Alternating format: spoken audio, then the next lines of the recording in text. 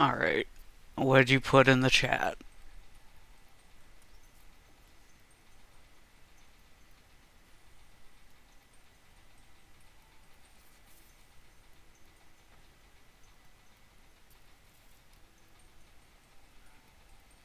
That almost reads a little bit like the Star Wars text crawl, but also look, we have piss, trans, and gay Elsia at this point.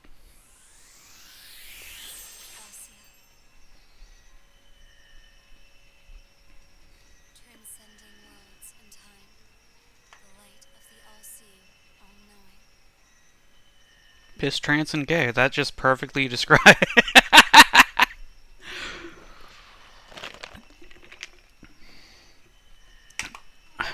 I know, it's sad. But I was gonna say it perfectly describes a girl server. Come, I will return you to whom you belong.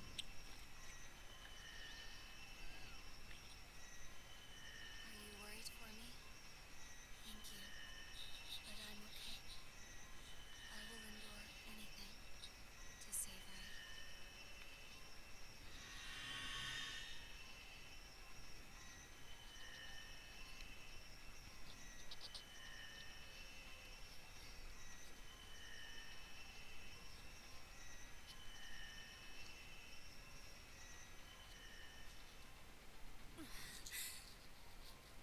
My soul, please, don't break yet.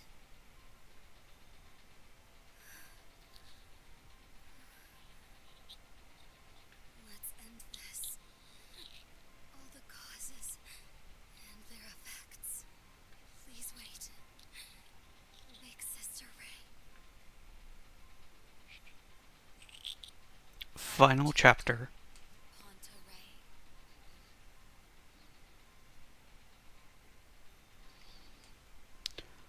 We're in the stretch now.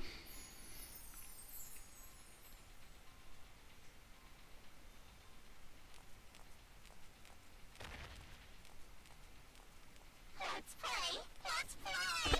Let's play together!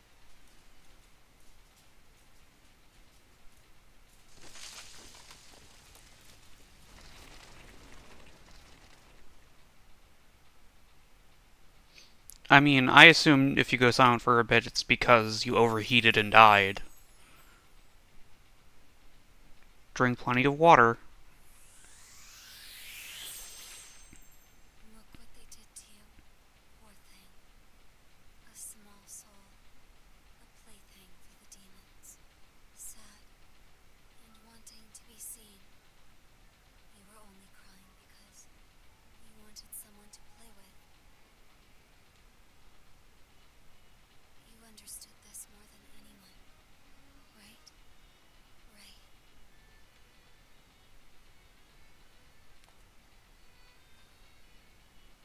Huh? That face. Me? No. My name was supposed to be Kuan. Kuan. I know that name. One told me a long time ago. My twin was never born. Yes. We finally meet, Big Sister. How? I mean, honestly, yeah. Um, Spoiler, not spoiler, we get Kuan's outfit after this level, and I'm going to put Ray in that for the rest of the game. Because it is just an objectively better outfit. My soul was attached to yours, Big Sister. When you fell into purgatory, the Force split us back into two souls. Purgatory? Souls? Where am I? What about that monster? And Mirai? She's in trouble. It's okay. I will tell you everything. To that end, we have watched you through all the worlds. Yeah, she does have wings, so.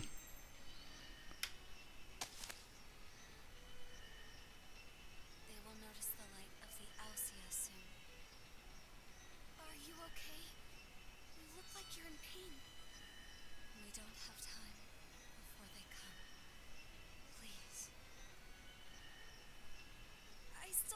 I should trust you, big sister. But I don't want to regret hesitating again.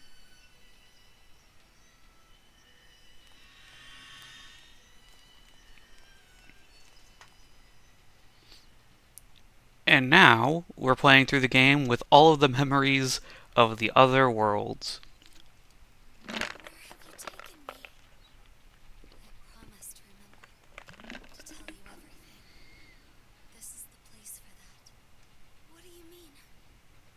You need to take it back yourself, big sister. The memory engraved on the soul inside of me. I don't understand. Take it back? How? There is only one way to gain memory.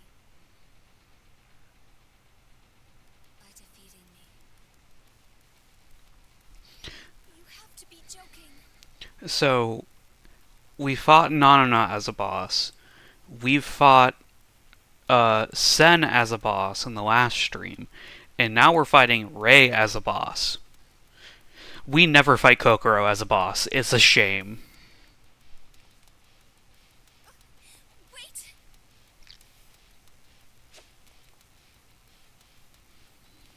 I'm not. Ray will regain the memories, but I think she'll be able to, like, convince the others, is, like, how it goes. Why are you doing this? I'm serious about this, big sister. Don't take this lightly. Kill me if you must. What? That's so unreasonable. I can't die. I haven't. That's right. I still need to. Mirai. I can't die until I hold Mirai's hand again.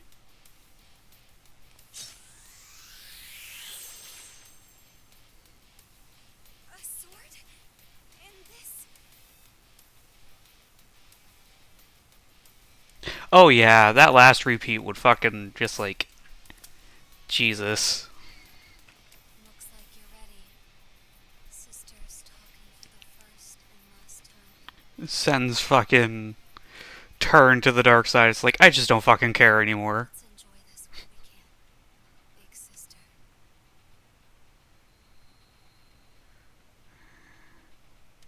You can grasp it, big sister.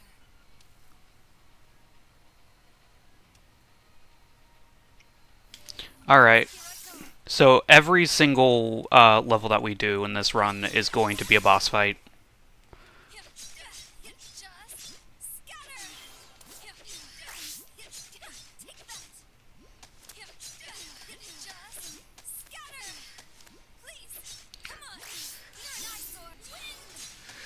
Wow, okay, so doing this on easy mode is definitely a good thing.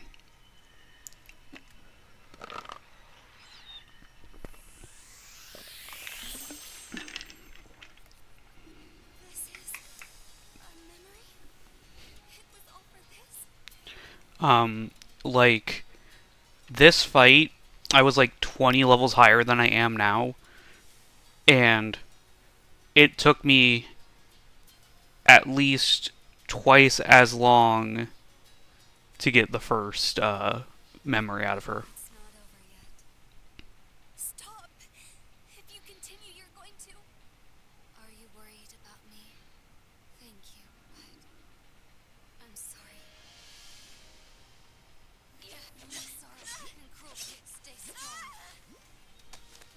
Oh. Fly away! Hate me if you must! This one! I mean, honestly, this is probably the single best boss fight in the game in terms of how the gameplay goes, because Ray is probably the most balanced character, and you're fighting Ray.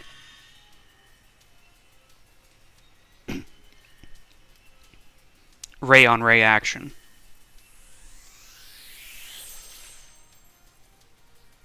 Mariah's...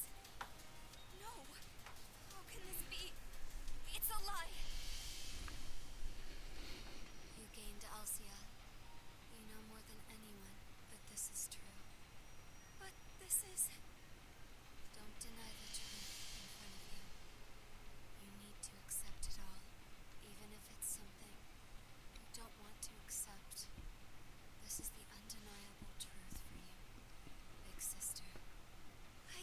want to know this truth. You can close your eyes and cover your ears, but don't run. Fight against fate. I wish for you to be happy, so I'm sorry. I can't end this yet.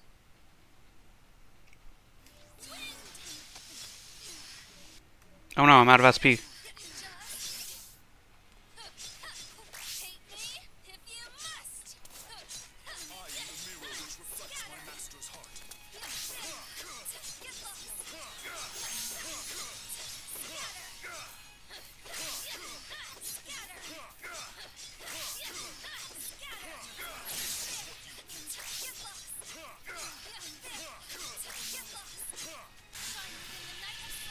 Oh hey, look, it's the name of the chapter. My god, that fight went so much faster on easy mode. Easy mode must give you some incredible fucking buff, because it was not like that my first time playing through the game, and I was way higher level.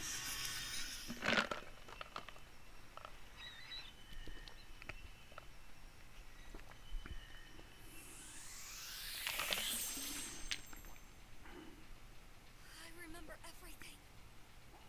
Me, Kokoro, Sen, Nanana, Animesis, and Mirai. And the source of all the cruelty. They toyed with humans. They toyed with us. I'm glad I was able to relay everything engraved in Alcia to you. My body held up. It's like the Boomerang channel. The other half of my soul. You call me the other half. That makes me happy. My soul was able to stay with Big Sister because you became a vessel.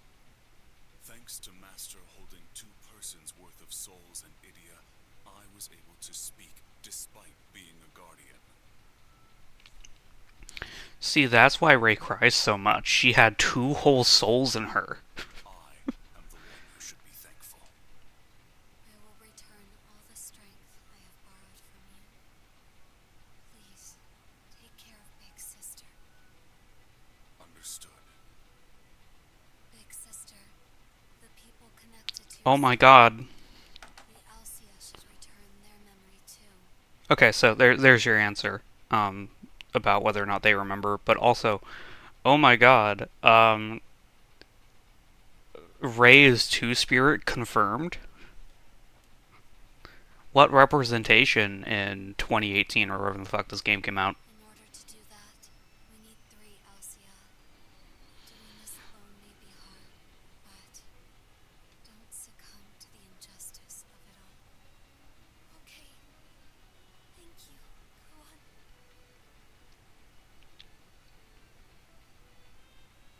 You're welcome, Big Sister Ray.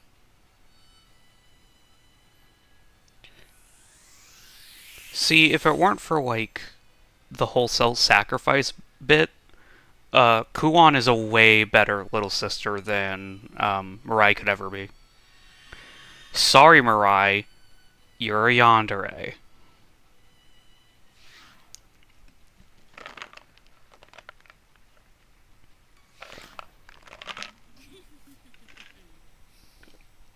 I was drawn to the light of Idia, but there's a cute girl, like a doll. I wonder. Police! Huh? How do you know my name? I didn't tell you yet. What is that light coming from your soul? Let me see it.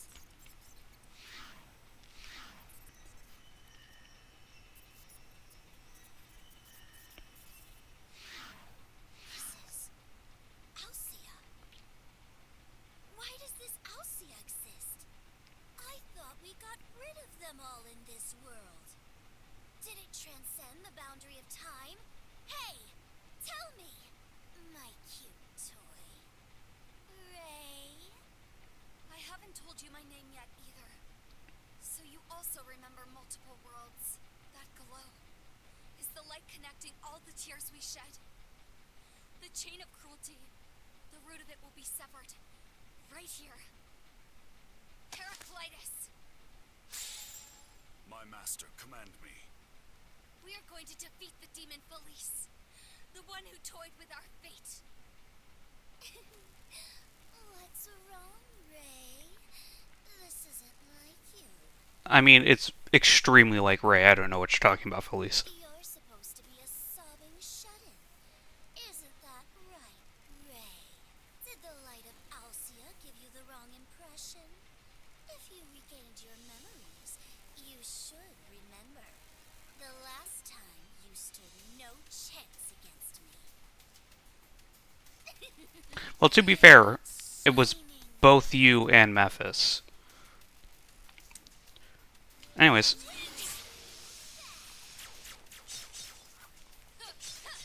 Just scatter! This is dangerous. Just scatter! This will destroy you. Over here. This one. no. I will forgive you if you must. Oh, damn! What a waste.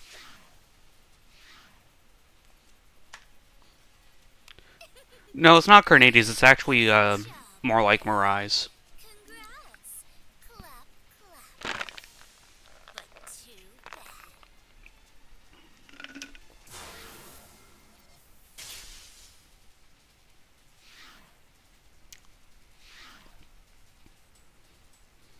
Memphis, you too.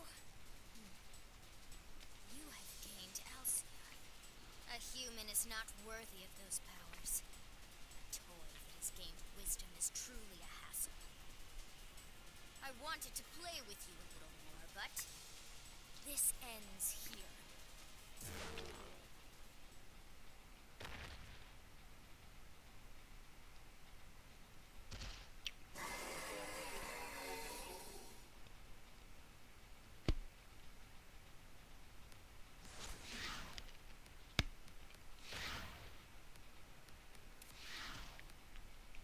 Get him, Nanana. You helped me.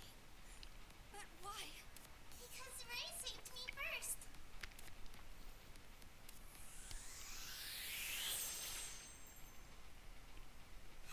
No, no, no.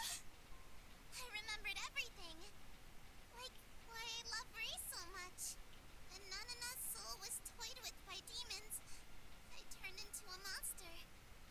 Ray saw Nanana's memory and she cried. You didn't kill Nanana. You saved me. Back then, the one who was crying because they were alone, that was you, Nanana? Yeah. So now I can say this for sure. Nanana loves Ray. So for one more time, I don't know how many times I've said this. I won't ever leave you. Make Nanana your best friend. Take me with you. I ship it. Right. I should be the one asking you. Let's go together, Nanana. This is very fun and exciting.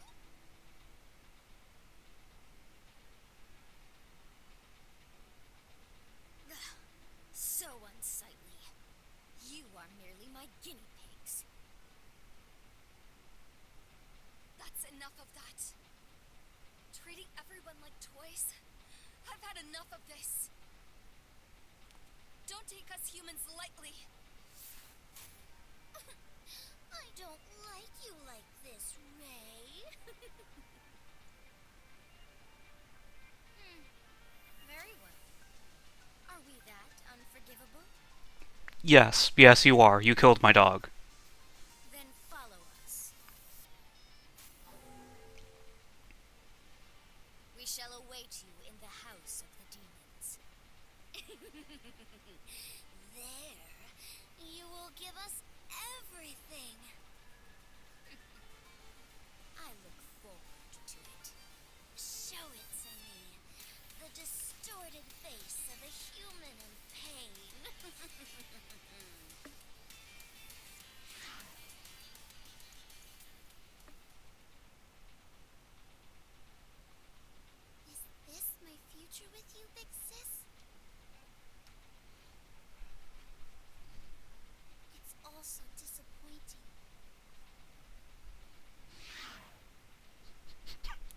Marai's not happy about nothing.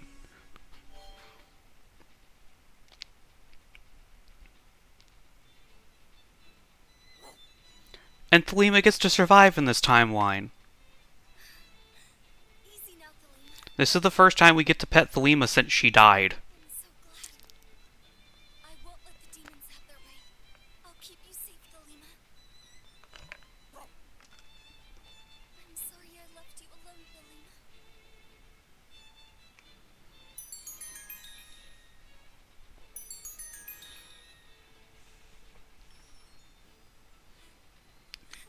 Yoo-hoo! Guess who it is? Na. That's right. You knew me by my voice. I feel your love, Ray. Well, I don't have any other friends who contact me. That's so sad. But you were so cool when you talked to the demons, Ray. What about Kokoro and Sen? You haven't called them? I don't want to get them involved. Let's try to settle this with just us. Nana thinks we should all do this together, but okay. Nana will try 3 times harder, which makes me Nana. Batman! Ray? Something wrong? No. I'm just happy to be able to talk to you, Nana. Nana too. I just want to keep talking to you. My memories with you are overflowing inside me. But all I can say right now is, please help me stop the demons. Of course! Nana will always be ready for Ray in Purgatory. Yeah, it's too bad that Nana's fucking dead.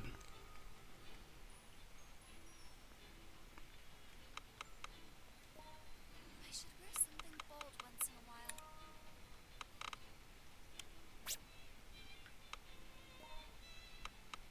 I won't forget. That's the least I can do. Anyways.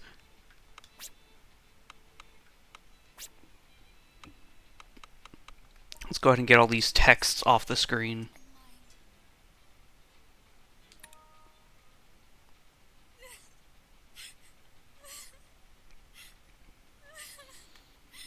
Like, honestly, I would not mind Nana obtaining revival, but I don't even think she really wants revival. Become my power. Recall Gnosis, active all. Wait.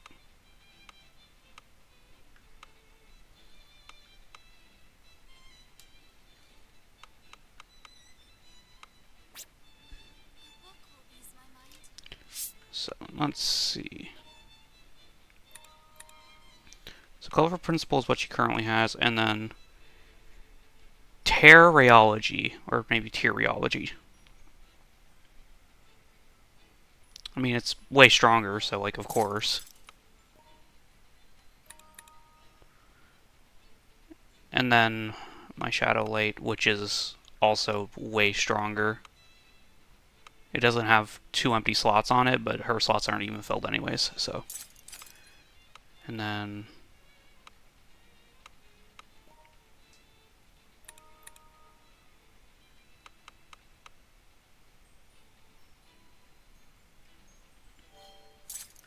recall active all.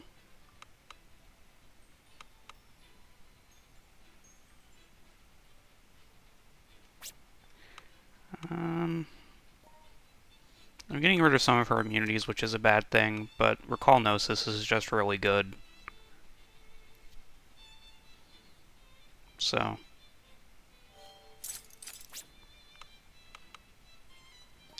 Real quick, I'm close.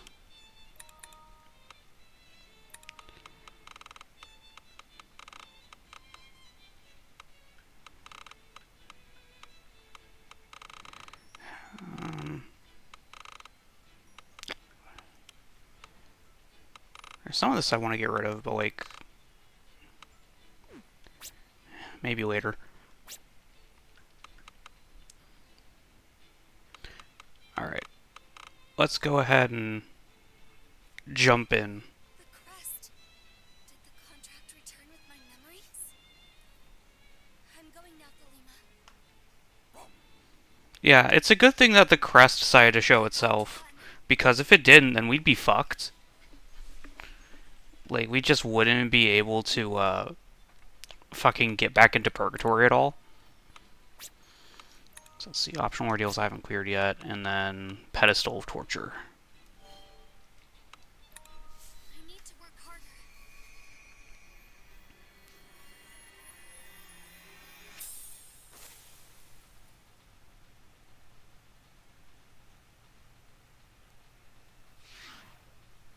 Welcome back, Ray! I'm back, I guess. Though I don't know this place. It's Nana's first time, too! Could this place be the home of the demons that Memphis was talking about? That's right, big sis.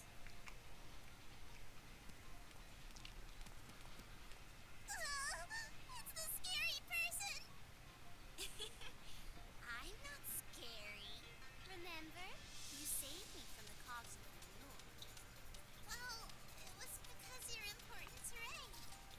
If I didn't owe you for back then, I'd never forgive you for how you cling to my big sis.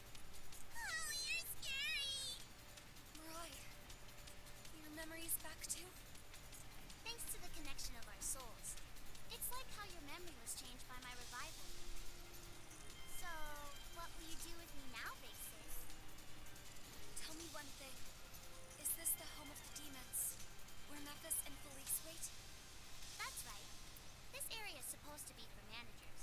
But since the demons opened it up, there are revenants here too. Then we'll move forward. So you're going to recklessly fight the managers of Purgatory? I don't care if it's reckless. You saw what the demons did to the world, right? Right. Honestly, the demons have annoyed me. Go. It's okay. I'll be good. Yeah, I wonder what they have in the vending machines here. Mirai, I need to talk to you when I come back. A family meeting? I'm looking forward to it. Come back safe, big sis.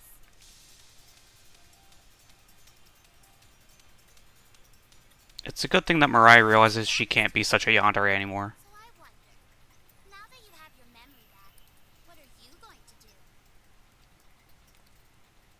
Well, Anamnesis? Oh, you'd like to hear what I desire.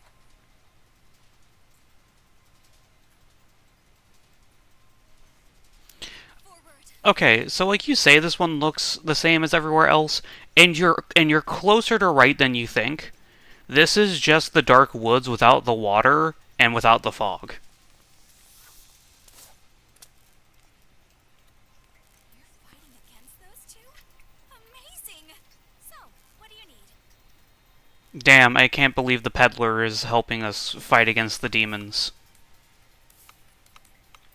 You know what? The money doesn't really matter anymore. I may as well pick up a little bit of everything.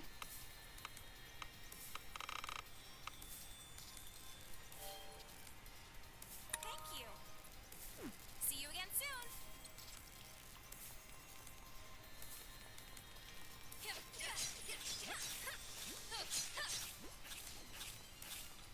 No, please.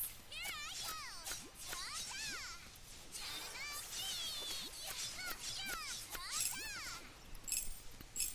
go. Alright, let's beam these fuckers.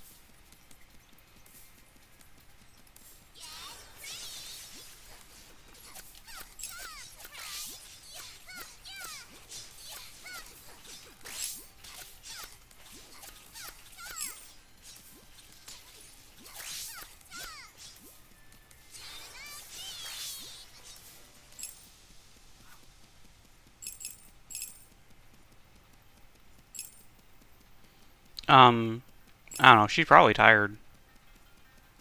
She's had like a really like fucked sleep schedule recently.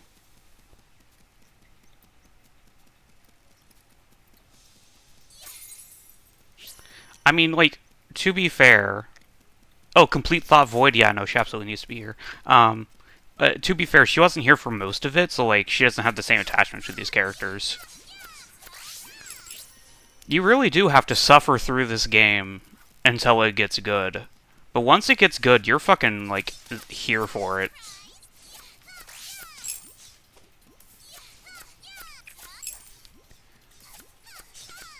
But it is absolutely a 60-hour game that gets good 20 hours in. That's a lot of the runtime dedicated to it being kind of terrible.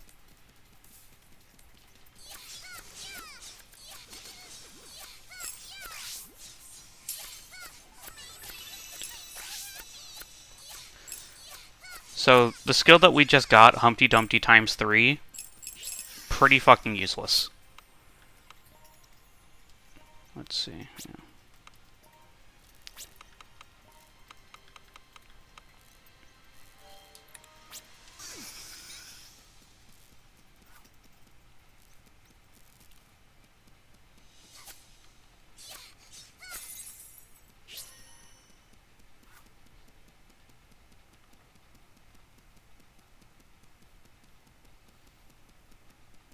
Look at her go.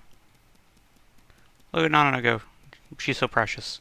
Anyways, yeah, Humpty Dumpty times 3.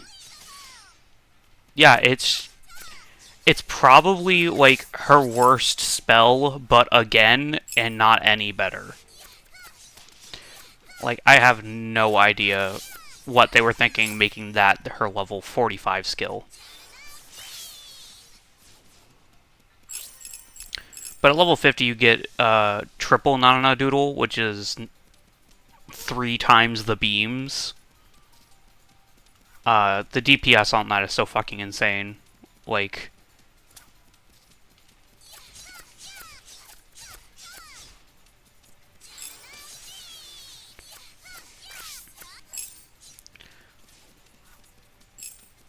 Nana Beam one-shots most enemies.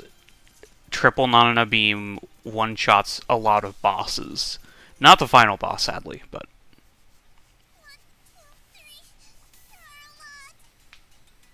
You're not just going to let us through. I don't want to be stuck here. Ray, they're coming! Go, Diogenes!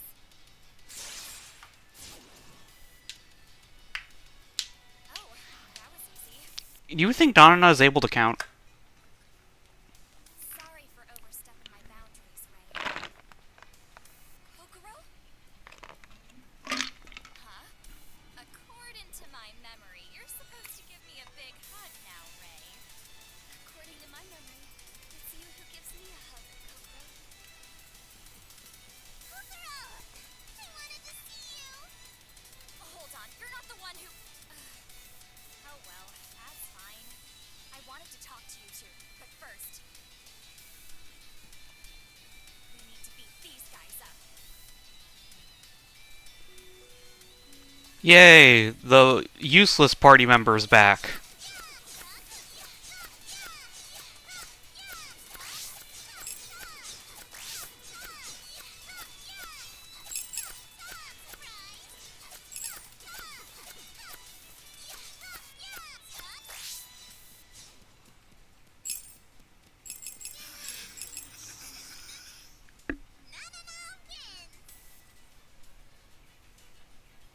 Like, part of the Elsie is also she understands how Ray was feeling whenever she did that.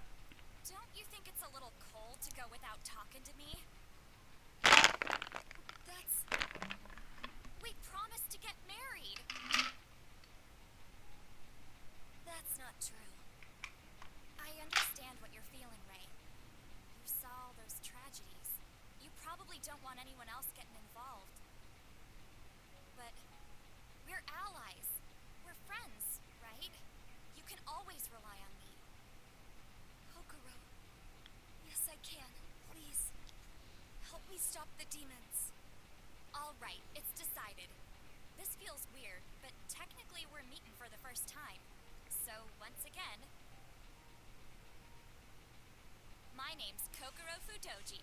I'm 21 years old.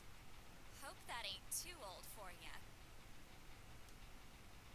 too old for ya. don't think age is relevant here. Age is pretty relevant. I'm Nanana. Age is nonsense for a revenant. Okay, that one's fair. Ray, Nanana, nice to meet you both again. Oh, speaking of Nana, I didn't even check to see if I got a new version of her. Nope. That may already be her best weapon. I'm not sure. Oh, but Please, here I go. Ray's sword is no longer rainbow. It's just generically glowy. Nanana, please. Here I go. Like, do you think Nana is the least bit sexual? Like, at all?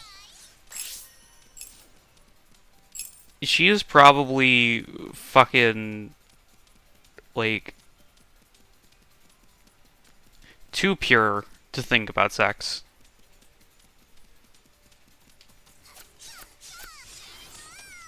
Ah!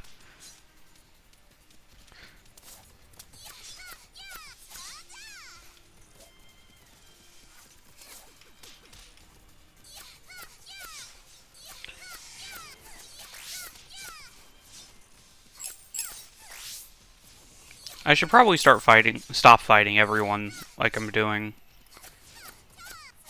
Even though it's a really good experience. We got enough to take care of in this game. Because even though we're about to fight the final boss, there's still post game.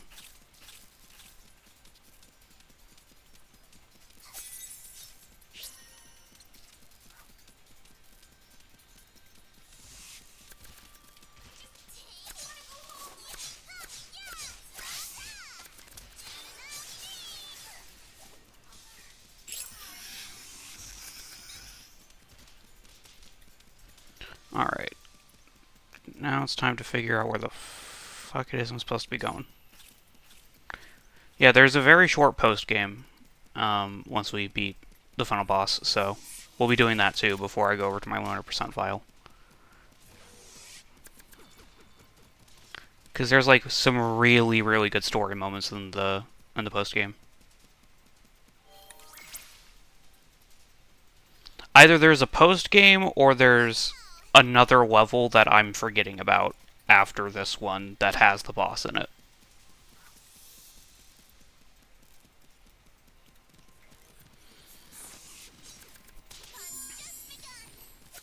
Oh hey, this area actually looks different from the last area.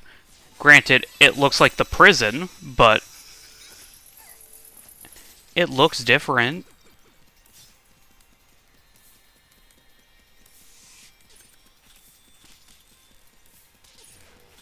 Yeah, this is just the prison asset set.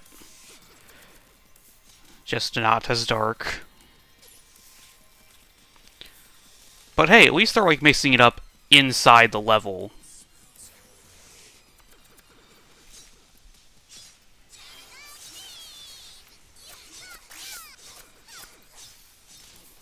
So something I haven't talked about yet is the drop rates on equipment from various torments. So there are like a set that can be dropped from like any enemy, but like there are certain ones that can only be dropped from certain enemies. So every character's quote-unquote best weapon is locked behind a specific boss that they have to fight over and over and over again in order to like max it out. I'm pretty sure there's like some armors that are the same. Like it's only dropped from specific bosses. The regular revenants can't drop them. We don't have access to Nana's yet. I don't think we'll have access to hers until post game. So. Careful. There are enemies here. Oh my god. Fucking unknown alpha and beta are here? What the fuck are you two doing here? I don't have any good memories with dogs. It doesn't seem like it's coming after us. You don't have any good memories with dogs, Kokoro, even though your guardian is literally a fucking wolf. Something super exciting is happening. Are they fighting? Wait,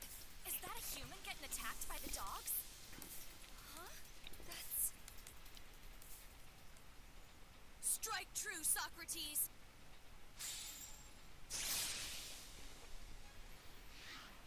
Those thighs! It's Sen! Why is Sen in purgatory? Let's go. We need to save Sen.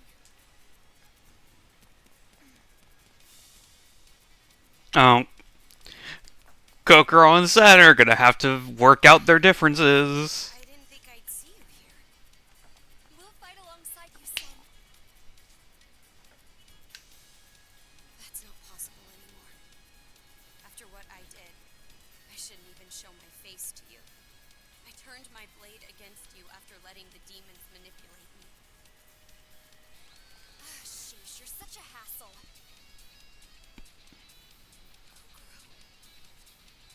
If you can't face us, then face forward. Don't look back. You can cry later. Now we focus on the dog. We defeat the dog. Got it? Okay, first of all, Kokoro, hilarious. Second of all, fucking... God damn it. Yeah, it's a little bit like old school machinima. Yes.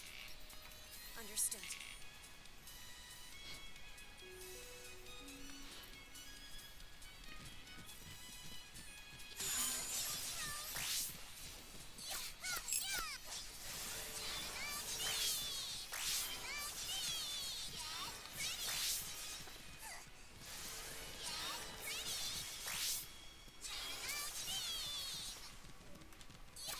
Oh no, I'm out of mana. Whatever will I do? I think these unknown alphas are smaller than they were before. Like, they shrunk down the model because they couldn't fit them.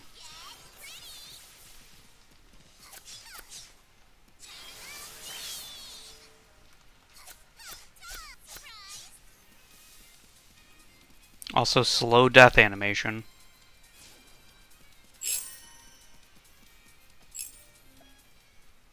Now, as I said, let's hear you cry all about it. Oh yeah, that's what I was gonna say. Don't tell Sen not to cry during battle.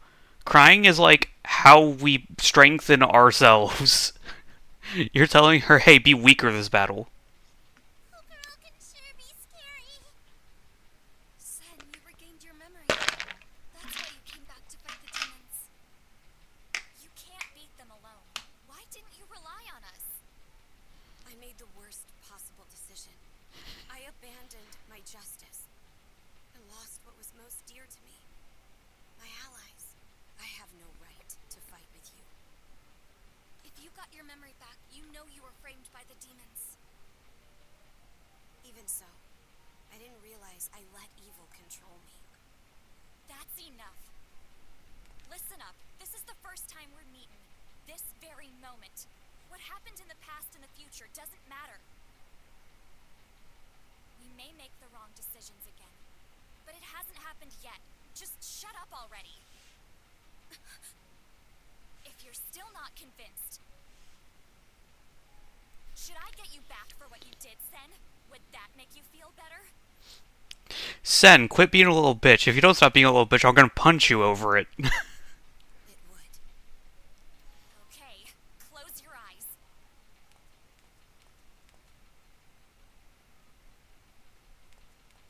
Welcome back, Sen. Did you just kiss her? My cheek. Okay. Okay. That's a little bit less creepy. Since this is my revenge, I did what I wanted. Now we're even. Not just you, Sen. None of us are gonna make mistakes anymore. Yes. Of course! Like, Ray. it wouldn't take much to make Kokoro less weird. All you'd have to do is make her 18. Like, Kokoro being 18 instead of 21 would have fixed a lot of the creepiness, I think. I'm sorry. Thank you. At 18, she can still be in college. She could still get pregnant and way too early. Her boyfriend could still be a dick about it. Like, just don't make her 21. What hobbies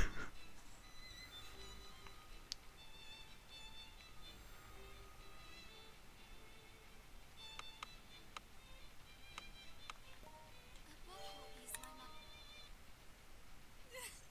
I want to grow stronger through the pain and sorrow. Recall Peace Wrath.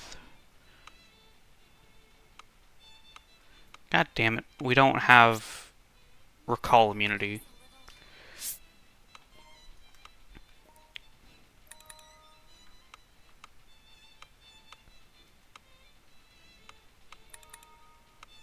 So everyone currently has their best stuff equipped that they can get. Tier Rheology is Ray's absolute best, but you can only get it from fighting Kuan over and over again. And then Kokoro, Sen's, and Anana's is locked behind a boss that we can't fight right now. I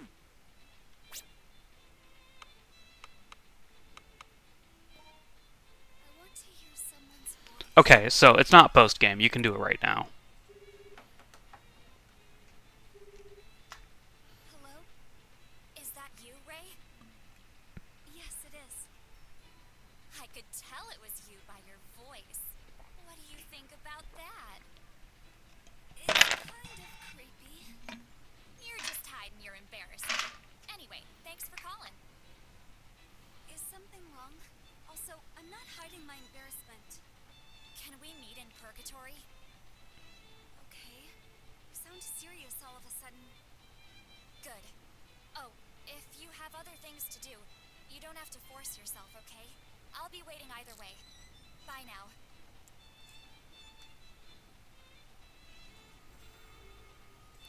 She needs to drop her because she's just a shit party member. Replace her with someone better. Sen? Is that you, Ray?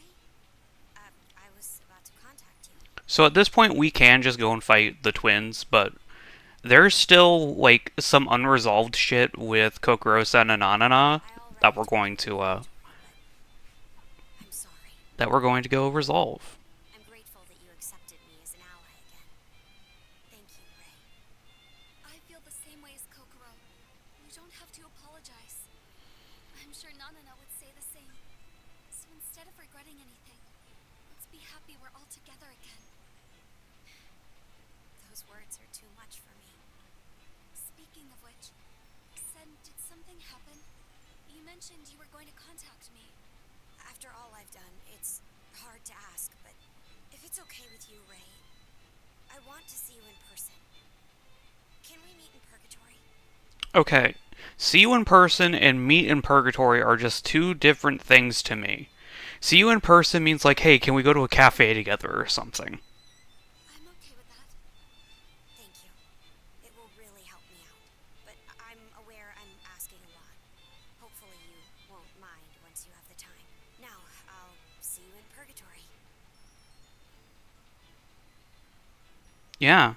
The one we've heard her talk about 3 fucking times. Thanks, game, for not differentiating the timelines until like after like a full fucking level. Hello, Nana. Ray, is now a good time? Well, yeah. I'm the one who called. Nanana was about to call you too. Amazing, Ray. You know what Nanana is thinking. Did something happen in purgatory? Or Memphis and Felice? No, not them. But it's pretty crazy here. What do you mean? Nanana, if you're in danger. No danger at all. If anything, it's showtime. Sorry, I'm not following. I can tell it's not too urgent, but I think... Ray, you should come here. You'll be able to tell right away.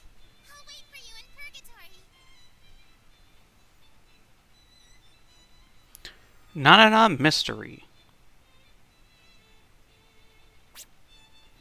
So real quick, I'm so glad. Really. Time with Thelema has warmed your heart. Just to do it one more time now that she's back with us. Fun.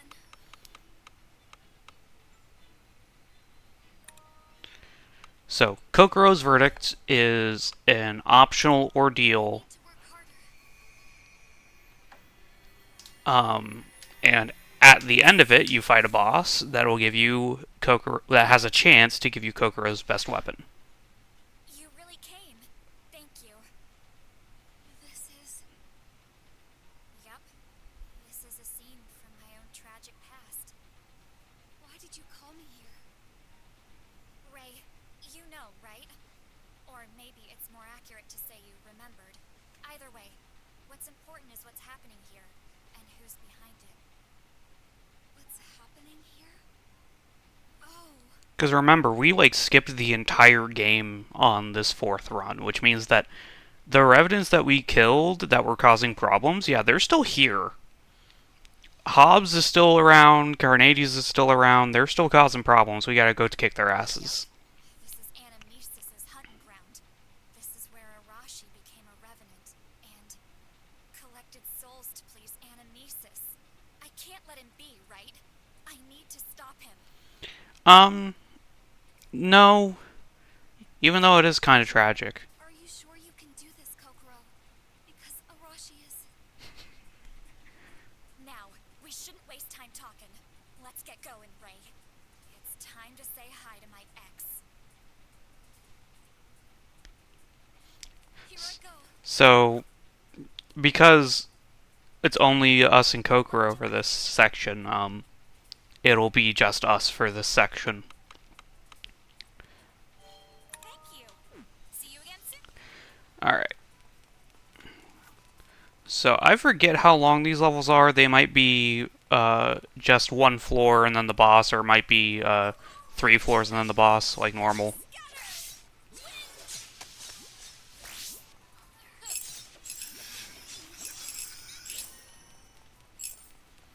I wonder if Ray's gonna hit level 50 before we finish the game. Because if that happens, then we'll unlock Ray's best skill, which would be cool. Break. If my wish can be granted.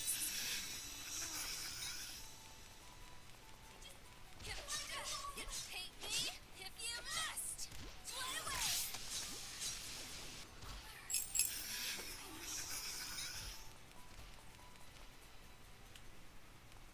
What's wrong, Ray? Tired because it's just the two of us? No, that's not it. Something has been bothering me. Kokoro, why did you only talk to me? What do you mean? You're the one who called me, Ray. Well, yes, but you could have called Sen. Yeah, I guess so. I hope this isn't the case, but... Kokoro, have you not forgiven Sen yet? What? But I thought you made up with Sen. Huh? I'm just fooling with you, Ray. That was mean, Kokoro. I was really worried. I love that sweet and innocent side of you. But why did you only take me with you? Well, because... Because I'm embarrassed. Embarrassed? My memory's stored here. I've tried shrugging it off, but having other people see... So, anyway, you already saw it, Ray. I just didn't want Sen and Nanana to know. I see. I understand. Sorry for being inconsiderate. No problem. I know it's out of character for me to be embarrassed. But that's how things are. If you didn't come, Ray, I would have gone in alone. We still got a way to go. Let's keep going. Kokoro, I think you're sweeter than anyone else. Um, no, definitely outclasses Kokoro in that regard.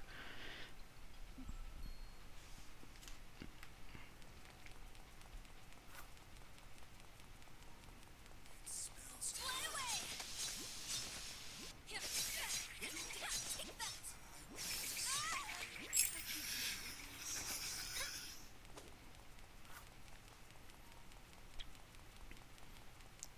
gonna try and pick up as much equipment as I can, so that way the final boss isn't too awful, because it can be kind of awful if you're not over prepared a little bit.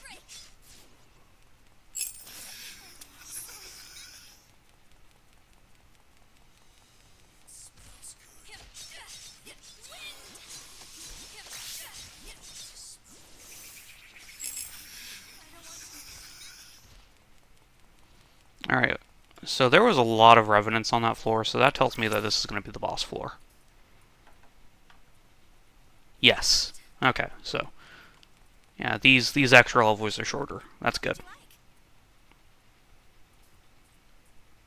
Honestly, we're full up. Alright, time to fight Carnades again. Everyone's favorite. Ray, can you leave this to me? This is a couple's quarrel. Got it. Arashi, I know you're here. Actually, I know everything. Come out, Carneades. Kokoro, how do you know that name? Let me guess. You want to say it's an important name your master Memiors gave to you. But that's not your name. Your name is and always will be Arashi Nanba. Brutal, wasn't it? No wonder you can't accept your death. I was like that too. I was consumed by rage and gave myself to vengeance just to stay sane. However, the souls you collected for anamnesis have done no wrong, right?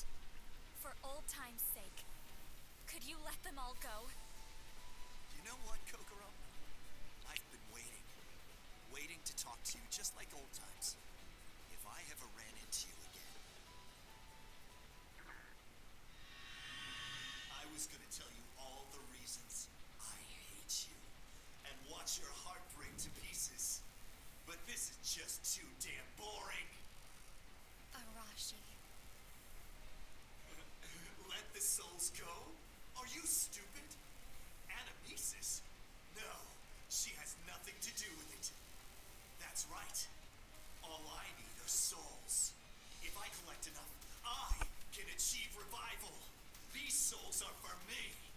And I'm about to get 2 more right now. That's too bad. Sorry, Ray. I would like your help after all. Are you sure? It's fine. A part of me knew this would happen. Sacrifice yourself for me. So yeah, basically all the nuance they gave Carnades' character, like, all that really melts away here. It's just like, nope, he was just beyond evil always.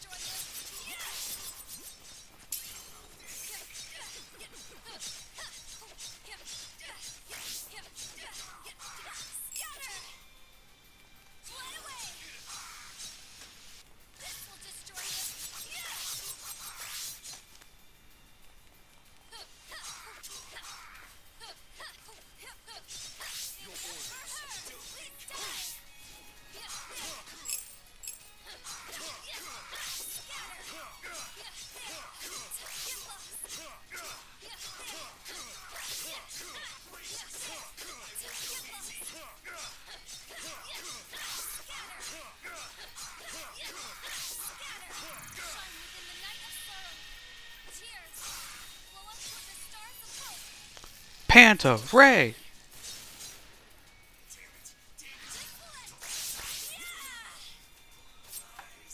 We did it.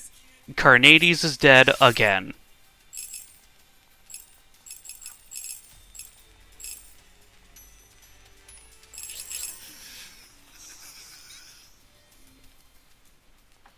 Now let's go home, Ray. Jeez, it's never good to meet an ex. God damn it, Kokoro. It's okay, Kokoro. You don't have to put on a brave face. I'm the only one here. I'm alright. Though I guess I'm feeling down. Thanks to my bad taste in men.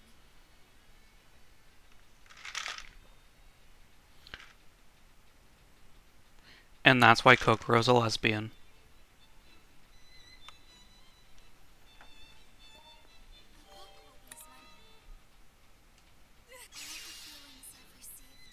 Recall Blessing, heck. Try. Embrace Seer. Damn. Oh man, what a fucking empty love. What a goddamn armor to get from that ordeal. Time to sort of.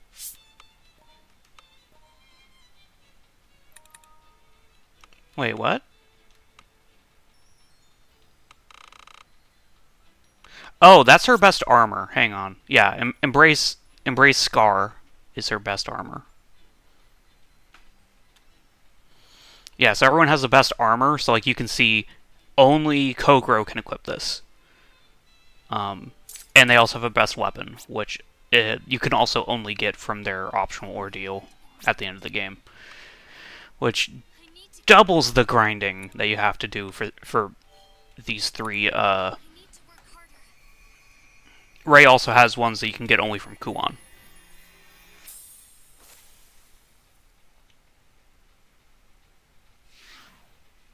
Sorry for making you come all the way here, Ray.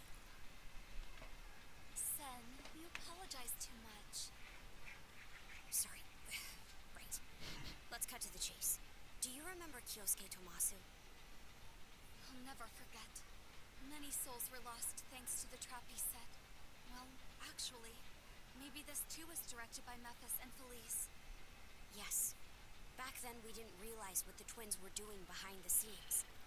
Now things are different. Thanks to Alcia, we have a weapon known as knowledge. What a fucking line that is. It's almost like they wanted to make knowledge another fucking capital letter keyword. I asked my prosecutor father to help investigate. Unfortunately, Kyosuke Tomasu already passed away in prison. When was this? Just a few days ago. So we might still have time. I plan to talk to Kyosuke Tomasu's soul first. Nope, the last we hear from Yuri is literally her just being super fucking angry with us in the third playthrough, and we don't even learn anything about her in that fight. If I can make him understand the awful future caused by the demons, he may change his mind. Though, since I am Prosecutor Megamiba's daughter, he might not even listen to me. It's worth a try. If we can prevent one more tragedy. Kyosuke Tomasu's hate is toward my father and myself. I should do this alone, but... Ray, would you be able to lend me your strength? Don't be silly. If Kokoro heard this, she'd probably get mad and say, aren't we all friends? That's true. Apparently there's still a part of me that feels guilty. Sen, promise to see this through and overcome your guilt. And I swear I won't tell Kokoro you considered going alone. I promise. Now let's go. We need to find Kyosuke Tomasu right away. Alrighty then. Nab that. I don't think I need to pick up anything here. Yeah, no. See you again soon. Alright. Time to kick ass and chew bubblegum. And I'm all out of gum.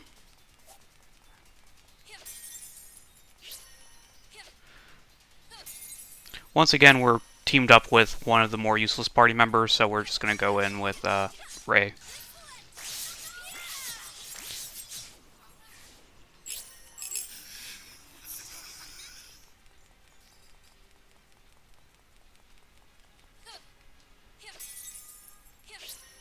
Come on.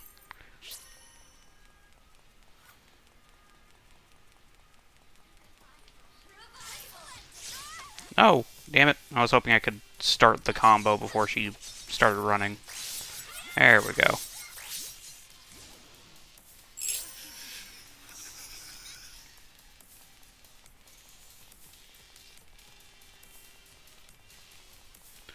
Alrighty then.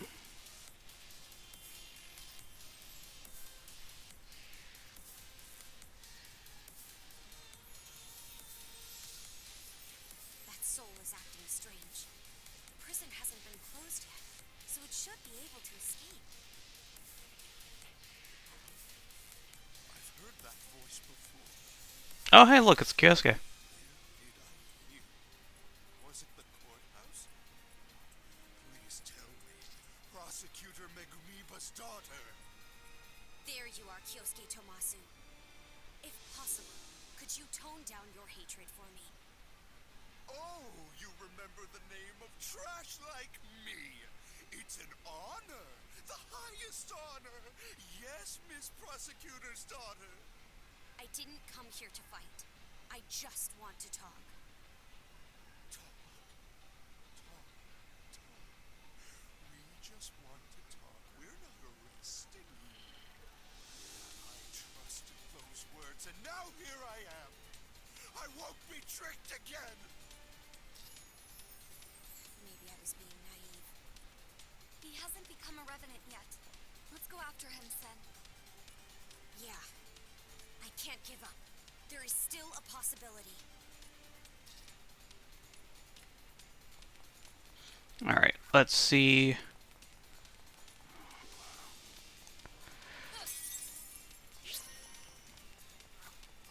How far we get.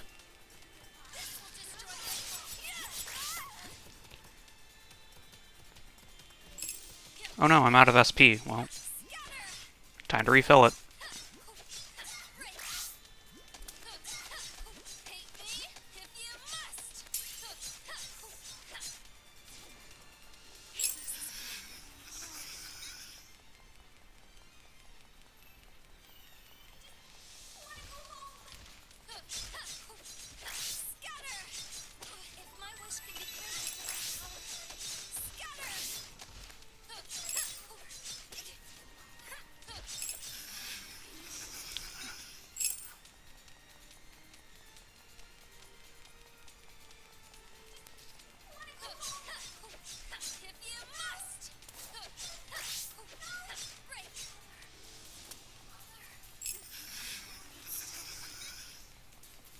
Alrighty then. Are we almost there? Are we almost there? I see it! Yay! We're almost done with this section. And then we can do Nana's section. And then we can finish the game. And then I can load up my 100% save file and show you everything that's on that. This is such a dismal place. So what do you need? Yeah, we're still good on everything there, so.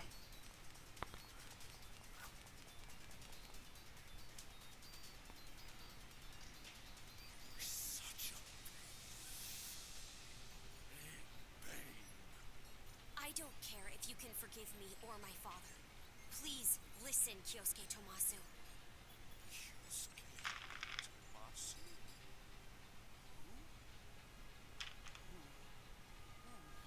Oh no, he's turning into an owl! Something is wrong. Is his ego starting to break down? Even without the demon's involvement, he's still deteriorated this far.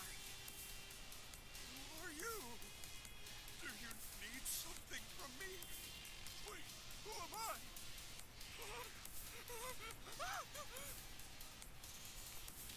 Get away! Get away, get away, get away! I did nothing wrong! I'm not bad! Not bad! It's her fault for not giving me the money! If she gave me the money, I wouldn't have done it. So, remember all that bullshit that he was telling us about how he was innocent and they put him away on, like, false or trumped up charges? Yeah, that. He was just lying. What are you... The charges against you. Are you confessing to the murder and the robbery? That's right! I stabbed her! But it's not my fault. I'm right, so I'm not bad. I know! I should do the same thing with you! So yeah, no nuance. The prosecutor father was fine all along.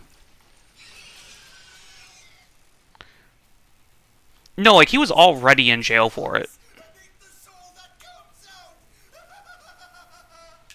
Like, he was already, like, arrested for the crime. It's just that he told us the first time we fought him that he was innocent.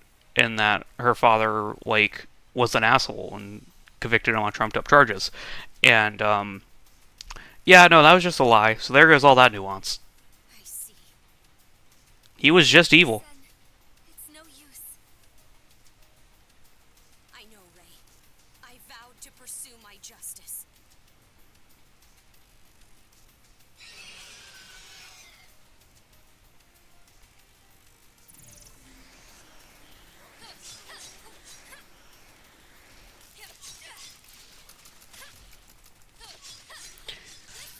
Would you believe me if I told you this was the most dangerous boss in the boss rush? Dangerous.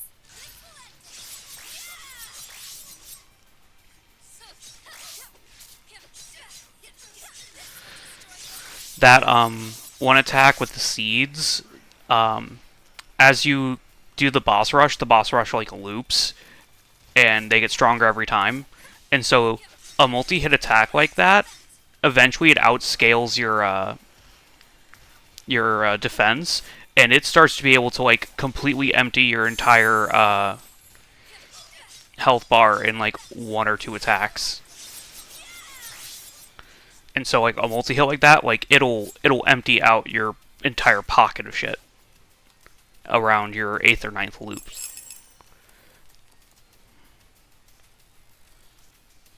I think the loops only go up to 10 anyways, so it's not like so bad. But like if you want to go like a deep run into the boss rush, you're fucked. We couldn't save him, but at least we tried. Don't be hard on yourself, Sen. I'm not depressed or anything. I'm sorry to worry you.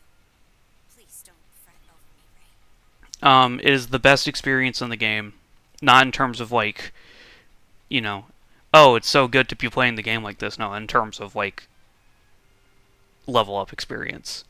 Um, the more loops that you do, the higher the experience that you get.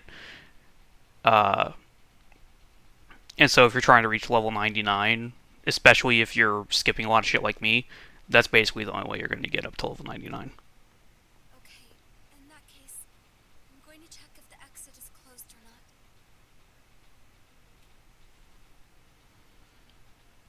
It wasn't a false charge. Your decision was the correct one, Father. I'm glad it's resolved, but also, damn, zero nuance. My favorite crying animation.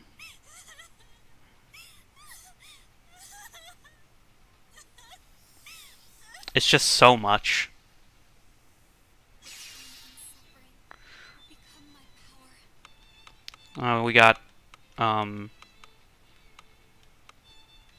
the armor again instead of her weapon, which is fine. I'm not going to use her for combat.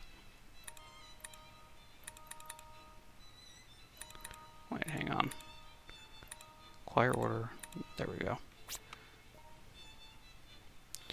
No ignorance.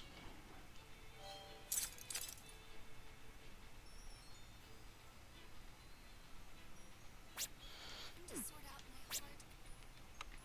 Alright. I need to keep going. Now time for Nanana Mystery Tour. I'll go right now.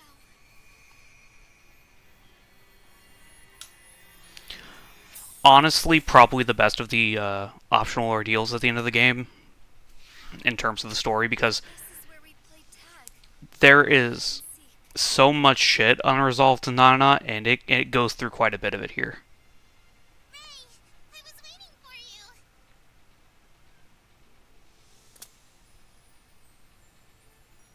Look at this. It's pink all over.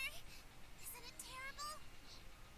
Yes, it's terrible, but didn't you do this, Nanana? I did, but I didn't. Nanana, I know you don't want to admit it. Although, through Alcia's memory, you still haven't. Huh. Wait, why are the woods pink?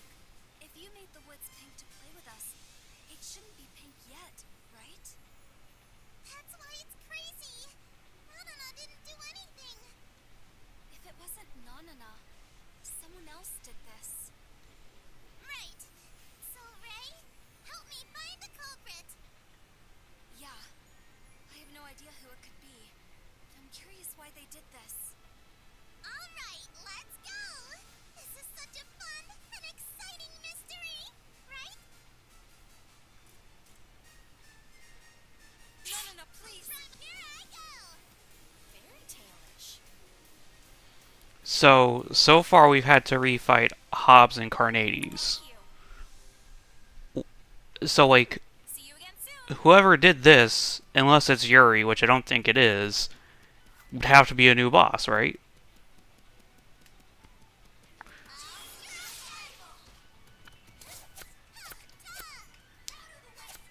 I'm so good at this game.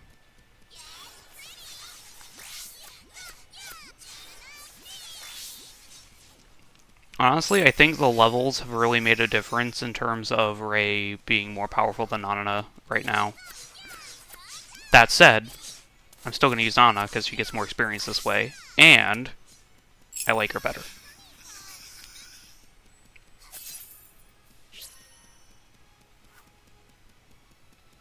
So who do you think did this?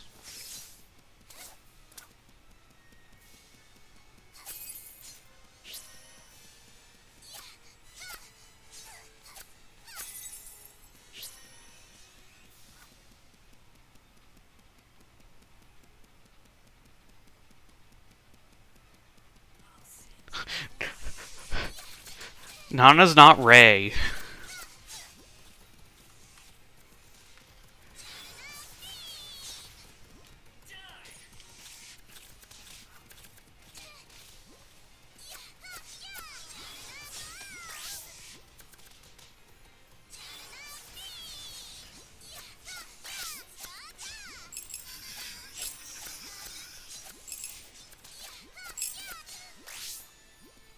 Wow, this room sucks.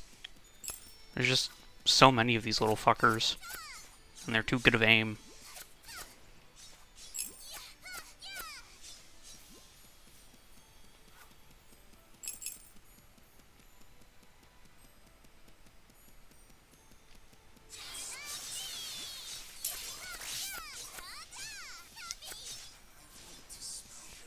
I can't wait to unlock Triple Nana Doodle, although I don't think I will before we finish the game. We can't find the culprit. I was wondering, would we be able to tell who did this? I think the least suspicious person is the most suspicious. Well, all we've seen are specters and revenants. Maybe the victim is the real culprit. Who is the victim in this situation? The woods? The victim is Nanana because they made it look like I was the culprit. Then wouldn't that make you the culprit? Oh, another trap for Nanana. I don't think that's it. Let's go a little further. Yep, the first step to criminal investigation is to move your legs.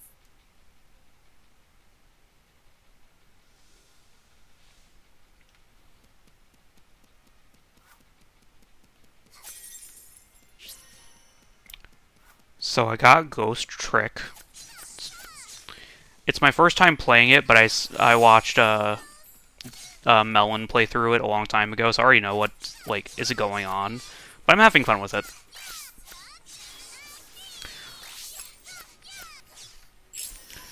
I also pre-ordered Raincode, and they still haven't fucking shipped it yet, even though I pre-ordered it in April. The bastards. So it'll be a little bit before I can start playing that.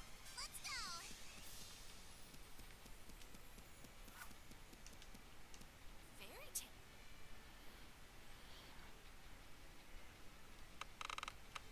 Need an extra shortbread, but other than that, we're good. See you again soon. Trick on my ghost, Tolly times 6. Alrighty then. Who is it? Who's the culprit? Far. And still no culprit. Maybe it was Heraclitus the whole time. You didn't have to Crystar and Revenant friend. Don't let your guard down. Huh? What do you mean? Heraclitus, what are you saying? Did you just confess? Look forward. It's coming. A specter alone? I don't think it's anything to worry about, Heraclitus. Huh? This one looks familiar. Huh? The light from that specter. It's weak, but is it Alcia? Wait, what the fuck? What is Elsia doing here?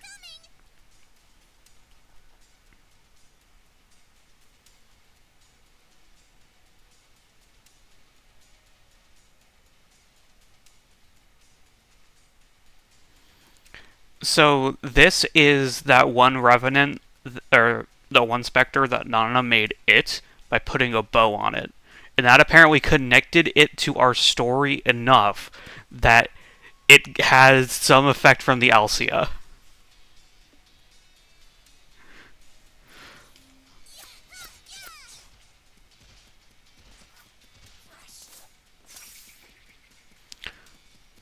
Parmesia Beta slash Nosophanes.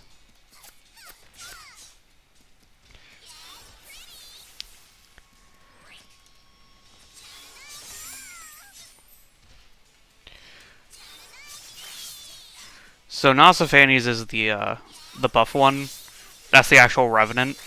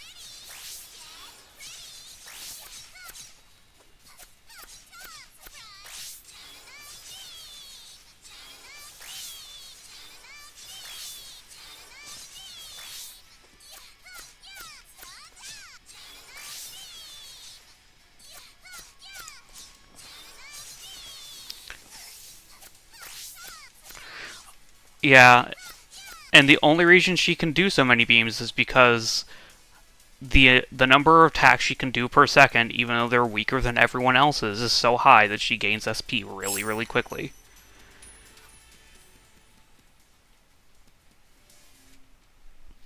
We won, but what was that? That was way too strong for a specter. Nana remembers the red ribbon. That was the it when we played tag. The specter you made it. The one we had to find in the woods. But that event never happened in this world. Oh, could this be the effect of Alcia? I think that's it. This one has a connection with Ray. A connection? I mean, I don't think the connection is strong enough for Alcia to affect it. Ray, remember when you picked up her ribbon? Oh, this is a her now? I did, but... Huh? That's it? So these woods are just... It got away. So it's probably true. You're okay with letting it get away? Yeah. Now that I think on it, it's all Nanana's fault anyway. Nanana forced that one to be it. But maybe it didn't want to play. If that's true, it wouldn't do this to the woods.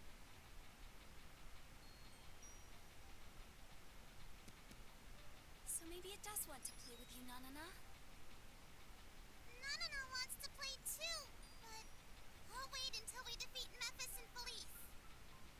I have another reason I can't lose.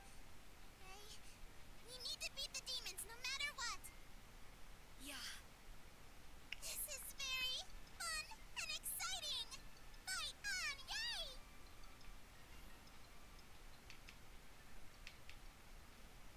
So I was expecting there to be uh, a thing there, but that may only be in like cutscenes during the actual final level. To sort out my heart. The pain and suffering will become my power. Eternal happiness. Yes, we got Nana's weapon. Okay. Smile shine.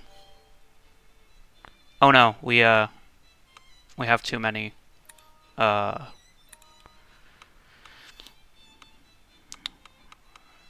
all right, 1, 2. Let's see, how many do I want? 4. Yeah, 4, and then I think I can get rid of all these. Right? Yeah.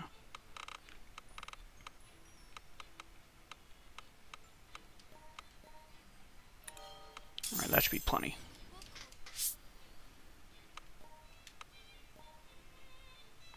Smile shine. All right. Ease my mind.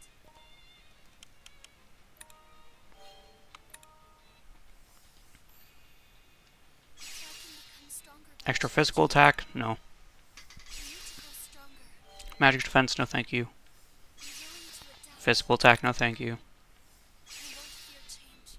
Max HP? Nah. I'm willing to adapt. Yeah, 15% magical attack. There we fucking go. Sort out my heart and mind.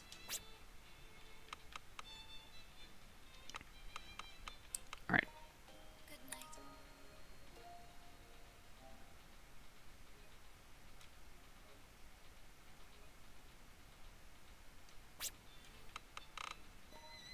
I won't run. Only one place left to go.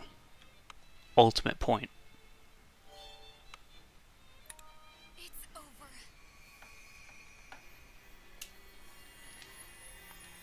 Then after this, we'll read a bunch of stuff. Well, after this, we'll probably take a small break, and then we'll read a bunch of stuff. And then we'll be done with the game. I've been waiting for all of you.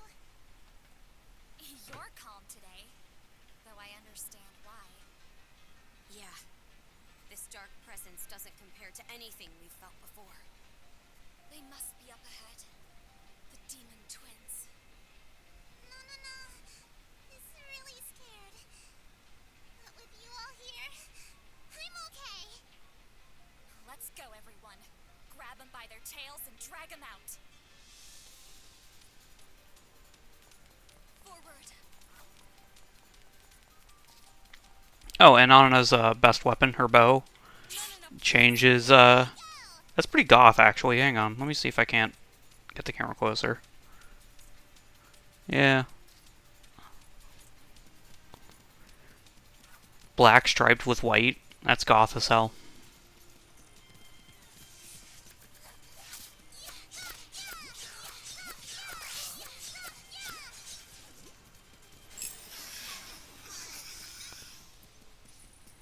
Yeah, I don't really get her whole thing with dogs either. 'Cause, like, her whole aesthetic is dog. Why the fuck is she, like, mad about dogs?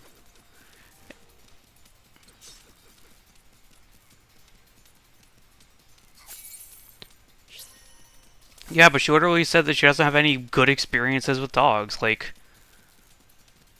fucking...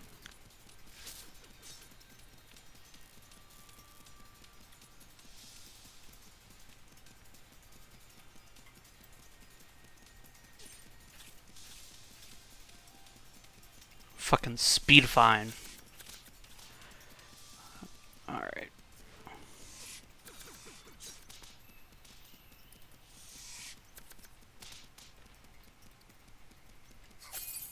I don't even know why I'm picking up stuff. Once I beat the boss, I'm not playing anymore on this file.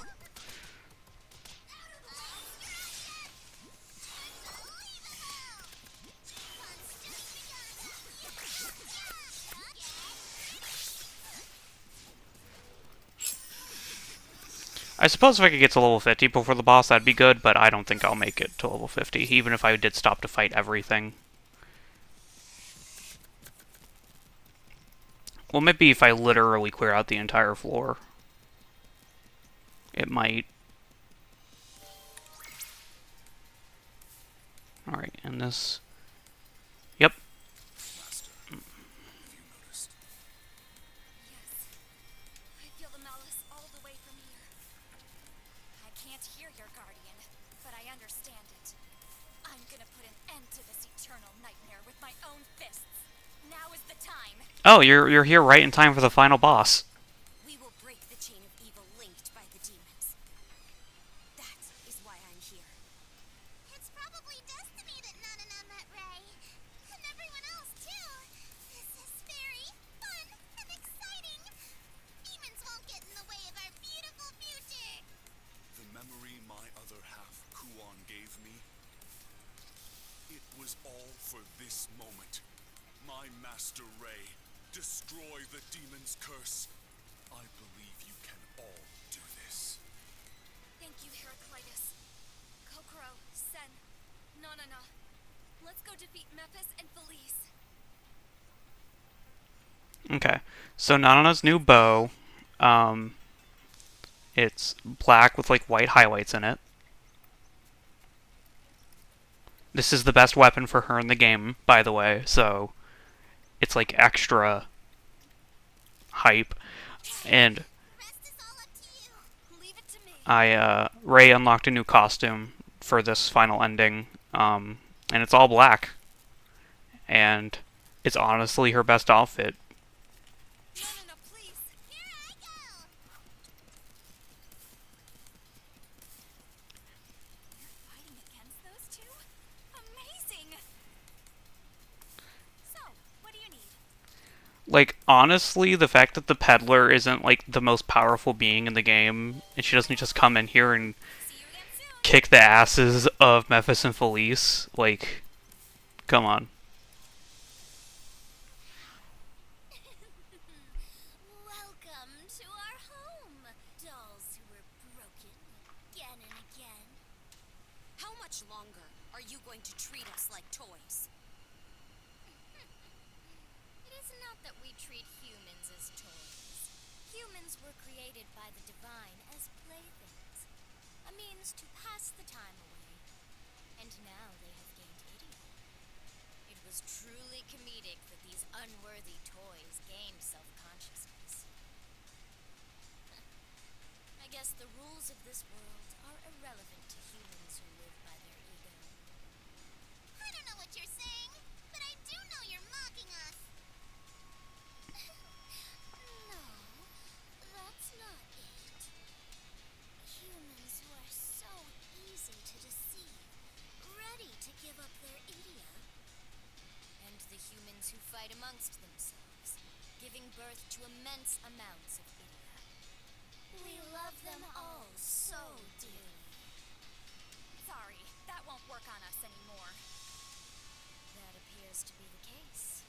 You all wavered between tragedy and comedy. 'Twas quite the spectacle. Now you guys are so boring. I think I hate you. Felice hates us. I had so many plans to torture and hurt, despise, provoke, and ultimately make a mockery of you. It appears we ought to do some disciplining. I mean, I plan to. I plan to cry about it. That's enough. How much have you twisted everyone's fate until now? I do not know. Toys just keep coming and going. I don't remember. We've been managing purgatory for a mind-boggling amount of time. Then this is the end. We will put an end to this. Mephis, Felice.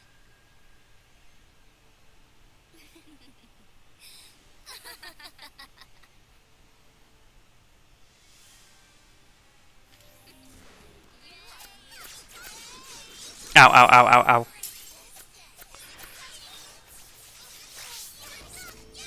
Ow. Yeah, they're gonna just use, like, basically all of the boss's attacks. Pretty much. Like, every single one of these attacks they've used so far was from another boss.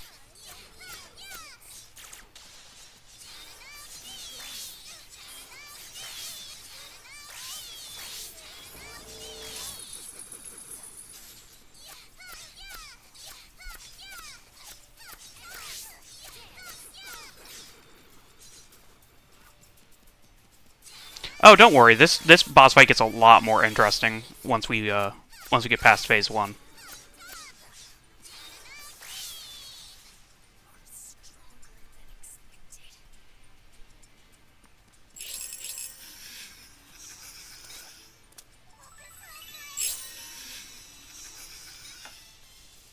I did not think this is how things would end. Fools. Where did we go wrong, Memphis? It's obvious. Ray already told you. Don't take us humans lightly, demons. I shall remember that. However, do you recall how you came to Purgatory? What do you mean? Why do you get to freely roam about in Purgatory? The crest. Socrates!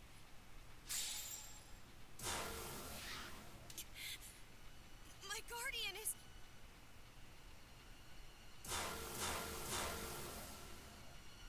Alas, so close.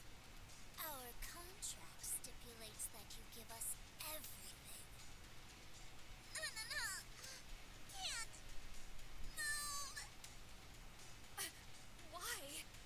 I may have signed the contract, but Sen and Nanana haven't done that yet. The contract's crest is engraved on the deepest trauma of a wounded soul. Souls are just containers for memories. If you regain your memory, of course it'd turn out this way, see? Trauma. That's why mine appeared on my right shoulder. It was injured in the bus accident. That's why it's on my stomach. Understand this.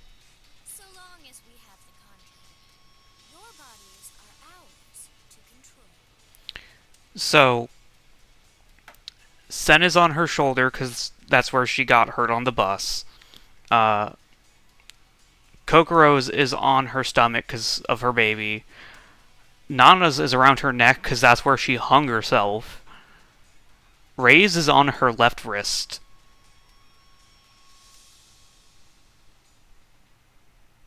And we'll just leave it at that. Now, fight among yourselves. It's fine, right? It wouldn't be the first time.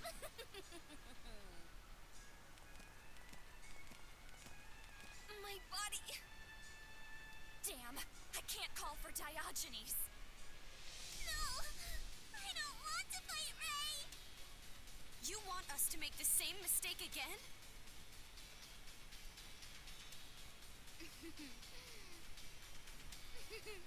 Truly, humans are entertaining.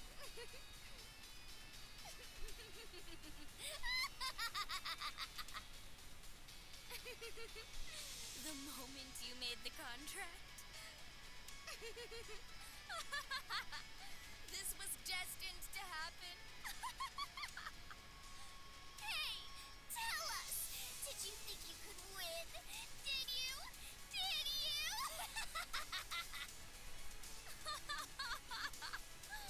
Who has taken who lightly? Well... I can't stop laughing! I can't breathe! This is too funny! Get it over with already! Nanana, run! I can't! My neck is burning! Let us see who survives. Enough! The only person allowed to toy with Big Sis is me. The Yandere's here. Mariah? The Revenant Princess. Well, what are you doing here? You're not planning on getting in our way, are you? Well, honestly, I don't care about anyone besides my sister. But if I save them all, it would annoy you demons even more. Fool! You desire to make us your enemies over this? What do you think you you by yourself, going against demons.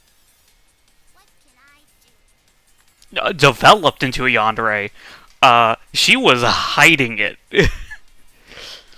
um, like straight up, one of the endings is Ray getting pissed about how um, Mirai like fucking was super manipulative and shit, and like fought her, and then Mirai fucking just like does a murder suicide with her sister, and that's how that one ends.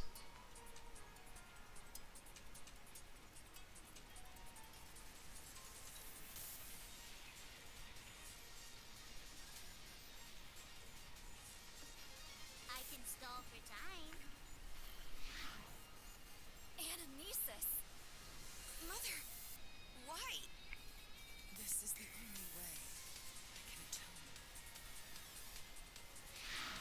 Mirai, you only care about Ray. What do you think you are doing? I'm the type that holds grudges, especially when I'm confused.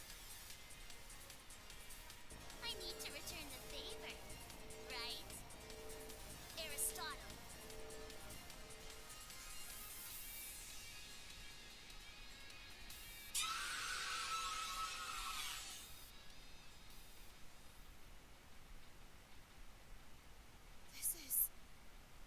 This place was traumatic for you. Mother, I didn't think I'd meet you again like this. Same with me. There were so many things I want to talk about. But we don't have time right now. In order to break the contract with the demons, you need to overcome your trauma.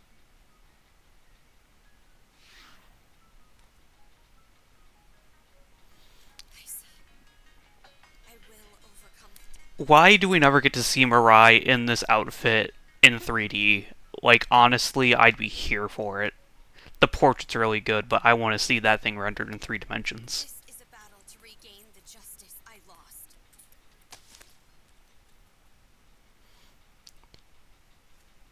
Everyone's just going to fucking trauma dump.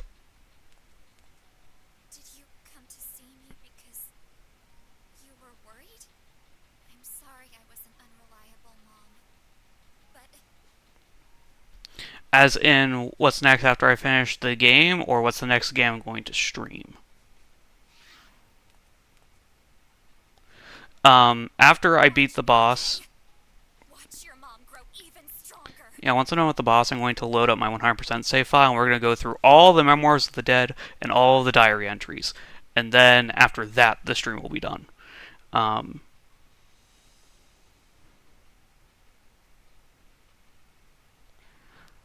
it's not that much. It's just, Please. like, maybe an extra half hour of story reading. My neck. It still hurts.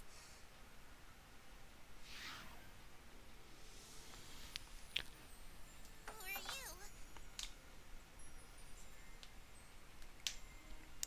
So, this goddamn outfit for Nanana, I wish, again, that it was rendered in 3D, but also, the fact that we only see it here makes me so upset.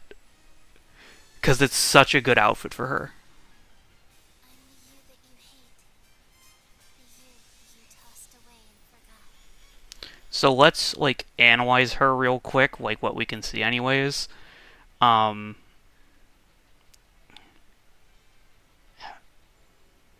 she might be like an engineer or something, but she was like super young, so like I don't think that's true. That is our real name. No! I don't know Nanami! Nanana is Nanana! Nanami is alone. No one cares. I want to worry Mom and Dad. I want to disappear from this world. My heart was already broken apart. I didn't want to live. Is that why I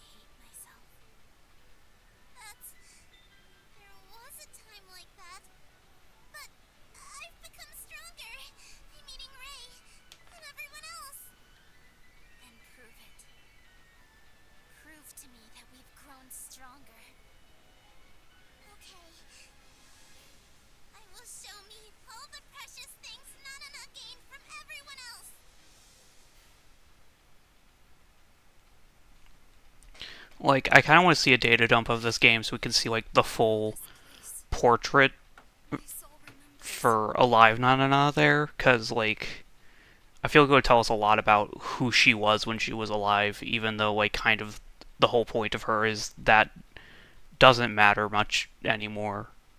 She is who she is now. I let go of Mirai's hand. I took Mirai's life. That horrible feeling has always lingered on my hand. So that's why her crest is on her wrist, because she failed to hold Mirai's hand, even though like it really should be a darker meaning to it. Big sis, it's okay. The scary person is gone. Huh? It's just like back then. I know. Let's hold hands again. Big sis. Why? My hand.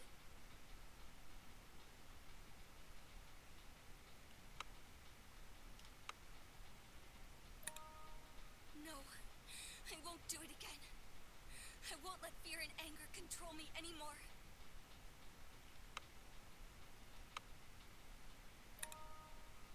I am me. I don't belong to anyone. I myself will face the truth. I won't waver. I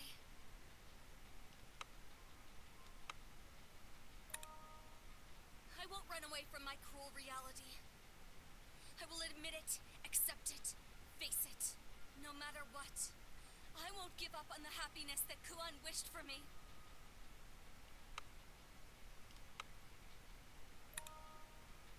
What's in front of me now is the absolute truth. I won't close my eyes or cover my ears. My Idia. I will rely on myself. I will believe in myself. I will decide my own wish.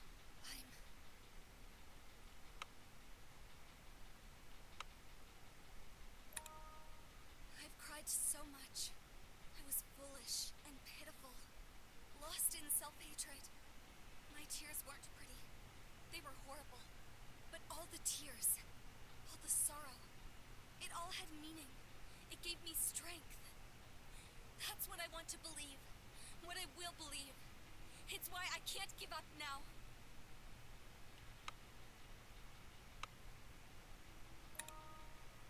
I will not give up being me.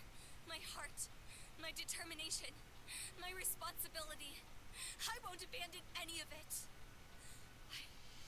I'm going to hold on to Mirai, because that's what I desire.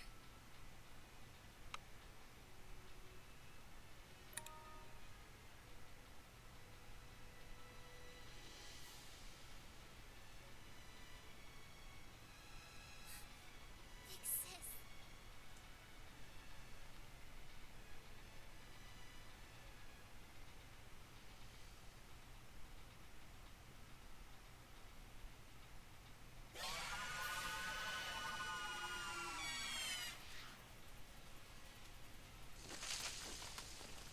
Mirai!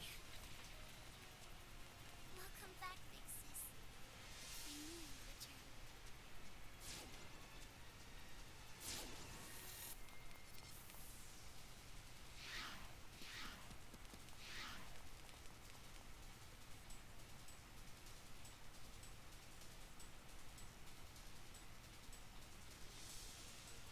What is the meaning of this?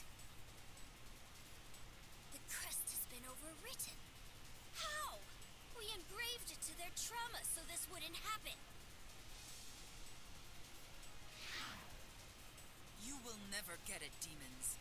Humans have the power to overcome any wound.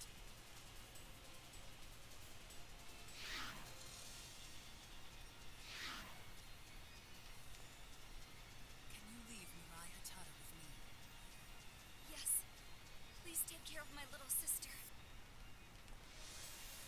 Mother. Sen, please put an end to the demon's chain of despair. I promise. In the name of our justice.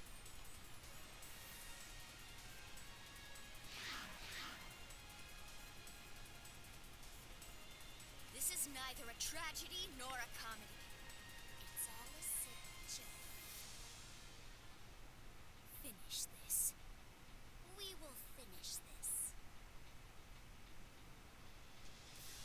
coincidence. We all are finally on the same page. This is not going to end how the demons decree. It's fun and exciting! A happy ending! Solving the curse of the contract is meaningless at this point.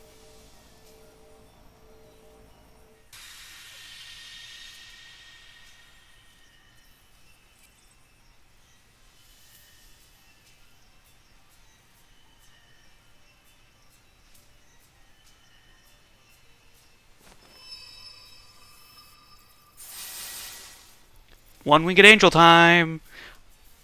I will slice thy body, crush the exposed soul, and take every last ounce of Idia. My name is Mephistopheles.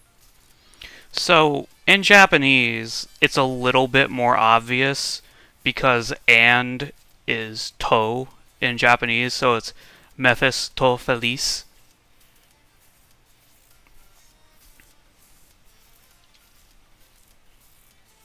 Um, but like it will surprise all of you that I did not get that fact until this moment. I did not get that fact until this fucking game outright told it to me. Humans, kneel before Mephistopheles. Bow and cry for your life. Do so, and I will show your miserable selves some mercy. Anyway, so like every boss so far in the game has been like based off of one of like the regular enemies in terms of design. The only one that didn't get design was the bomb flowers. This design, I think, is based vaguely off of Heraclitus' design. From your point of view, humans may look foolish and pitiful. But we will not beg for mercy. Humans aren't pitiful beings that are only capable of crying. Humans can use their tears, use their sadness, excitement, anger, and smiles to become stronger.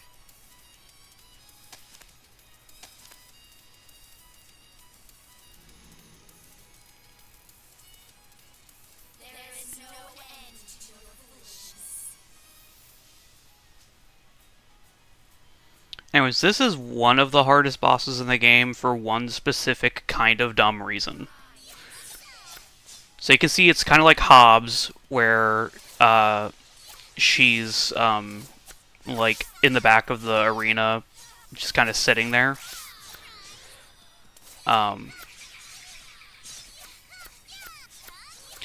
But on occasion, I'm waiting for her to do it. Okay. Yeah, the giant swords, first of all, are kind of a pain in the ass to dodge.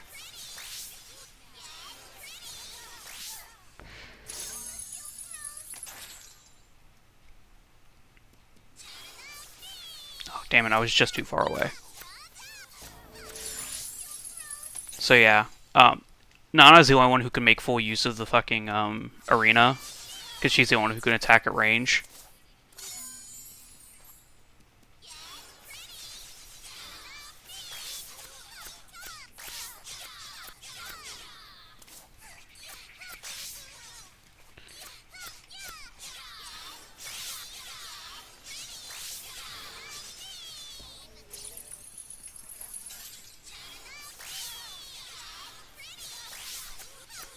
I'm waiting for her to do the one move.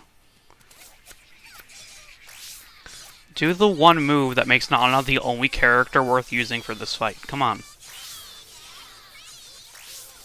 Oh well, here's this move. Where she uses all 6 swords.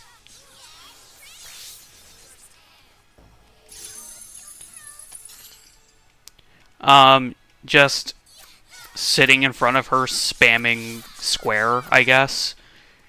Barely getting any hits in, fucking doing next to no damage. Like, Ray could probably do it a little bit, but, like, no other character has the DPS to actually manage this.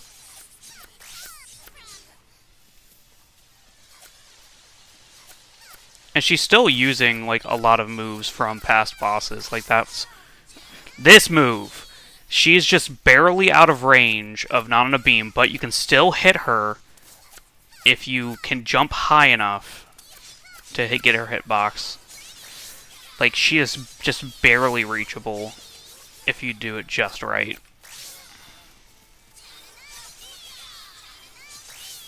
But yeah, when she goes to the back of the arena, Nana's the only one who can hit her. And even then, you kind of have to be right on the edge.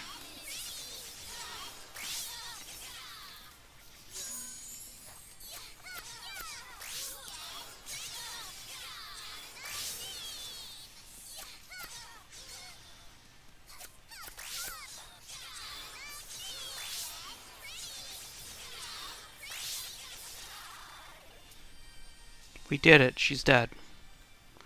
That's it. That's the game.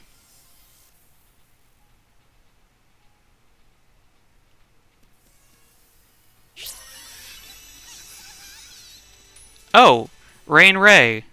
We just unlocked Ray's best skill. Just in time. Why? I don't understand. This ending is inconceivable. Could this be the will of Alcia? That means the true fools are.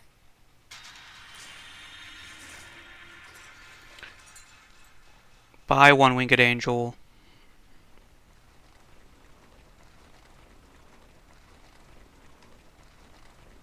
Oh no! Everything's crumbling apart! The home of the demons has fulfilled its duties. Let's get out of here before we get trapped inside. Ray, don't just stand there. Sorry. It's just that so much happened. I understand how you feel, but save it for later. Yeah.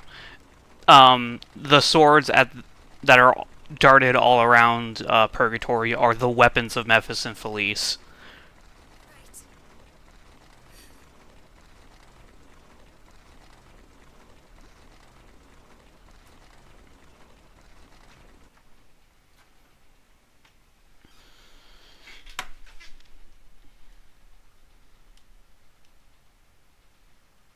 Wait, how the fuck did Nana get out of there?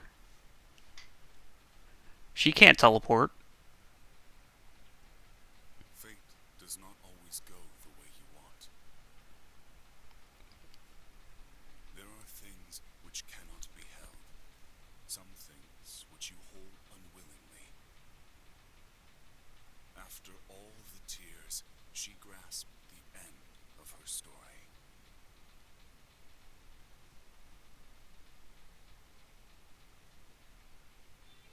I'm going now, Kalina. Will you be okay alone at home? Roll!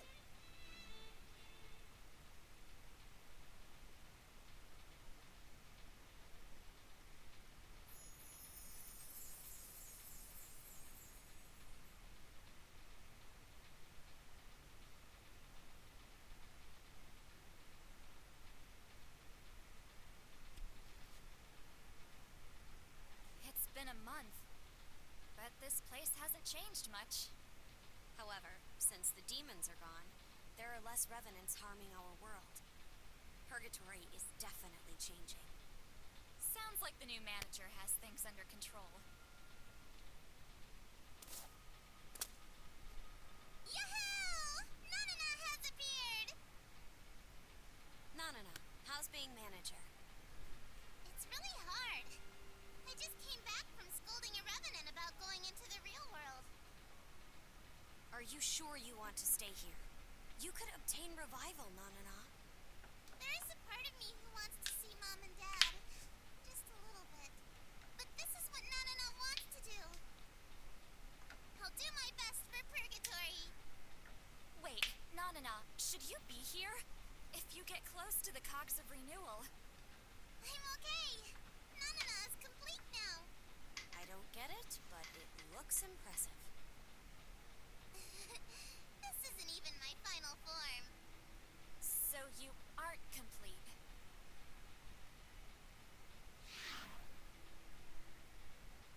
Thank you for waiting. Ray, I wanted to see you. Let me hug you.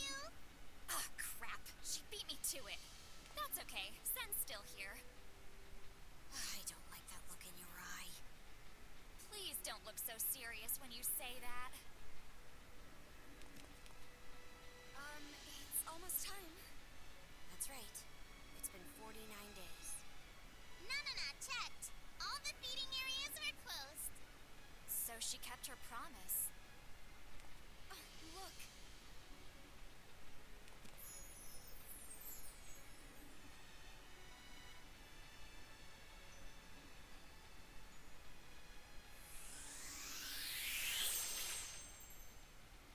Oh? Everyone is here. Sen, Big sis, did you come to see me off? I'm so happy. Are you really leaving? It's the most natural thing to do. yeah. And through the Alcia's memory, I was able to enjoy so much love from you. But if I stay here, then I'll probably want you all to myself again. Whether I'm here or in the real world, I may start doing bad things. Mariah, if only I had noticed what was going on inside your heart. Stop it. If you're going to blame someone, blame me. You did nothing wrong, big sis. Don't forget that.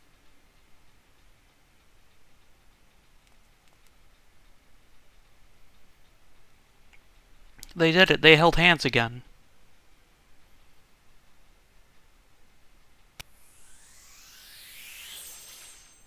Bye-bye, big sis.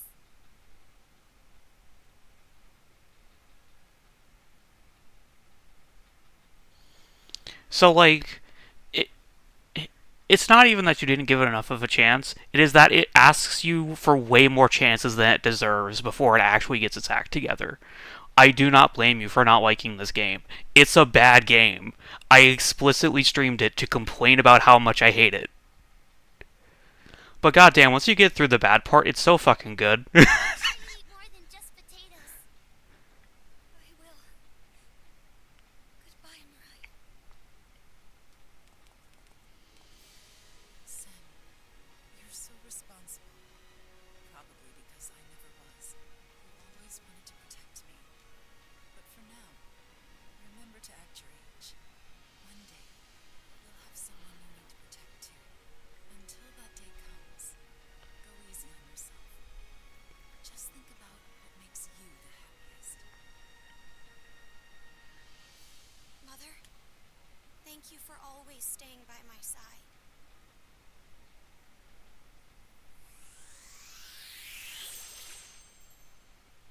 Anamnesis.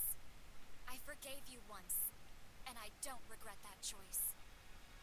Your words are too kind. Yeah, Kokoro is literally, I forgave you once. Once. There was one time in which you were forgiven. And that was ending 2.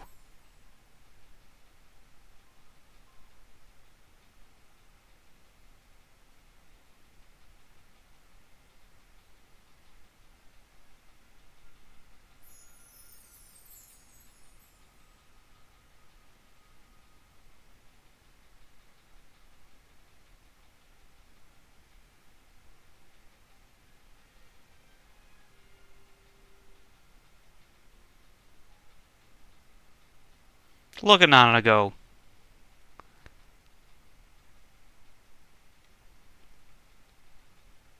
All things will flow. I hope your tears light the way to a bright future.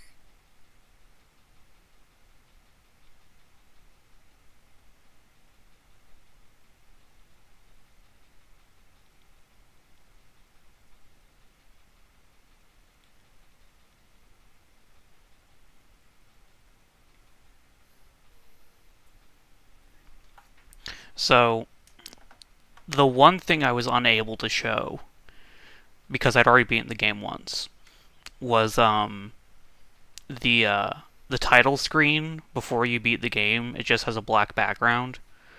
Um, but once you beat it, it starts showing stuff in the background.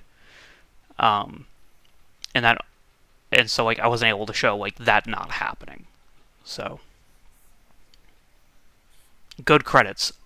Yuri no, others. Arashi Nanba, others. Kyosuke Tamasu, others. Seishiro Megumiba, others. Unknown Alpha, others. Unknown Beta, others. Burbaki, others. Trader, others. Thelema, others. Can Cry, really fucking good. I recommend listening to it on your own. I played it once. Um, Relive, it's okay. It's the song for the credits.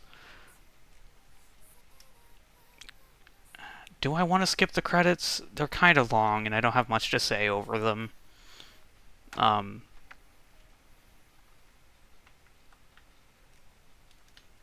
let's see. Well, I'm pressing buttons, and none of them are making the credits go by faster. So, I'm thinking we're going to have to sit through them either way. So I'm going to let the credits play. Animation by Shaft. Cool. I'm going to let the credits play, and while the credits play, I'm going to go get, like, more sippy and just, like, take a break for a sec. So, be back when the credits are over.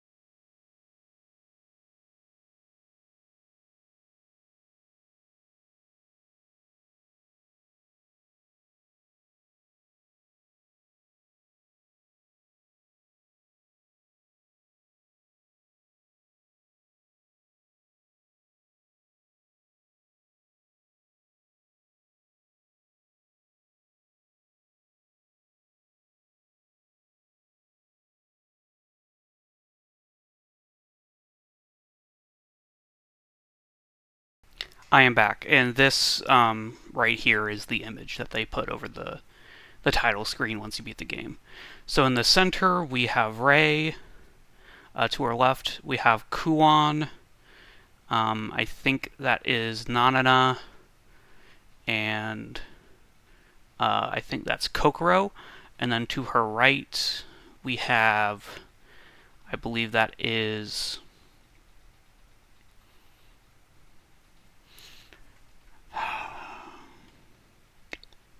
Yeah, I think that's Mirai, and then Sen, and then Soma.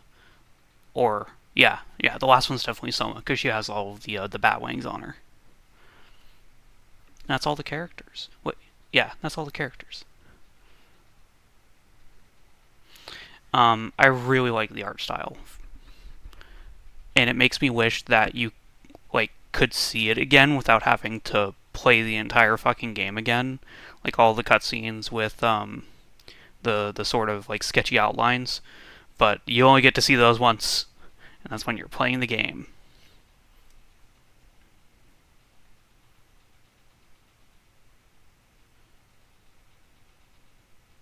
Like honestly, yeah, like they should 100% give us a scrapbook feature. Like we already have the Memoirs of the Dead. We already have a fucking music album. Just let us fucking. Anyways, so real quick for just half a second, I'm going to go ahead and load up that save file before I load up the 100% one. I woke up feeling alert. Ray cries, endless boss hell. Lesser ordeal has been unlocked. Time to sort out my There's meaning to the tears. Recall passive all. Eh. I just wanted to show the boss rush, like, and Whatever the ordeal. a gift left by the demons. So I wonder if it'll give. We're gonna go in for only half a second, because there's a small tutorial that they only give you once, I think. So I want to see if it like gives it. Welcome to Endless Boss Hell. No items or autosaving will occur here. EXP is based on the number of bosses beaten. The bosses grow stronger until the 5th attempt. Forward. So you fight through all the bosses, and I'm not going to do it on this save file. If there is demand for it, I'll do it on the 100% save file. We do not meet the creator god.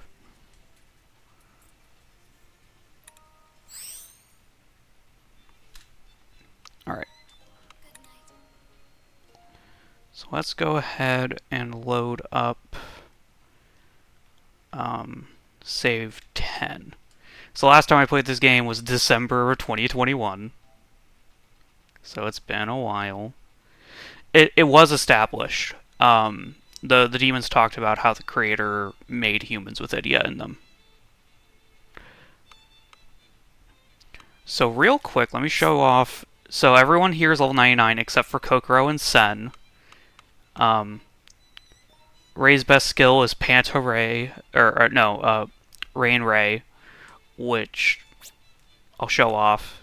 I think I have everyone outfitted with like their best skills. 3 blind mice. 3 blind mice. When do you unlock 3 blind mice? 3 blind mice is a better version of Round Robin, but I don't know when she unlocks that. But yeah, not on Doodle times 3 is. I want to show that off as well.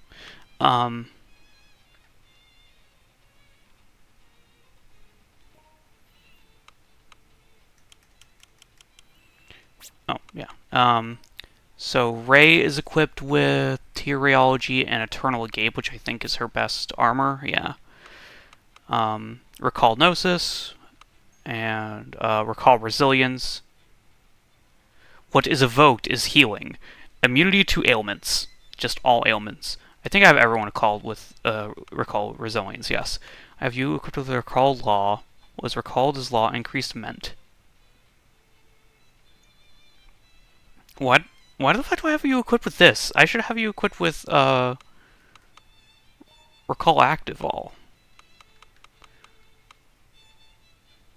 Is it just that good? Or did I just not? Yeah, I think I didn't have any recall active all 2 slots for her. Whatever, it doesn't matter. So, Need to keep going. I do want to go ahead and show off everyone's, yeah, so my highest wins in here was 65 when I last played. Oh, real quick, something I should have shown off, but I haven't. But I didn't, so let's just do it real quick. Playtime on my 100% file is 57 hours. I think we got through the entire game like 40, but I skipped a lot of stuff and I played a lot of it on easy. So let's go through the diary real quick. Should I read this aloud? I feel like it'd be boring if I didn't. So, I thought I was in my room. Next thing I know, I found myself in an otherworldly place. Butterflies who could talk, supernatural monsters. There was just too much going on. I, Rei Hatada, had to be dreaming. No, the explanation doesn't have to be something so elegant. I wouldn't have minded if I had just gone mad, or if I was just hallucinating what I saw. Knowing it was all the undeniable truth, the most painful part of all. To be honest, I didn't want to remember anything that happened beyond that point, and yet I had to leave a record of it in writing. Because what was about to begin was my journey for atonement. I killed my sister Mirai. Mirai's nowhere to be seen. I'm home alone. The Lima looks after me, and the 2 demons named Memphis and Felice. In order to save Mirai, I need to collect Idia, and, as an executor, defeat the monsters who appear in Purgatory, the Revenants and Spectres. To save Mirai, I can and will do anything. But I know Purgatory is the world of the afterworld, and the Revenants and Spectres were all once human. For Mirai, I can keep fighting.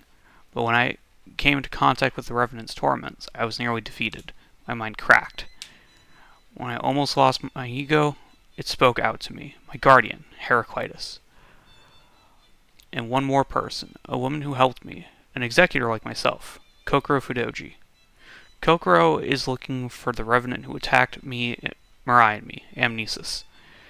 I asked her why she was looking for her. Her answer was short. Vengeance. Kokoro was worried about me being weak, so she called. Her advice was really helpful, but at that point, I didn't know how weak I really felt. What was waiting for me deeper in Purgatory was the monster who attacked Mirai and me. It was strong, but now I have the strength to fight it. When I defeated the monster, a memory flowed into me. The memory of when the monster was still human, when it was still alive. It was just a little kid. It was a kid that was crying because it wanted friends. I couldn't hurt the child. So, part of, I think, what makes the game bearable up until the point where it starts getting good is reading through the diary and the Memoirs of the Dead. Like, we were skipping over it, but it's honestly like 60 to 70% of the story up until that point.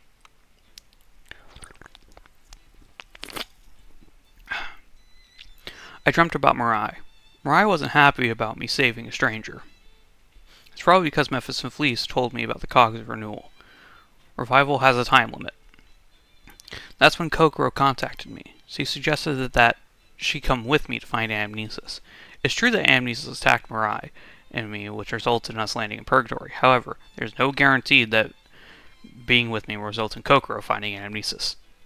She said she didn't care. What? What's going on? My controller eked out on me for a second. She said she didn't care, and we were headed to Purgatory.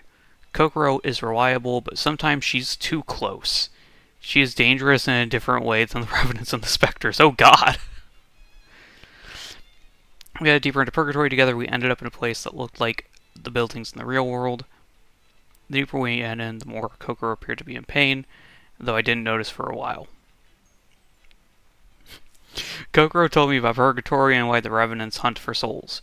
At the same time, she explained how the area of Purgatory we're in looked very similar to the university she attended. Deeper in Purgatory, Kokoro came into contact with her memory. It was an important memory of her lover. The memory was supposed to be happy, but it was ruined by Amnesis. Not only did she take Kokoro's lover, she took their child, who was still inside of Kokoro.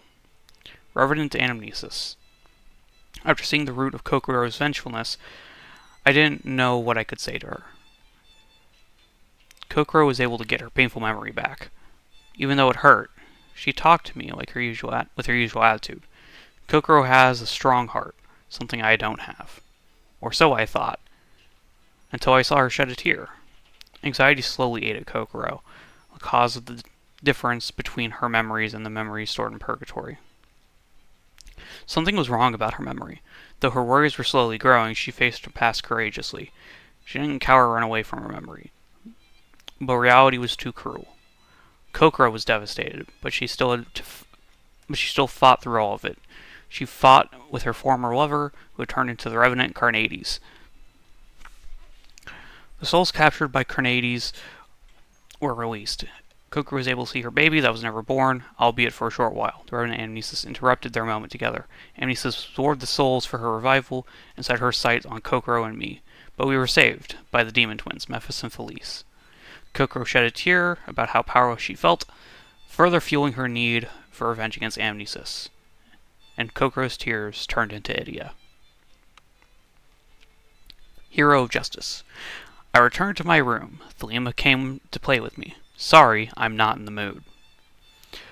Kokoro reaffirmed her vengeance against Amnesis. The purgatory that we reached together was an eerie place that reminded me of a prison. A soul had wandered the prison, came near us, and spoke with us with a clear self-consciousness. According to Mephis, the soul may not be of a dead person. Its body may still be alive. A soul who doesn't know who they are. A lost soul. At first, Mirai and I were like that too. Kokoro and I went deeper into purgatory while protecting the lost soul. We collected the souls of lost memories. The lost soul was separated from us, and looking for it led us deeper into the prison. Other souls were attracted there by a mysterious siren. As we hurried forward, a little girl revenant named Nana appeared. This girl revenant overwhelmed us with talking, but left to go somewhere else after saying something cryptic. What was that about? We were finally able to reunite with the lost soul. I was happy to see it was okay. But its memory was still lost. And last we reached the end of the prison area, and we were finally able to recover its lost memories. But at the same time, we saw a moment the soul faced some painful memories. 1 year ago, the bus accident. The lone survivor of the deadly accident. Her name is Sen Megumiba. The lost soul was Sen. I had seen on the news that Sen had collapsed the memorial service.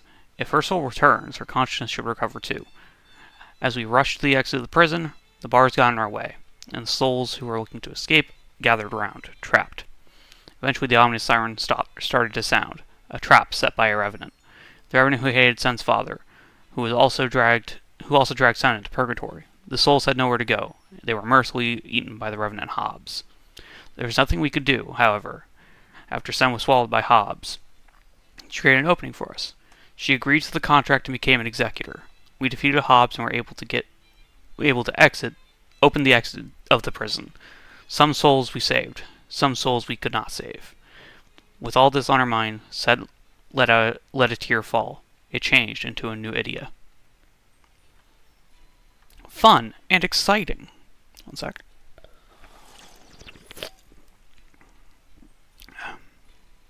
While writing about Kokoro and Sen, I was in denial of my own issues. In actuality, I knew the truth. The Revenant, we continue to hunt, seek souls in order to reach revival. I also kill Revenant Spectre to revive my little sister. We both sacrifice the souls of others in pursuit of our own egos. No, I'm different. I'm no different from the Hobbs or Anamnesis. But despite that, Sen offered to fight with me, in accordance with what she believes is just. Kokoro, Sen, and me together. The next purgatory we landed in was a forest covered in pink. There we met that revenant again, Nana. For some reason, she won't leave me alone. She proposed we play a game in order to go deeper into purgatory. We managed to find the it, but Nana wasn't satisfied, and we had to continue to play her games. I have no time. I need to find Mirai as soon as possible. Everyone just gets in my way. The next game Nana was suggested was hide and seek. We didn't know how serious she was. Nana appeared confused herself. She disappeared into the woods. I have no time for this. As she had wanted, in a fun and exciting way, we were finally able to corner her, but Nana didn't accept her defeat and asked for more. before she fled into the pink woods. Why did she cling on to me so much? The last game with Nanana began. The rule was to defeat her. But it was just a trap. Nanana isolated each of us, and our appearances were all turned to look like her. We didn't know who was real and who was fake. Nanana had pretended to be one of us, leaving us in a pinch. The situation only got worse. Something was wrong with Nanana. Her words started to sound delirious. They slowly started to change. And slowly, she became an aberrant. I love story time too. Nanana transformed to Epicurus, but we still managed to defeat her. Nanana had lost her self-consciousness and eventually returned to her old self. She had been missing part of her soul. She too didn't know why she was so obsessed with me. I offered a helping hand to her. Kokoro opposed, but ultimately gave in, reluctantly accepting my suggestion. Nana didn't understand. Her emotions were getting pushed out from the deepest part of her soul, in the forms of tears. From the tears of the revenant, Idia was born. What you believe. I had a dream. Mirai went somewhere far away. For now, it was just a dream, but it may become reality soon. I don't have time to waste. As we promised, Nanana joined us with the deal to help us out. Kokoro didn't seem convinced, but all that doesn't matter. Having more of us can only help. The new purgatory was two towers and a closed gate. In order to maximize our time, we decided to split into two groups. The whole way, Nanana seemed like she wanted to say something. I didn't have time for her. It was frustrating. Eventually, we made it to the top of the tower, and we defeated the gatekeeper and activated the switch. The other two went to the other tower. Have they fulfilled their role? Everything frustrates me. The other tower was not activated. They were not contacting us. I'd had enough. Nana and I went to the other tower. Then Memphis and Felice appeared, which only frustrated me more. I'm weird? Me? What does Nana, a revenant, know? On top of the other tower, Kokoro and Sen were being slow, and I defeated the gatekeeper for them and activated the switch. It wasn't just Nana. Kokoro and Sen looked like they wanted to say something to me. We decided to head back to the real world. What awaited me in my room was Thalima's cold body. I'm the absolute worst. I didn't realize that Thalima was not well, and I pushed everyone away from me. My actions and the words that I dared to say. I don't want to remember any of it. But I still need to write in this diary. As a way to atone for my sins, I wrote down everything. After leaving my allies behind, what waited for me at the gate was Thalima. Thalima took in the two gatekeeper souls and stood before me as Therion. I'd abandoned my allies, and even Heraclitus had given up on me. I had no chance of winning. Served me right. It was then Kokoro came to help me. Not only her, but Sen and Nanana too. I was a terrible person, but everyone helped me. Even Thalima sacrificed herself to help me. Before I knew it, my face was covered in tears. And then Thalima disappeared. Idia appeared. Cogito ergo sum. Due to my weakness, I lost not only Mirai, but Thalima too. But that's not why I can't look back anymore. That's also why I can't look back anymore. Yeah, like, Rei couldn't cry anymore. She couldn't summon tears anymore, which is part of the reason why Heraclitus wouldn't summon.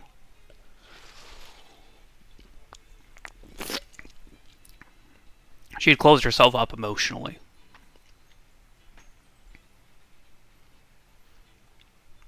Once again, I stepped into purgatory. There was a new area past the gate. Memphis and Felice arrived to tell us that this was the deepest part of purgatory, called the Abyss. They also told us that we were much closer to the Cogs Renewal, located at the bottom of purgatory. The Cogs Renewal cleanses the souls of all memory and self-consciousness. I need to get there before Mirai's soul does. With the support of Kokoro, Sen, and Nanana, I gained new determination. I'm almost there, Mirai. While talking to Heraclitus, everyone looked at me funny. Apparently, the other guardians don't talk. I'd always thought that all guardians had a personality and could talk. Eventually, we ran into a group of strange revenants. They muttered about someone. While talking to Sen, I remembered Yuri Minano. I'd met Yuri in middle school. She was one of my few friends. No, she was my only friend. Yuri passed away in the same bus accident Sen was in. She left me a cryptic message. Again, the twins got in our way. They warned us about the Revenant Princess and then vanished. After hearing that, Kokoro seemed upset.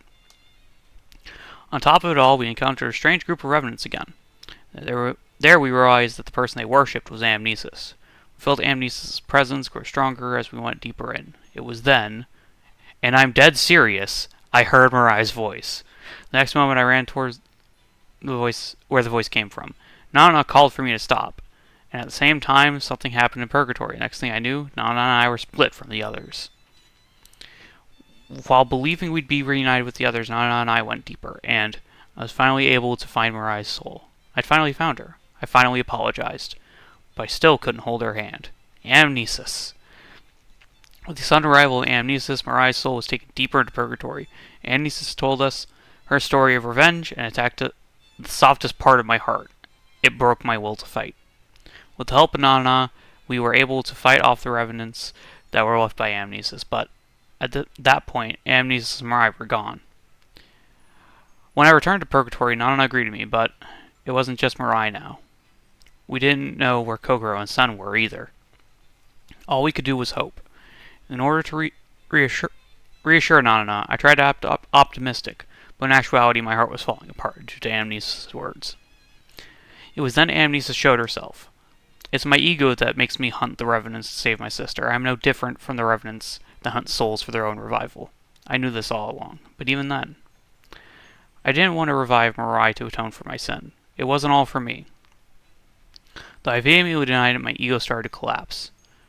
What held my self-conscious together was, surprisingly, Heraclitus. I accepted everything and took it all in. By reuniting with Kokoro and Sen, we were able to corner Amnesis. However, Amnesis' suffering cries called the group of Revenants to where we were, and she got away. The eerie group of Revenants were the Burbaki who stood in our way. We defeated the Burbaki and continued deeper into Purgatory to find Amnesis and Mirai, deeper into the abyss. The Revenant Princess. The new abyss was a dark forested area. It was like a labyrinth of trees. We got lost so many times. Then Sen spoke unsurely and pointed in a certain direction. She said that it was just a feeling, but our feelings turned out to be correct, and we made it to where we could finally take a break. We defeated the specters that attacked us there and decided to rest. While resting, we talked about a lot of things. We just chatted about random and insignificant things, but it was fun.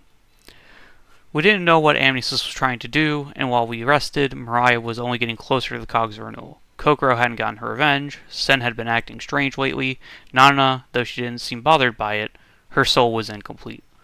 We had made no progress. But even then, I felt significance in the time the four of us spent together. We continued into the woods. We followed Sen's lead. At this point, I knew it wasn't just intuition. Sen knew this place. Sen stopped in her tracks. What lay there was a tire-like object, aka a tire. When Sen saw it, she said that this area was a feeding ground for the Revenant Princess. We braced ourselves, but Sen seemed to be preoccupied with something else. As we went deeper, it appeared something was off about Sen. She had a frightened look that she'd never shown before. It wasn't too long before we found out why. A memory reservoir about Sen and her mother. The Revenant attacked the bus they were on and dragged the driver and the passengers into Purgatory. The Revenant that did this to Sen, Sen's mother, and Yuri. It was the Revenant Princess.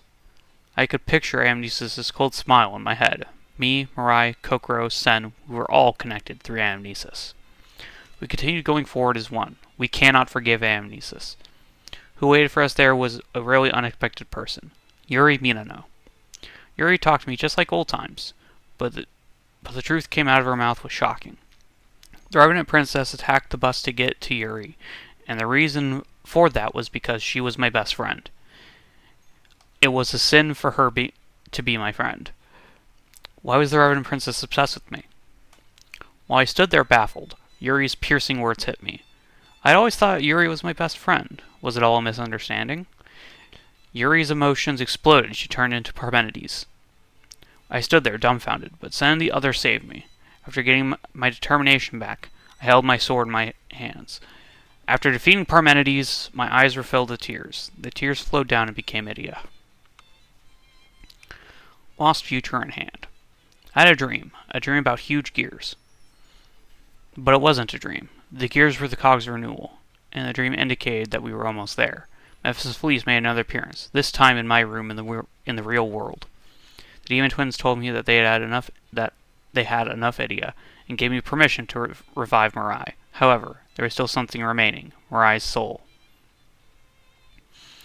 According to Memphis, Amnesis is after Mirai, and she plans to use Mirai's soul as the final soul for achieving revival, to settle things with Amnesis in order to get Mirai back, to put an end to everything.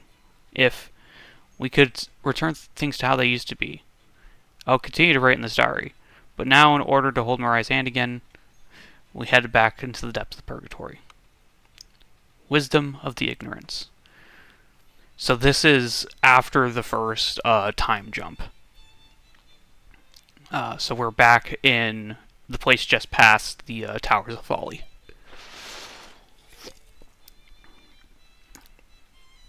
Due to my weakness, I lost not only Mirai but Thelema too. But that's also why I can't look back anymore. Once again, I stepped into purgatory. There's a new area past the gate. Memphis Police arrived to tell us the deepest part of purgatory was called the Abyss. They told us we were... So a lot of this is the same as what I just read.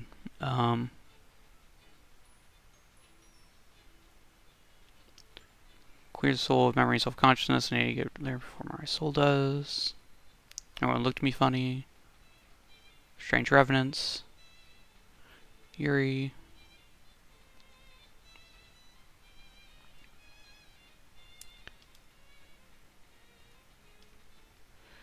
Of it, we encountered strange group of evidence. There we realized the person they worshipped Amnesis. We felt Amnesia's presence grow stronger as we went deeper in. It was then I definitely heard Mirai's voice. The next moment I ran towards where the voice came from. Sen called out to me to stop. And at the same time, something happened in Purgatory. Next thing I knew, Sen and I were split from the others. While believing we'd be reunited with the others, Sen and I went deeper, and I was finally able to reunite with Mirai. Mirai was conscious, and she believed that I would come and save her. I apologized, and she forgave me. Mirai acknowledged Sen and even smiled to reassure me, and yet, when I reached out to her, Amnesis ruined everything. Amnesis suddenly attacked out of nowhere, causing Mirai's soul to fall into the darkness of Purgatory. Amnesis' heart-wrenching words caused my ego to reject everything. What pulled my conscience back was Heraclitus, who accepted Sen's plea for help. With Heraclitus' help, I was able to ward off my own uncertainty, and fought off the group of revenants that Amnesis left behind. Though I was able to defeat the revenants, I collapsed. After collapsing, I woke up in my own room. Sen had taken me back to the real world. I rejoined her. We still couldn't get a hold of Kokoro or Nanana. We didn't know where Mirai and Amnesis were. As Sen worried over my lack of stamina, we proceeded into Purgatory, hoping to find the others, but the first person we found was Amnesis. During our inevitable battle, I took a heavy blow and lost consciousness. I don't know how much time passed, but thanks to Nana calling out to me, I woke up. Not only was Nana there, Kokoro was there too. I was glad. The moment of relief didn't last long. Something was going on between Kokoro and Sen. Something was wrong. What happened between them? And what about Amnesis? Before I could check, a group of revenants and Bourbaki attacked. We defeated the Bourbaki, but things between Kokoro and Sen were still hostile. Irony of justice. Kokoro was able to tell me what had happened while I was unconscious. When Kokoro tried to finish off Amnesis, Sen protected her. I couldn't believe it. I don't understand why she did this. And neither does Kokoro. With many things on our mind, we proceeded into a new purgatory. It was a dark wood. Sen came too, but regarding Amnesis, she said she'd explain when the time was right. I still believe her. I want to believe her. And I'm sure Kokoro wants to believe her too, which is why she allowed Sen to come with us. What stood in front of us was a wandering wood. Not knowing where to go, we didn't know what to do. But it was Sen who guided the way. Thanks to Sen, we were able to reach an open area. We defeated the specters that attacked us, and we were able to take a break. Things between Kokoro and Sen were still shaky, but it seemed like Kokoro believed that Sen would eventually open up. Sen did tell us one thing she remembered. Sen had remembered being dragged into these woods before seeing Hobbs, which is why she knew the way. While on break, Sen told me the revenant that dragged her in called herself the Revenant Princess. We once again met up in the woods. This time Kokoro had no objections about Sen guiding the way. Sen stopped in her tracks. There was a tire-like object in front of her. It seems Sen had noticed that this was a feeding ground for evidence before anyone else. Having realized something, Sen spoke up. A year ago, Sen and her mother were on a bus. My friend Yuri was on the same bus. That bus was dragged into purgatory by the self-proclaimed Revenant Princess. But that was the truth behind the bus incident. But then we found in a memory reservoir the cruel truth. What the Revenant Princess did to the passengers and what she made them do. It was not a feeding ground. It was a playground for the Revenant Princess.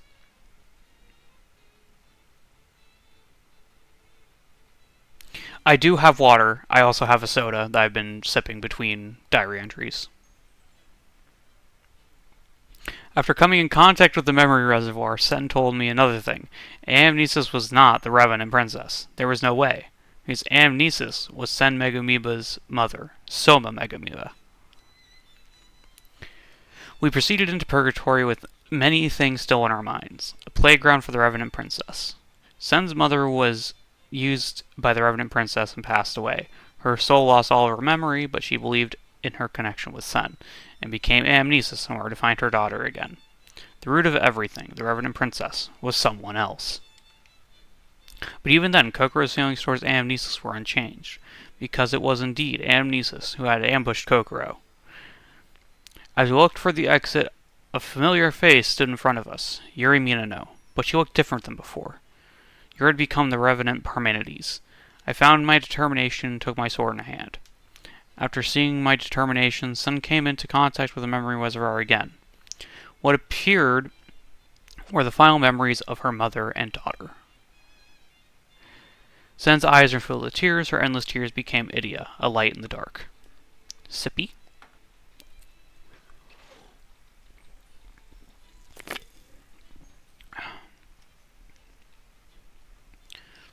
Overflowing future.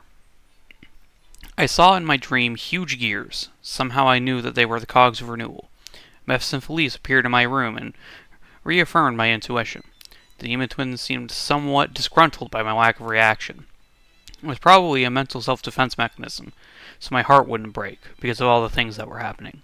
My emotions were limited, and I acted more emotionless than usual. That's probably it. Though Mephis and Felice seemed somewhat frustrated, they permitted Mirai's revival as promised, though of course I would need to find Mirai's soul first. The memory reservoir allowed for us to relive Sen and Sen's mother's experience as if it had been ours, which is why Mirai, at the very least Mirai, I hope for her happy ending. Next area is the final one in Purgatory. Amnesis is sure to appear. What will Kokoro do? What will Sen do? What about me? What about Nanana? Thinking about it is pointless. At the very least, I hope for an end with as little sadness as possible. I hope after everything I can write in this diary again. Let's go back into the depths of Purgatory. Retaking the end. So, this is the start of third playthrough. So I'm going to skip past all the shit that's the same.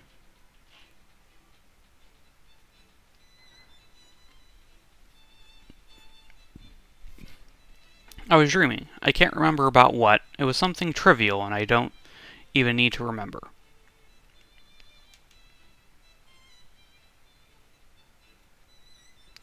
I could write a goddamn master's thesis on this goddamn game.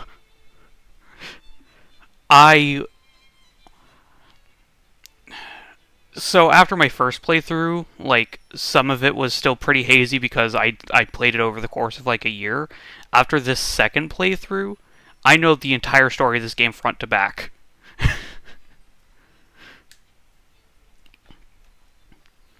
While talking to Sen, it reminded me of my parents.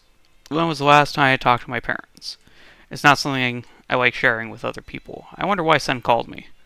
Again, the twins got in our way. They warned us about the Revenant Princess and then vanished. After hearing that, Kokoro seemed upset. On top of it all, we encountered a strange group of Revenants again. Amnesis. It was then. Mirai was there. Without a doubt, it was Mirai. Mirai told me to get more desperate and disappeared. That was a very funny cutscene. Before I could process what just happened, I yelled her name. Kokoro noticed and talked to me.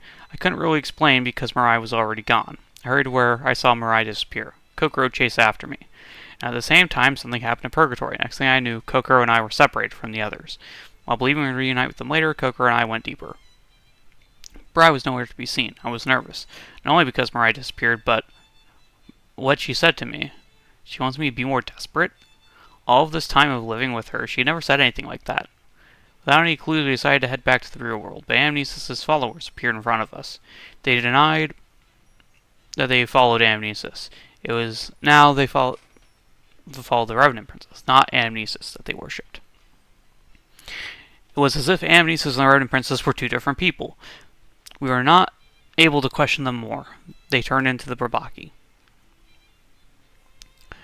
After defeating the Brabaki, we headed to the real world. I joined up with Kokoro. We couldn't get a hold of Senator Nanana.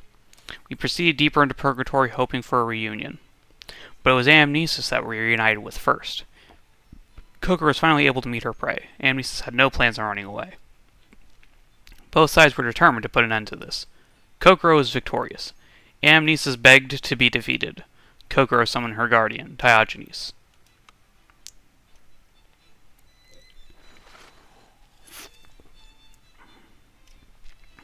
Distorted dramaturgy. And her battle with Amnesis was over, but I still don't know where Mirai went. We still couldn't get a hold of Senator Nanana. In order to look for them, Kokoro and I headed to Purgatory. Next Purgatory was a wood shrouded in darkness. Fortunately, we reunited Nanana right away, and eventually Sen. The four of us reunited finally. Amnesis was no more. The Revenant Princess was still on our minds. The only thing left to do was to find Mirai. And yet, there was something wrong with Sen. Kokoro was worried about it too. She tried to talk to Sen, but Sen wouldn't respond. Something was happening to us, but I didn't know what was affecting us. Again, we came back into the dark wood. Our fears were darker than these woods, though. I just wanted to hear from Sen, but something felt off. It felt like there was a sharp object in my heart. It felt similar to actually biting down on a grain of sand. Ugh. There was something wrong with Sen. I had noticed she'd stopped talking about justice. We couldn't find what was causing our issues, but Memphis and Fleece urged us on. We headed into the dark wood. Next thing I knew, I was alone. I got stranded from the others. Luckily, I was able to find Sen right away. This might be another opportunity to talk to her. I only thought for a moment. Sen was hostile to me. We were in no mood to talk. It was wishful thinking on my part. Eventually, the four of us reunited. Safely. Or was it? Our bodies were okay, but there was a rift between our hearts. And when the four of us reunited, it got wider, starting to affect us all mentally. But even then, if we could just sit down and talk things through, this wish was shattered by the sudden attack of the Revenant Parmenides, one who rejects the light. The soul was screaming, hurting. How did this happen? Where did things go wrong? What should we have done? Memphis Flea showed up in my room and admonished me for my lack of idea. And Mirai is nowhere to be found. The Cog's renewal, which is where my time runs out, are close. The four of us know something is wrong right now. Even then, there's nothing we can do. Fate is trying to send us to destruction. Hey, is it really fate? I don't know. Maybe we're tired of thinking so hard. I'm sure we'll be able to make up. The worst result won't happen. We will fight fate till the end. So we should keep going. That way I can write more in this diary. We headed back to the depths of Purgatory. And then Pantaray, the final chapter. I thought I was in my room. Next thing I knew, I found myself in an otherworldly place. Butterflies who could talk. Supernatural monsters. I know all about it now. My younger twin sister, Kuon. Yeah, I mean, JRPG, you know?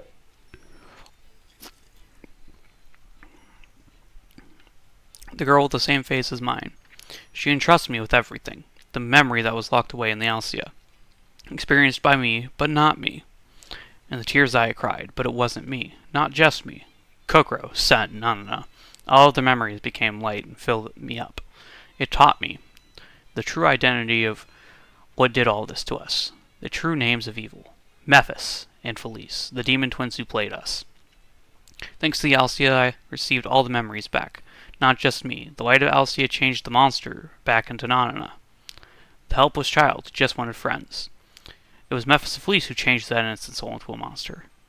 In my memory, when I hesitated to finish off the girl's soul, it wandered purgatory and transformed into Nanana, which is why Nanana knew me, even though she had lost her memory. She wanted to play with me. I joined hands with Nanana again, in order to defeat Mephis and Felice, the root of all evil.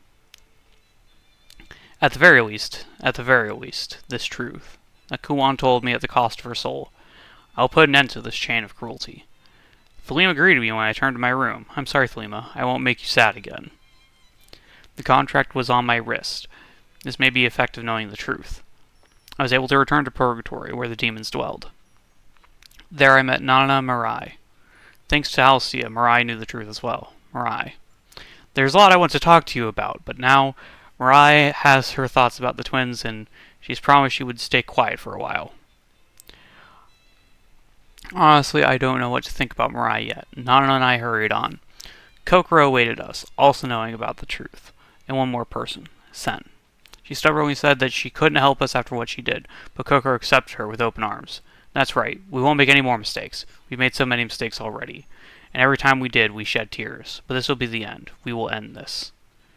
So this will be my last diary entry. I'm going now. I promise to come back with a smile. I am home. It's all over, Kuan.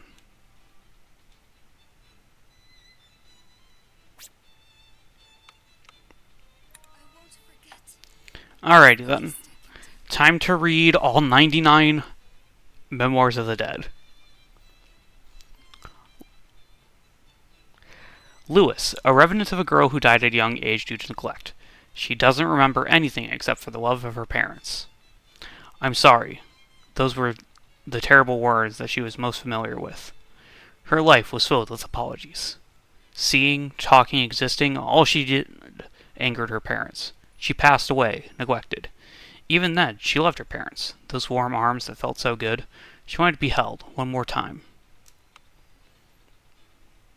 MacDonald, a revenant of a girl who was killed by an unknown entity. She doesn't have her memory from life, but she chose to forget out of fear. Her last memory is of a shrine. She was walking between some trees. She was just exploring. Something blocked her eyes, and she was shrouded in darkness. The creepy dark took her away. Brutality and never-ending laughter. She was crushed by pain and sadness. She knew she wasn't up against a human. Ouida, a revenant of a young girl who was deathly ill. She was loved by her parents, which is how she maintained her self-consciousness. There is a heaven. We'll see you there. That's what her parents told her. We'll be there soon, so don't be scared. Okay, I'll be waiting, she answered with a smile. But she knew that neither of her parents believed in heaven, nor did she. But there was an afterworld. She wanted more power, enough to send her parents to heaven. Nesbit, a revenant of a little girl who liked the color red. The girl wanted red, the most vibrant and exciting color, so she cut up paint bottles. Pets, friends, family, paint bottles all held the color red. She thought it was beautiful. She was trapped in a caged room. She could no longer cut things to see the color red, so she cut her own wrists. Carl, a revenant of a little girl who was taken away by the revenant princess on her way back home. She wants revival so she can see her parents again. She had a happy family, but was slain by the revenant princess. Her life was nothing special. Did she really love her parents? With how boring her life was, she could not prove or disprove it. She wanted revival. She needed proof she loved her parents. Actions are the only way to prove strong feelings. They're all named after philosophers. Grim. A revenant of a little girl who was involved in a car accident. She wants to know about her older brother. Her brother was older by 10 years. A driver lost control and drove over the sidewalk while her brother held her hand. The moment she was struck by the car, she saw her brother let go of her hand and dodge the car while she got hit. Why did her brother let go? Is her brother okay? Her brother's face looked somewhat happy, but why? She wanted answers. So, something that will come up is some of these revenants are related. Charles, a revenant of a little girl who froze to death in a back alley. She was kicked out of the house without proper clothing. I should have never taken you, is what her father said when she got kicked out. Her mother was far away with her new family. To her parents, she was just a hindrance. She told herself that she should not have been born, and that no one loved her. She slowly lost her senses in the alley. She lost the ability to feel and stayed that way until she died.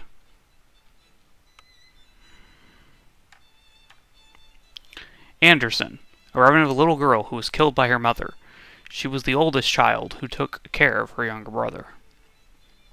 Her brother always got hurt. Each time she would take care of him. She was a good sister and loved the hug she got for it. Her brother died from falling down on the stairs. On the surveillance camera was video of her shoving him down the stairs. She had been injuring her brother so she would get complimented. After learning the truth, her mother strangled her. Aesop, a revenant of a little girl. Due to an accident, she spent her life bedridden. Her life was spent in the hospital. Her only entertainment was listening to the radio. A comic duo was her favorite show. Their catchphrase was, "See you in the next life." They never made her laugh. Her parents liked them. They always listened together. She was happy. She couldn't laugh. Her body was paralyzed. So, all of the ghost revenants were girls. Young girls at that.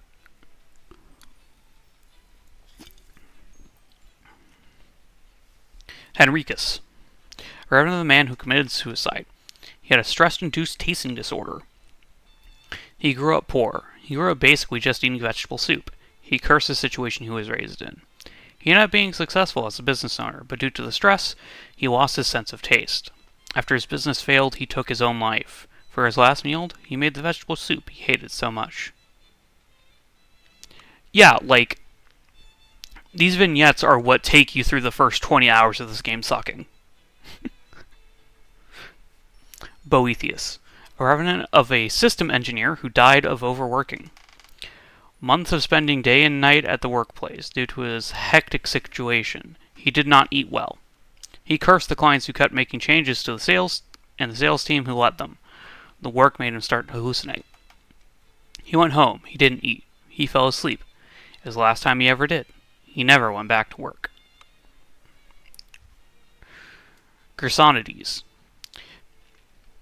a male revenant who was killed by the revenant princess. He was suffering from an illness and was killed on his way to the hospital.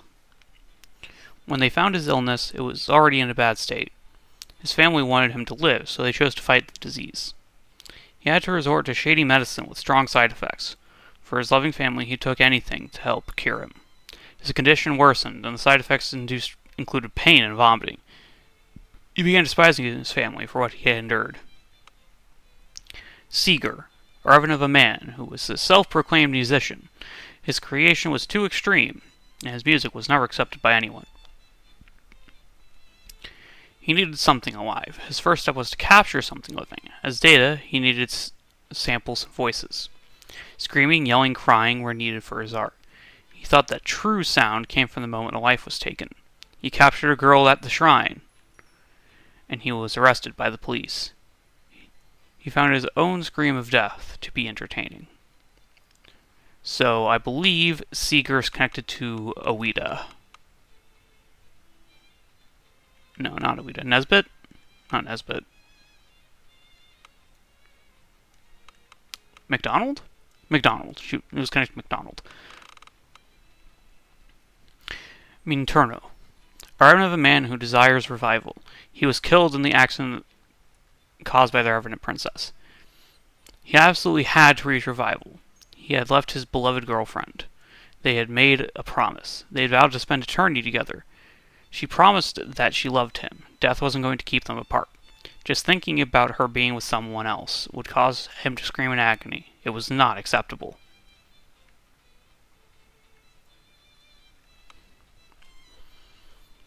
Pomponazzi, the reverend of a man who lost everything due to fraud. This caused him to lose faith in humanity. Before the fraud, he believed all humans were born good. By trusting others, he gained wealth and started a family. The felon was smart. She used his goodness to her advantage and took all of his assets. He lost his friends. His wife divorced him. After losing everything, he realized he could never trust anyone again. Some, no, all humans are just pure evil. Mirandola, reverend of a man who was a burglar in life. He fell to his death. He'd always thought the world was unreasonable. There were so many things he wanted, but he just couldn't have them. You need money in order to get things, but there were things money couldn't buy, which is why he started stealing. To be happy, he stole all he wanted. He lost focus and slipped. He saw his sad face as he fell past the window. Eudemus, a revenant of a serial killer. He was ambushed by the family of his victims. His hands were covered in blood. He had killed many people. He remembered every face as a way to atone for his sins. His first victim was a man who attacked his childhood friend. But after killing him, his childhood friend killed herself. He kept killing predators. He didn't want her death to be meaningless. He suffered from his sins, but continued to kill. Aquinas, a bizarre murderer. As a perfume maker, he made perfume for women. Ultimately, he killed himself. There was a woman he loved when he became a perfume maker. He'd hoped they'd always be together, but she left. He tried to recreate her smell so he could at least have her scent. He killed a woman who smelled like her to create perfume. He was not content. He decided to become one with the fragrance. He threw himself into the thing she once loved. Okay, and that is all the dragons. All of them were adult men.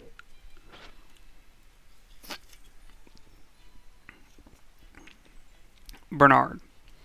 A woman who modeled during her wife. Due to an illness, she died from necrosis. Ew. She used to have a lover. He was a perfume maker of a famous brand. He'd always complimented her scent. She was happy. But after her disease, she was afraid her smell would change. She was afraid that his face would scowl at her new smell. To cherish their memories, she left him, and continued to use perfume that he made until her death. So, immediate fucking payoff about Aquinas there. Colette, a woman who died in a car accident. Her child in the car died with her, but she took their soul in order to achieve revival. She became a mother at a young age. The father left her to take care of the child.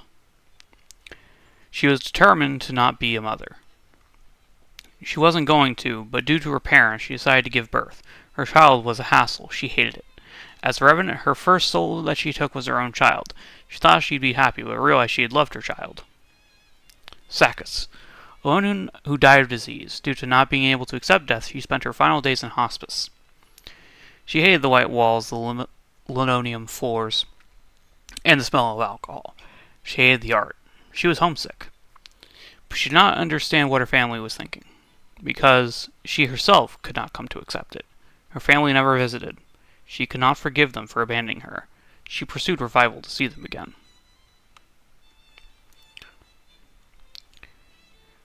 Heracles, a female revenant who wants to be revived for her lover. She knew revival no matter what. She had left her lover in the real world, and they made a promise. They vowed to spend eternity together. He said he loved her. Death was not going to keep them apart. Just thinking about him being with someone else would cause her to scream in agony. It was not acceptable. So that is one of the dragons.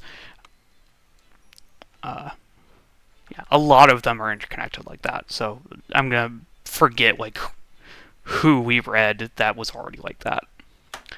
Bernardus. She committed suicide due to being bullied for her looks. She always felt like she was inferior to others. She always wished for the world to be dark. She hated the light for showing her appearance. She cursed her parents for the way she looked, but she also despaired for hating them over something so petty. She killed herself because of her looks, but after becoming just a soul, her inferiority complex only grew worse. Plotinus. A woman killed by her lover. She wishes revival so she can see her lover again. She had a kind look on her face in her final moments. Around her neck was her lover's hands. As her disease-ridden life was put to an end, he said he loved her. Her gratitude for her kindly murder made her a revenant. She wanted to meet her lover again so she could and replied to his love confession. Yambrukos, a female revenant who wanders purgatory, looking for the soul of a young child who should have died with her. She was in an accident while the baby was still inside of her. While her mind was still intact, she looked for her child. She collected the souls of others for her baby. She wanted to revive her child so they could have a happy life. This obsession led her to continuously collecting souls. In truth, she was mentally ill. She was never pregnant.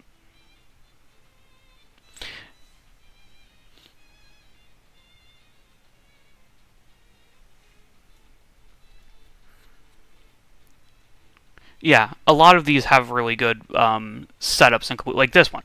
Um, like, yeah, it's it's probably one of the best points in the game is getting to read these, especially as you slowly accumulate them. Like if you don't get all three of them at once, like you have to, it's like, oh, I wonder what the twist is going to be at the end. Proclus, a revenant who was once a business owner. She was stabbed to death by a person who wanted revenge. She had a dream to make people happy, but to do this she needed a lot of money. She did anything for her beautiful dream. She swindled many people to get money in her hands. Her dream came true.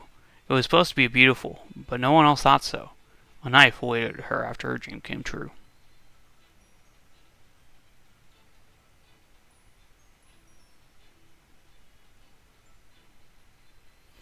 Yeah, I do kind of regret not going over them like a little bit at a time, but that would have required me to like stop and go find the revenants to kill them so I could unlock all of the memories.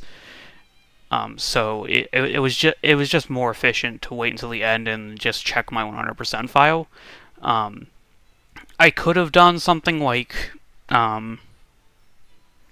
loaded up the 100% file like after every chapter and read through the revenants. That would have been available, but like I don't know.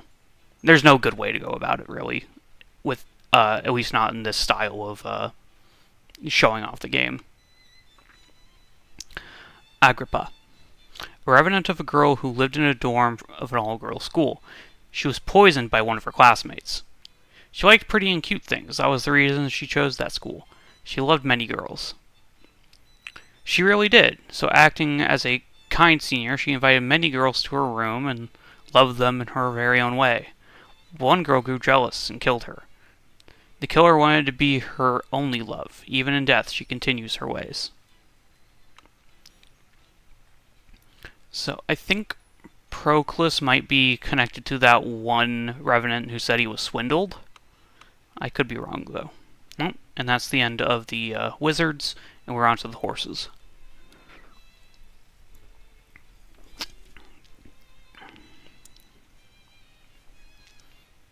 Gorgias, a woman revenant. Oh yeah, and all the wizards were adult women.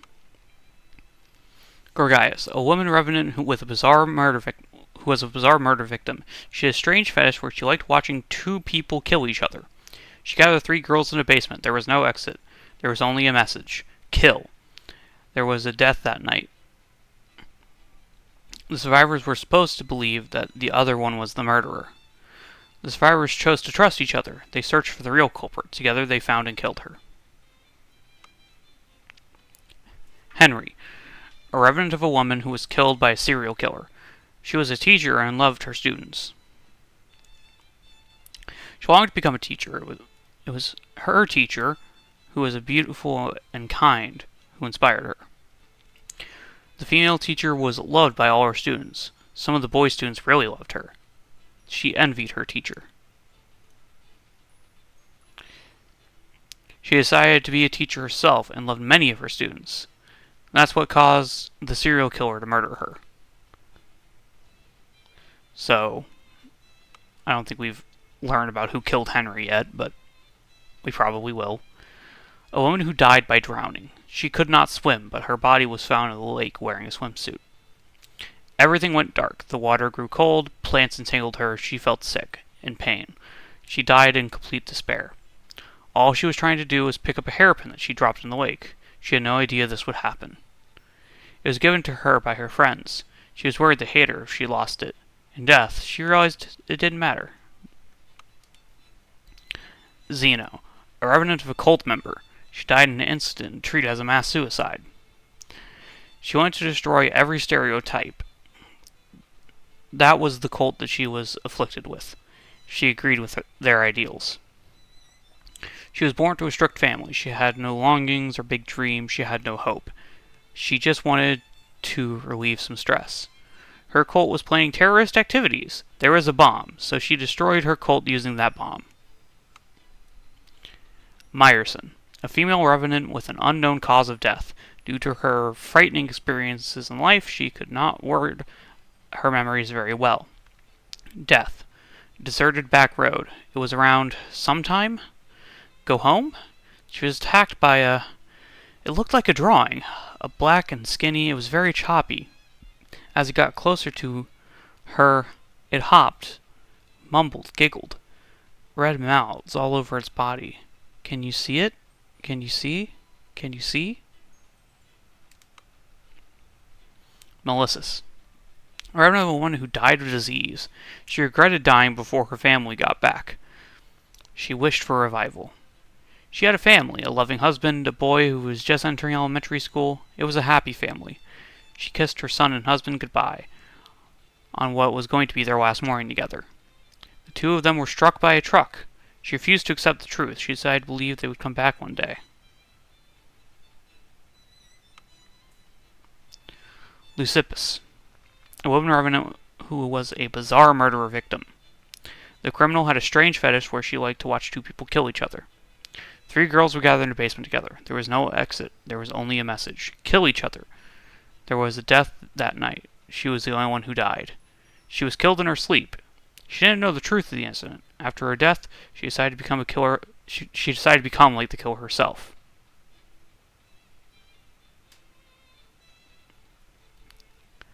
So, we had one that basically tried to have 2 girls fight each other, and then they teamed up to kill her. And then we have another who was inspired by that to do the same.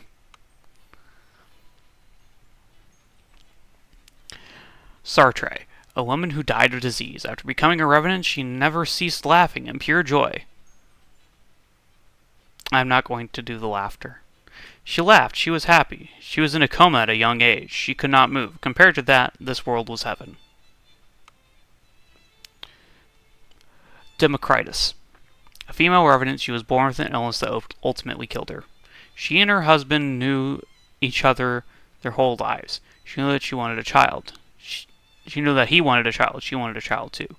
But her disease was in a terminal state and she was weak. He prioritized her health and gave up on having a child. She died. She was so young. As a revenant, she desired revival. If possible, she wanted to have a child with him.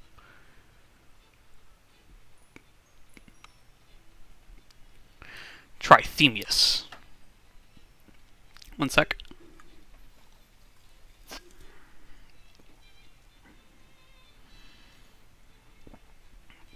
A revenant with a deficiency in its soul. Its idea is not strong, so it's weak, but it knows some secrets. Oh, also, all of the horses were women again. Most of them killers. So. He still had memories, thousands of them. The structure of his soul was special. He was unaffected by the cog's renewal. To say it was astronomical was an understatement. His life kept repeating, time is infinite, and matter is finite. Every time the world repeated, purgatory grew larger and the real world less significant. He sought out the reason why. Kelly, a revenant of a man who got into many fights. He got in a fight on the streets, and his injuries led to his death. He was insecure. He didn't like his height, his education, his face. He always felt like he was looked down on. He started weight training after his friend recommended it. Gradually, his body became more muscular. He liked training. All of his issues were relieved by working out. Muscle was power. He gained the confidence. He picked a fight and died in it. Oh yeah, some of these are like huge fucking lore dumps. A revenant man who was involved in a car accident. He mourns the sister he left behind. She was 10 years younger than him. The driver lost control and drove her to the sidewalk while he held her hand. They were only half siblings. She had a different mother. He loved his sister more than his father did. It really saddened him. He let go the moment she was hit. He saw her die. He wondered if his parents would love him now. He hated them.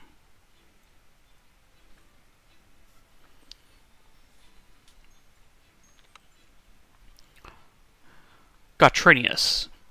He was a lonely puppeteer. He loved the shape of little girls. He spent his life trying to create the most ideal girl puppet, but he gave up and killed himself. He loved the shape of a girl. He loved it as a form of art. He was willing to give his life for his love. His dolls were received worldwide acclaim.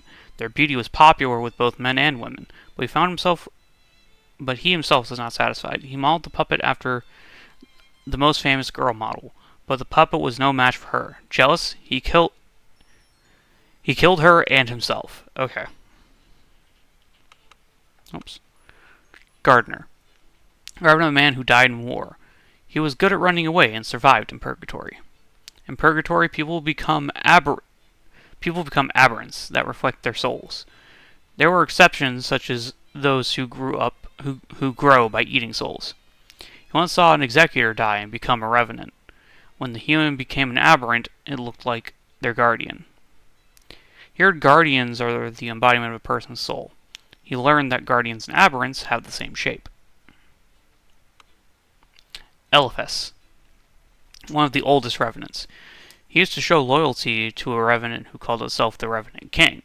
As he has no memory of his life, he spent much more time as a revenant. Some revenants know of the existence of Idia. A long time ago, the Revenant King defeated the manager of Purgatory. Idia recrystallized and became Alcia. This allowed for them to affect the real world, creating miracles.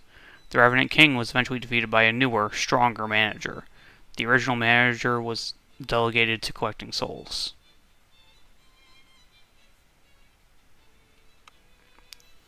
Facino, a revenant who died of excessive bleeding.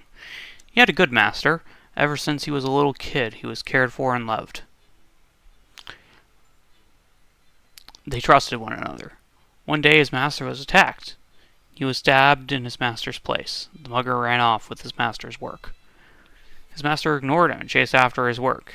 He was abandoned by the person he trusted, and cried and cried. He bled. Woof woof. So this is the first one that's like an actual animal. Yeah, there was definitely a typo there. Mathers. A revenant with a deficiency in its soul. Its idia is not strong, so it's weak, but it knows some secrets. He still has memories, thousands of them. The structure of his soul is special. He was unaffected by the cog's renewal. He asked the demons about the significance of the cog's renewal. They told the truth, knowing his memory would be erased. They collected idia located in souls. Only small amounts could be found in a soul. The cog's renewal collected many souls. D. A man who was cheated on and abandoned by his wife. He drank excessively, which broke down his body and killed him. He loved his wife and child. He thought he did everything for them, but she vanished and left him and their child behind. He became a drunk and took out all of his anger on his child. He kicked the child out on a cold winter night with no jacket. The child was found frozen to death. This caused him to drink more. He loved that child. He cannot reclaim what was lost. Lucretius, a revenant of a boy who got trapped in a refrigerator while playing hide and seek. There was a mountain of trash in his neighborhood. It was where all the kids play hide and seek together. He had been on a losing streak, so he asked his friend about the best way to win. His friend told him about a refrigerator. It was old trash. His friend suggested he hide inside of it. Hours passed. No one came. His body wasn't found for years. So, we're now on the homunculi, as I call them. So, all the dogs except for one, which was just like an actual dog, were men. So, Philodamos, A revenant of a boy who was killed by the revenant princess. His parents were strict while he was alive.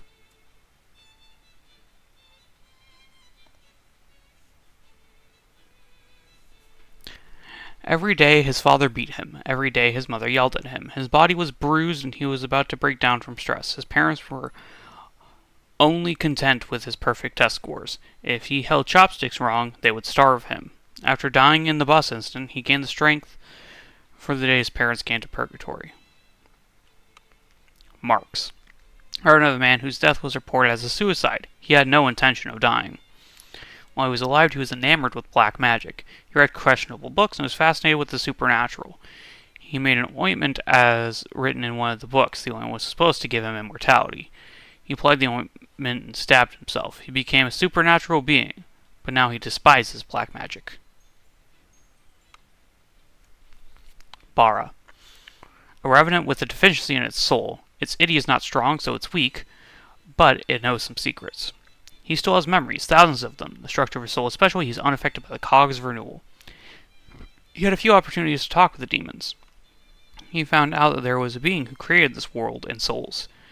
The source of the being was Idia. But when the world was created, Idia leaked out to all souls. I think there's a Rand in here. Jean. Or Jean? Doesn't matter. A revenant of a kid who killed a friend while playing around. His friend's parents hated him and killed him in a car accident. He was playing hide and seek in the trash. His friend asked for a good place to hide. That friend was liked by a girl he liked. He suggested a hiding place out of jealousy. He told his friends that he went home early. It was supposed to be a joke. He didn't know it was hard to open the fridge. He learned that his friend was missing. He played dumb, afraid of being in trouble. Let's see. Yeah, so I guess all of these are boys. Virgil, a revenant of a boy who died of neglect. He was raised in a small one-room apartment. He had no father, it was just his mother. But his mother ignored him. In the beginning, he received enough money to buy himself food at the store. She came home very late every day. Later, his mother only came home once a week. He ate only once a week. His hunger made him eat something fatal in the room.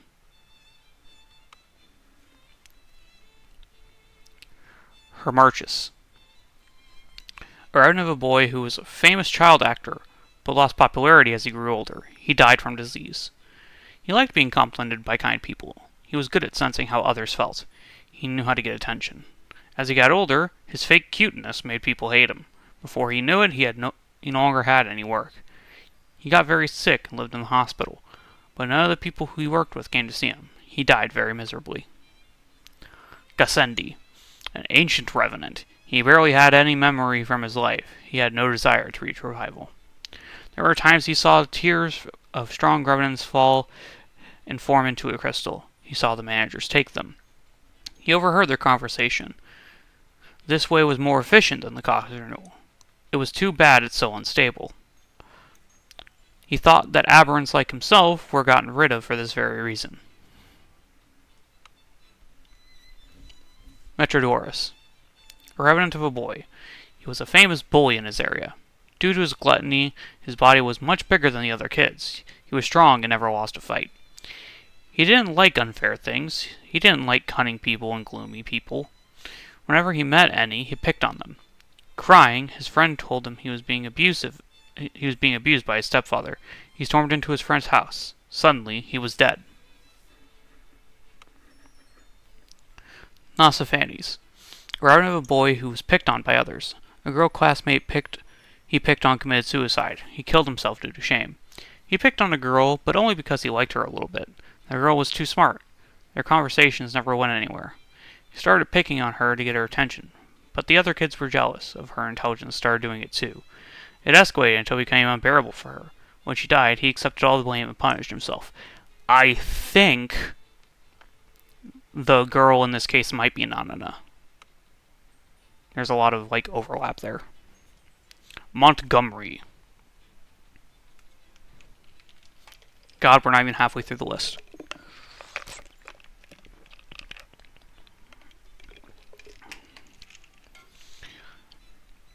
A revenant who was especially afraid of executors. Revenants try to fix their souls by collecting souls. Soul collecting doesn't completely destroy the soul, just gathers part of it.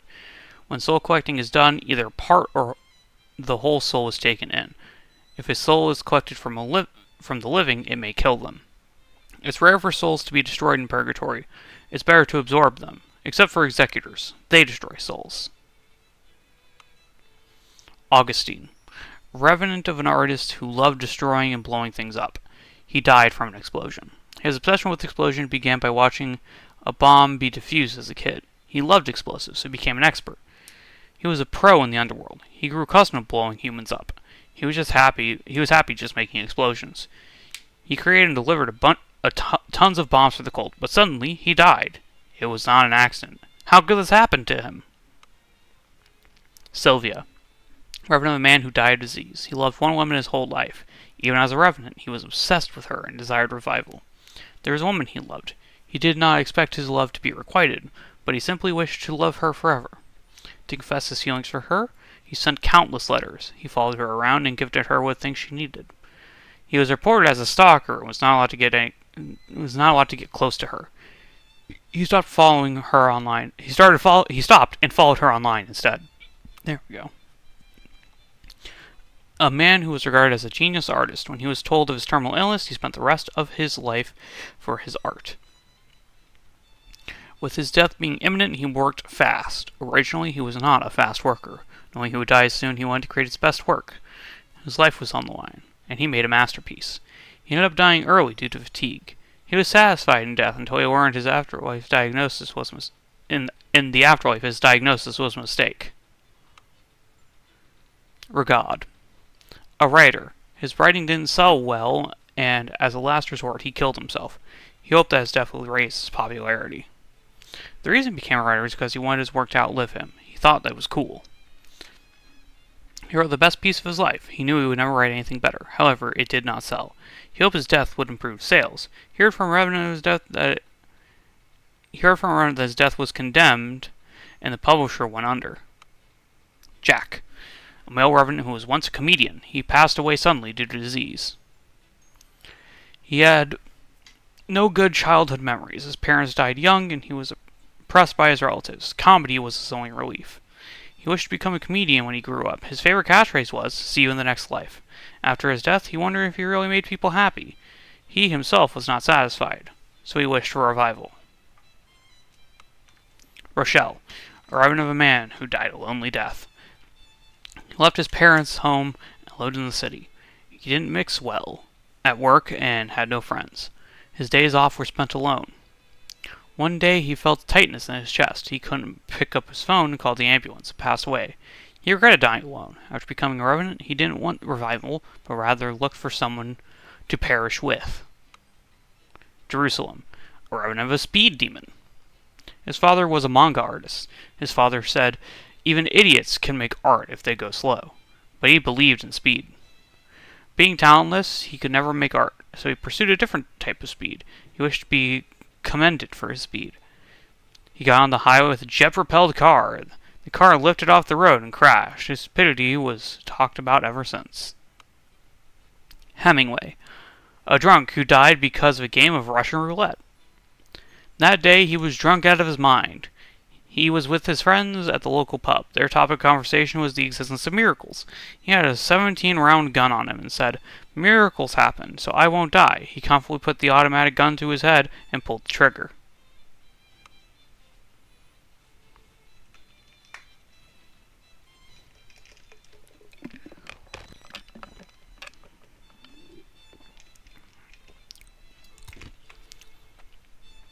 Cudworth.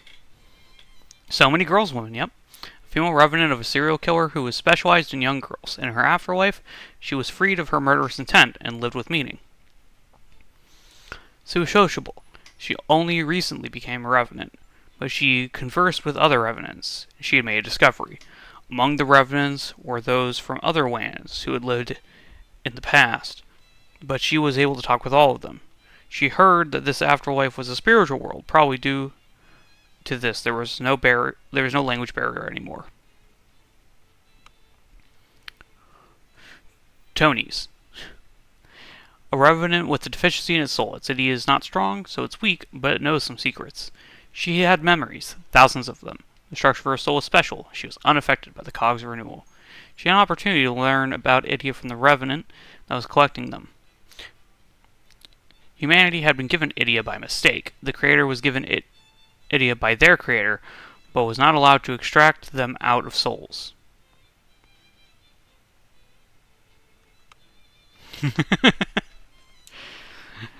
Strauss. A female revenant with an unknown cause of death. Due to her frightening experiences in life, she could not word her memories very well. She was watching TV static. The time was 4:44:44. The TV static turned black. Her face was on the TV. Behind her was a crayon drawing. Standing on one leg, it spoke to her. Can you see? Can you see? Can you see me? I'm so happy. So that's two fucking people in here that were murdered by a fucking crayon drawing. Wilmot. A revenant of a woman who could not eat normally due to her illness. Because of her illness, she looked like a jewel and attracted many with her beauty. She was sick at a young age. Her only way to get nutrients was through tubes. Her life was hopeless. She was happy as a revenant. She could eat anything. She wouldn't get fat. She was ill from overeating, so this was her heaven. Molesworth. One sec. Okay. She had a strong desire. A revenant who died from an accident. She had a strong desire for approval. Her focus in life was posting pictures online and getting compliments for it. She posed at a railroad crossing to take a selfie. The crossing was closed. She knew, but this was her only chance to get the shot and make some friends. She was killed by a car.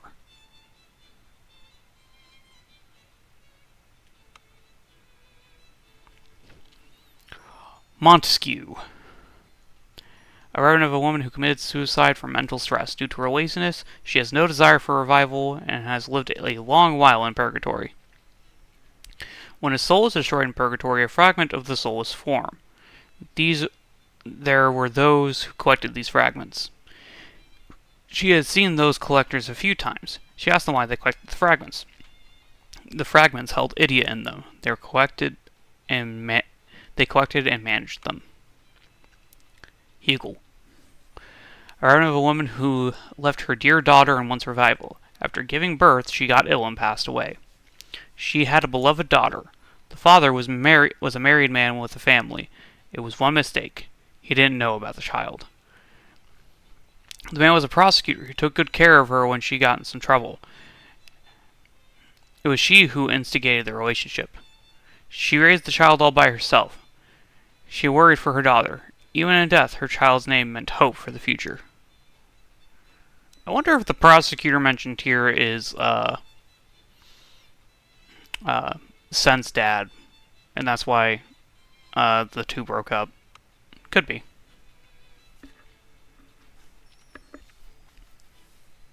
Everything is connected.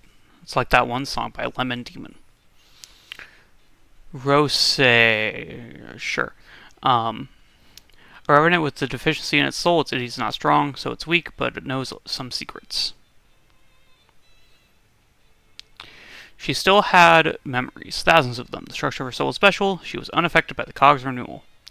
Though the names are different, she knew there are other worlds similar to purgatory in structure and responsibility.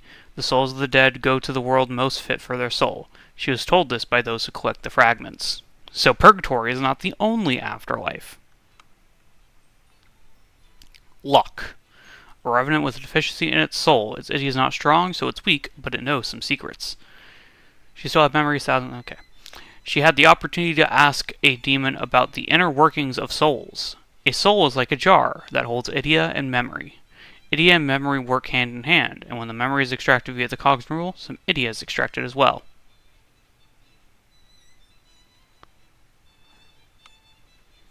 And now we're to the bosses. Epicurean, an unknown aberrant that attacked Ray and Mirai when they fell into purgatory. It was the main reason Ray and Mirai were separated. It looks like a revenant, but its size and strength far exceeds the normal revenant. Even in purgatory, it is an irregular being. Though an aberrant, if it's a revenant, it means it's too was once human. Ray saw its memories and hesitated to finish it off. Memphis Fleece scolded Ray for letting the Revenant go. Ray herself doesn't know if she made the right decision. Carnades. Carnades is the revenant form of Kokoro's lover, Arashi Nanba. He truly believes that Amnesis will share her souls with him. When he was alive, he was the same age as Kokoro. He was a narcissist who blamed others when bad things happened.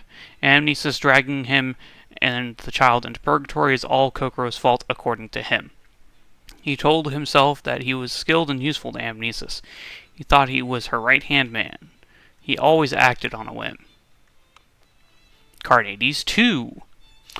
After gaining all their memories, Kokoro asked Arashi to release the souls, but he refused. He stood in her way as the Revenant Carnades. Arashi realized that Amnesis' influence had weakened. Though he had sworn allegiance to her, he tried to betray her. Having taken in all the souls, his Carnades was far stronger than when they had fought him before. Carnades, Arashi Nanba, cursed all others, even in his final moments. He fell to the depths of purgatory as he lost his mind. Hobbs, the revenant form of Kyosuke Tomasu, a criminal serving a sentence for murder and burglary. He himself never admitted to his crimes. He looked like a flower that devoured all that came near. He gathered souls in one place to satiate his hunger. His soul drain wasn't for revival, but to satisfy his hunger, or so it seemed. The cause of his hunger is unknown. He hated Sen because of her father prosecuted him. The first thing Kyosuke did as Hobbs was drag Sen into purgatory. Hobbs 2.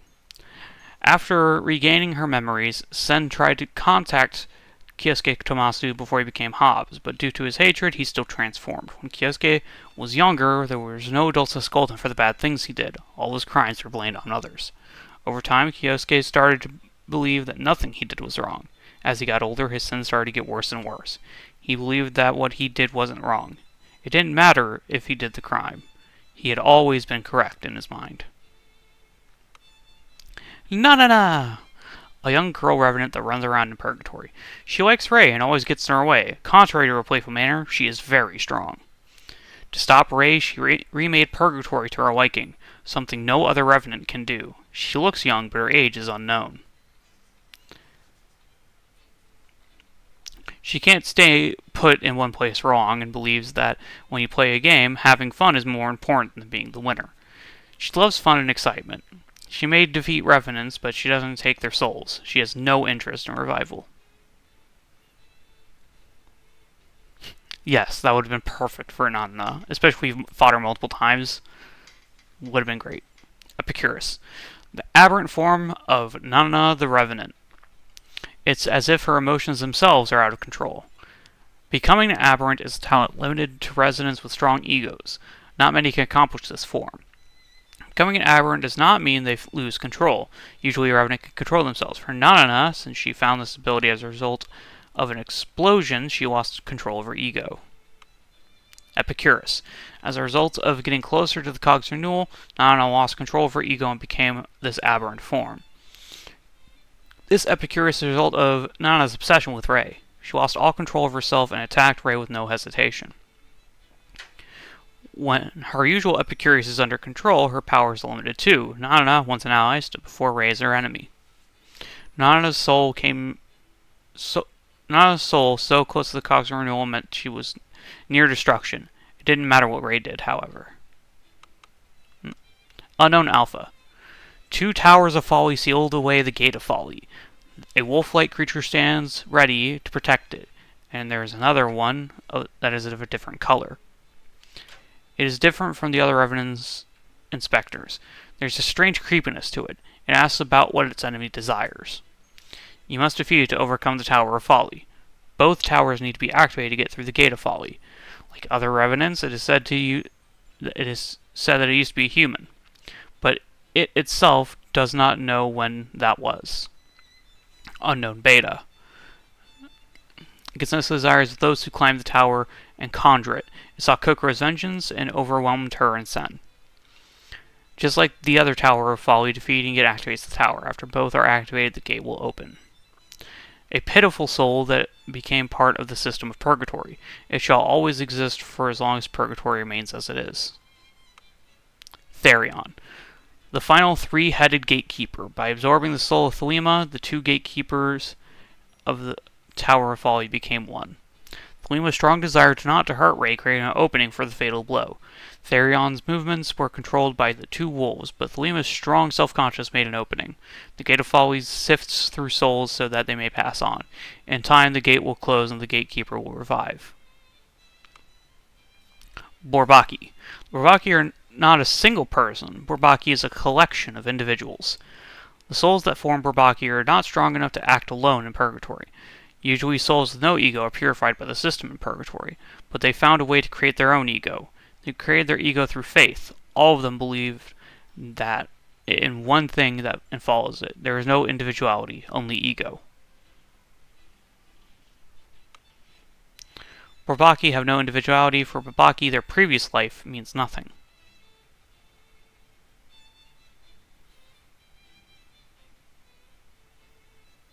Yeah. In order for Bourbaki to work, they need a target of worship. They create their egos with all their individuals wanting one thing. Bourbaki always pick targets of worship. However, they are always changing who their target is. Bourbaki blindly believe that one person in order to establish a self. However, they search for a worthier target to worship. Oh my god, the Bourbaki are minions. Bourbaki have no individuality in purgatory, but they have an appearance from when they were alive, even if its meaning was past. Explaining the Bourbaki's numerous past lives is not easy. However, their pasts are all similar. They lived with no great events. Those who become part of Bourbaki were those who followed the commands of others, and that is the majority of them. Bourbaki were born in purgatory by relying on one entity and abandoning thought. They continue to accept more to join them. Controller, there we go. Parmenides. The revenant form of Ray's classmate Yuri Minano. Her hostility towards Ray is apparent in her appearance. She was imprisoned as a soul and told she was killed because of Ray. Her hatred turned her into a powerful revenant. The reasons the Revenant Princess captured their soul is unknown, but if it was to cause Ray pain, she succeeded. The words that Yuri hit Ray with, no one knows how much of it was true, except for Ray and Yuri. Yuri Minano's Revenant form as a result of the Revenant Princess hurting her. Her ego barely remained intact. While she was imprisoned, Yuri felt endless pain. For the Revenant Princess, that she was Ray's friend was enough to hurt her. When Yuri was attacked, Sen got involved, meaning the bus accident was caused by the Revenant Princess' fixations on Ray. For Yuri, it may just be a blessing that she was relieved of her endless pain. Or maybe it was just another tragedy. Parmenides, which had completely lost her ego. Yuri Minano's self-conscious barely remained. Parmenides' appearance is due to when Yuri became a revenant, she unconsciously took the remains of the bus around her. While she was alive, Yuri acted older than her age. She always tried to stay calm and hated unreasonable things. Yuri always wanted to be reasonable, but in actuality, she was really emotional and feared that other side of her coming out. Anamnesis, a revenant of a woman with overwhelming power. She dragged Ray and Mariah into purgatory for her own purpose. Kokoro sought revenge against her. In life, her name was Soma Megamiba. Her soul fragmented when she died. She lost her memory, and her looks changed. Soma is actually mild-mannered, but when it comes to Sen, she acts very strongly as her mother. To protect Sen, she sacrificed herself and became a revenant. She sought revenge on the Revenant Princess who attacked Sen. Plato, the aberrant form of Amnesis, who the managers Ephes and Felice watch closely. Even in Plato form, she does not lose control at all. Since Amnesis herself has enough souls for revival, Plato's powers are very strong. Although she gave her all to reach revival, the only memory she wanted to recollect she could not grasp until the very end. Anamnesis' self-induced aberrant form. Contrary to her hostile words, there is something kind about her expression. Anamnesis hated the Revenant Princess who crushed her world. Amnesis wanted her to feel the same pain. She remembered Sen and discovered she did the same thing to Kokoro by taking her child away from her. There is only one way to repent after she remembered everything. After that, Kokoro forgave her sins.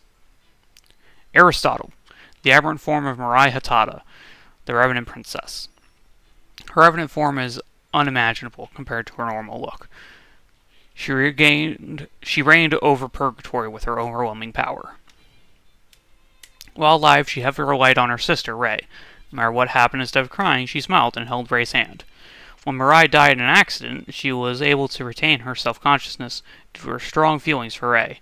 After becoming a Revenant, she collected souls and reached revival without help from the managers, all from her sister. Sen Megumiba. Note, not a Revenant, so the fact that we collected torments from her is kind of weird, but go off, I guess.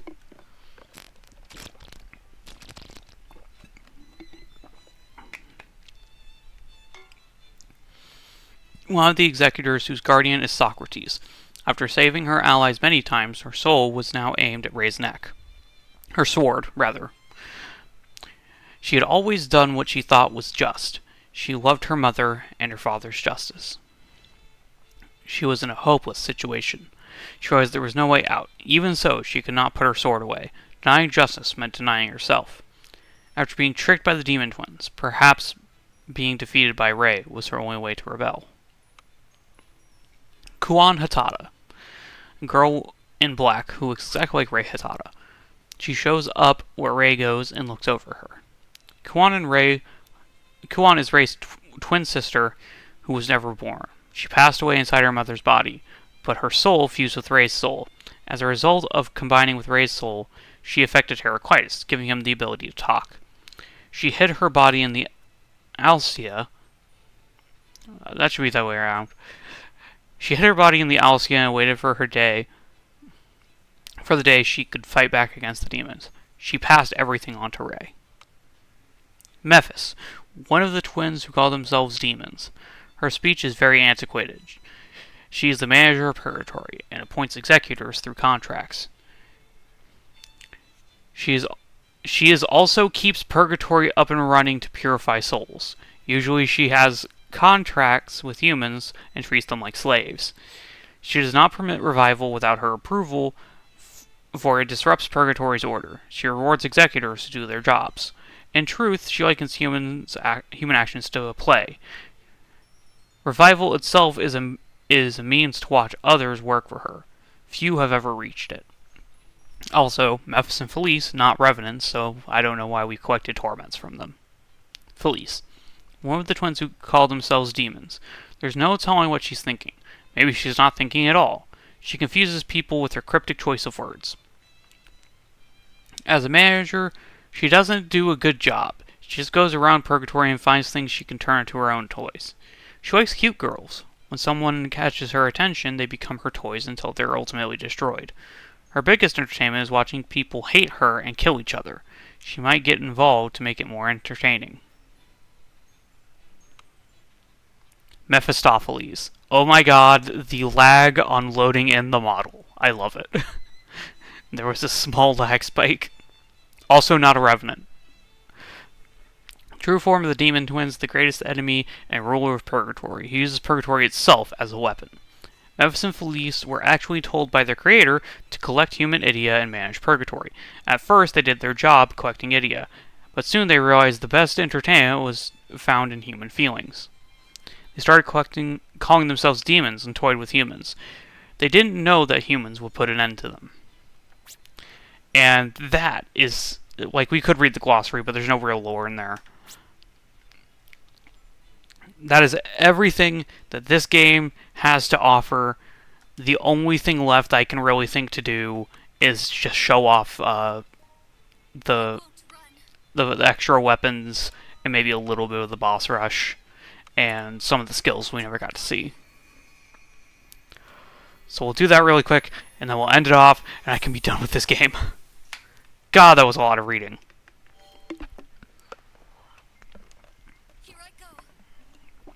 Ugh. Grind never stops. Okay, and so we already saw Ray with her best weapon. Kokoro, please. Here I go. Have I really not unlocked Kokoro's best weapon? Hang on.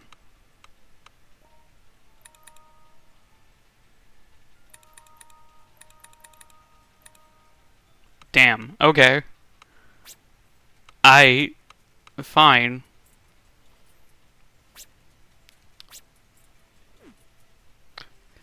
Yeah, I guess. Switch. Let's go. But I still had to defeat the Revenant that gives her best weapon 3 times. So, like, I should have it. But these are Sen's best weapons. They're kind of, red and glowy. No, no, no. Switch. Okay. So triple not on a beam. Whoops, that's the wrong button. Yeah. It's fucking broken. Especially if we can get all 3 beams to hit. Here I go.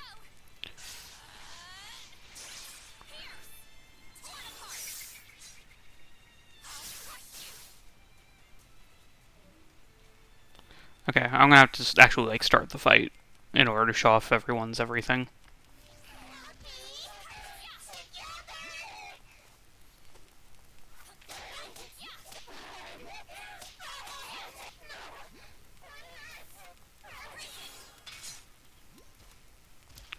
Yeah, so Kokoros are underwhelming.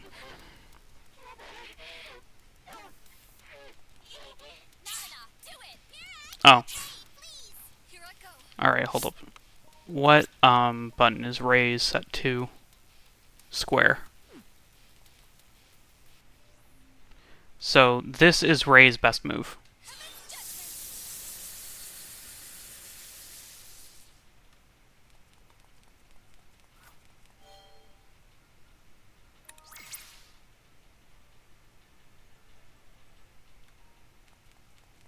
I'm gonna use it on Carnades real quick, just to show it off.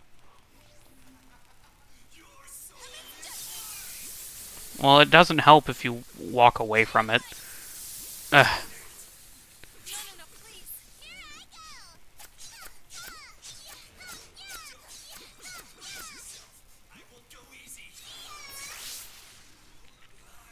But yeah, triple not on a beam is fucking...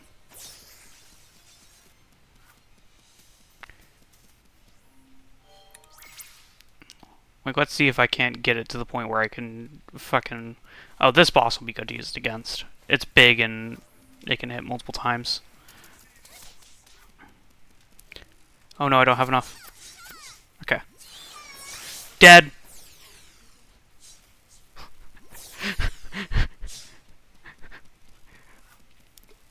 Like...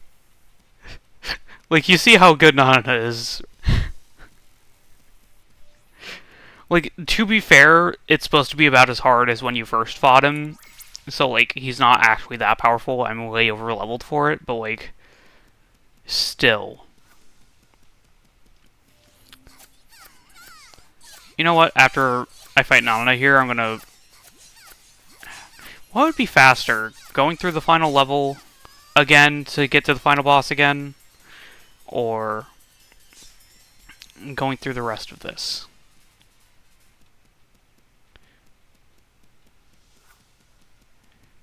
Eh. Oh. No, if I want to leave, I have to go back.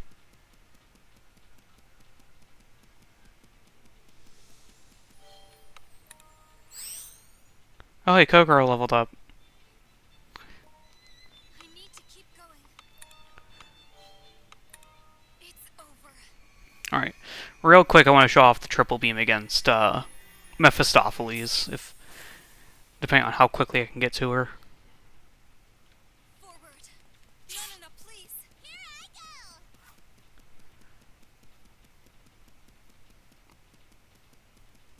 go. Alright.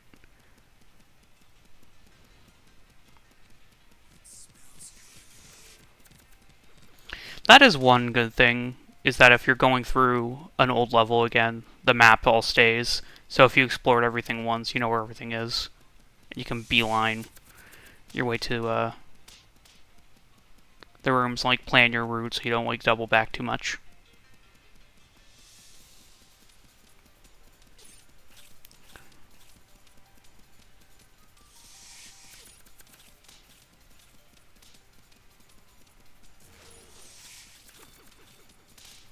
When I was grinding for the Memoirs of the Dead, this was how I navigated. I'd have the map on screen. I wouldn't even really look where I was going. I would look where the blue arrow is.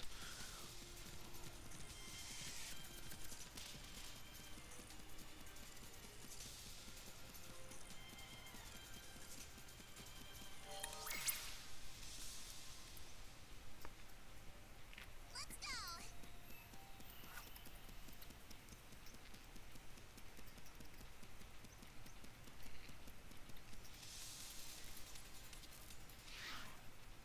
Wait, they cutscene us?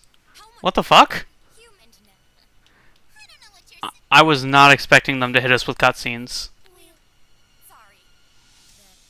No, I had And this and it that's in how much I do. Then you are a mere toy.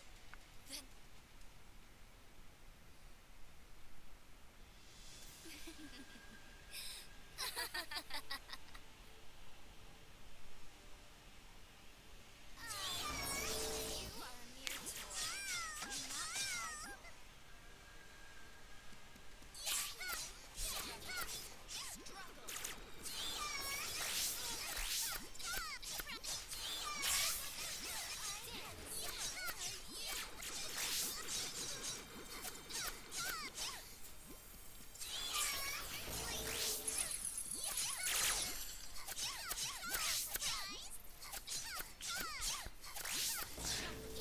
private. The only reason that this fight is going slower than when I did it on the other account is because this is still on normal mode. Because I don't care even if I do have worse equipment on her. The levels alone, I think, should make the difference here.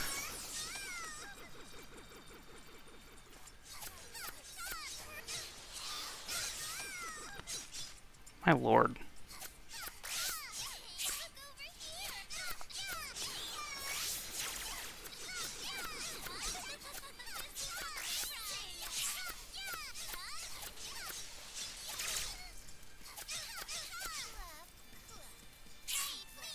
here I go.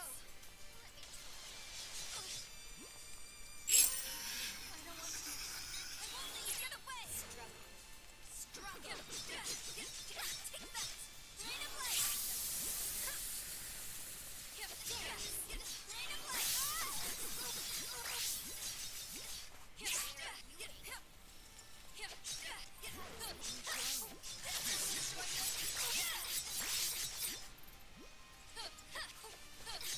Where are you aiming? I just want to show off not on a beam against Mephistopheles, because it's a big enough target for all the beams to hit at once.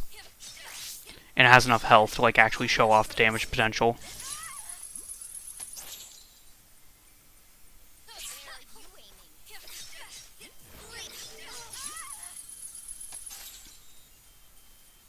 Good job, executives.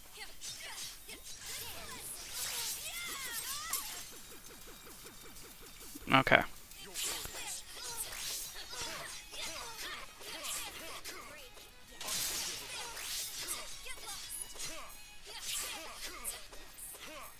Man, you guys are being way more annoying than you were just a few seconds ago on the other account.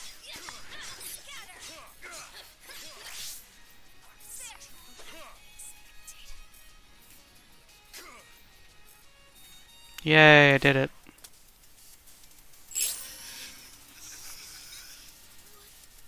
Don't take. How? What do you?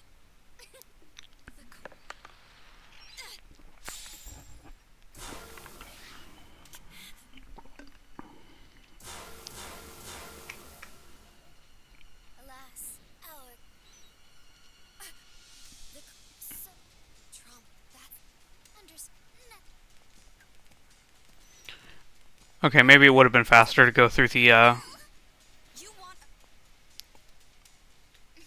the boss rush to do this. this is Not a. Yeah, but we can skip past it quickly enough. enough. I do wonder what would happen if I selected attack on Raze, though. Well, But I don't want to sit through this cutscene again. Enemy? Especially since I had to sit through this cutscene 3 times You only care about Ray. to get all of the Mephistopheles. I need to rid Eris. Fine, I'll try it. But if I try it, then I'm gonna have to like find a different boss to use not on a beam against. This is. Mother. Listen, but we don't have to. In order to break the.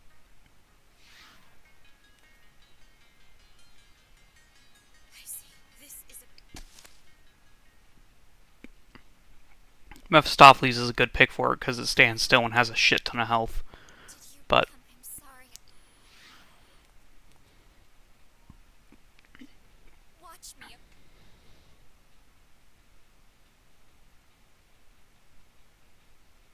This might.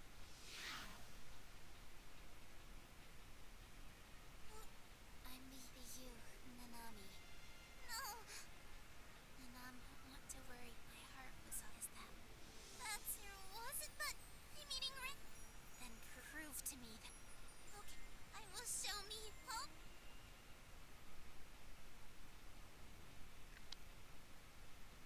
I know this pilot.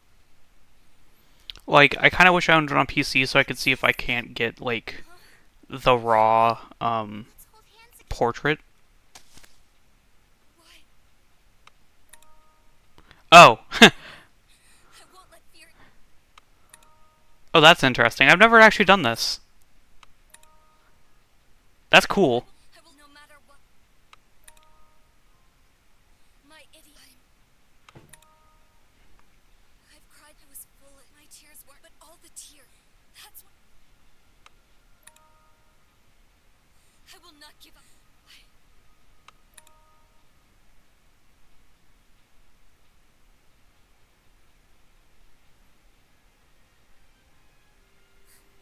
Like, I was kind of expecting a non-standard game over, but like, oh, that's something I never showed off. Game over. I never game overed. I did when I first played through the game. It'll take me a while to game over though. I might have to like switch around my sentiments to like take extra damage. Welcome back, Vixus. I knew you would return.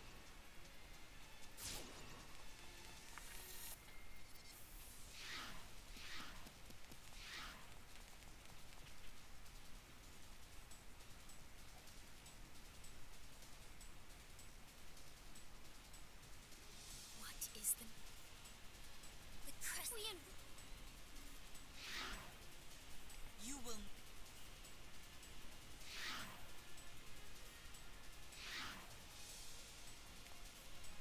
Can you leave? Yes. Mother. Sen. I promise.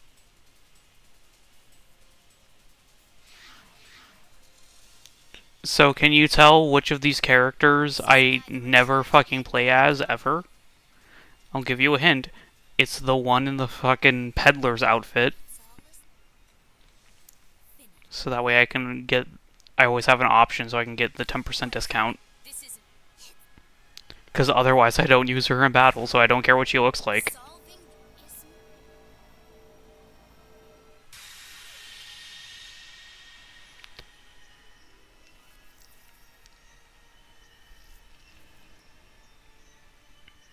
Well, we're about to see just how overpowered she is. Because this is her without actually that great of equipment. And on normal mode. I will select and my cue back. Granted, she is From your point of more than twice the level, but... but we will not use their set.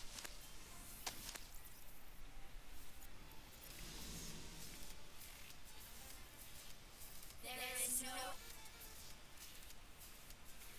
Mephistopheles.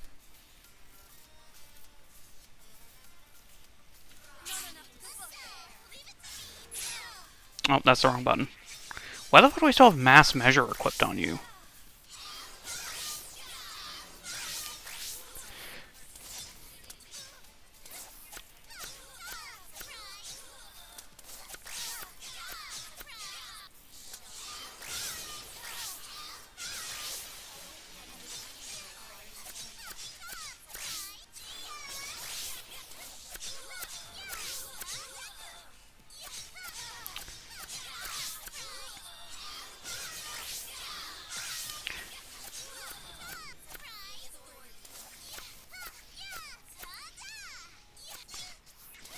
Okay, I thought that would still hit her, but I guess it doesn't.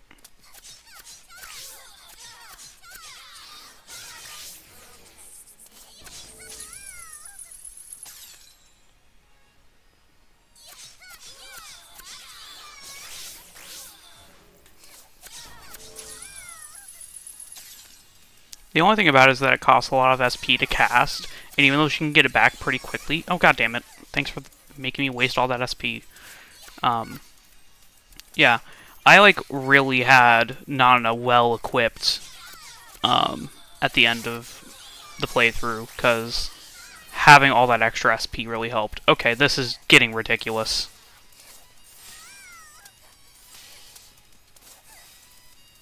Okay, well, I've showed it off, so now it's time to die.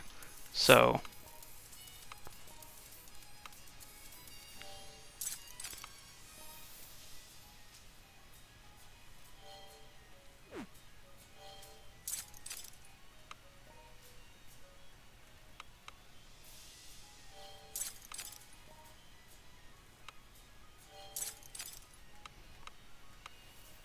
Alrighty then. Hopefully that's enough of a downgrade. Oh, and I should also... Can I...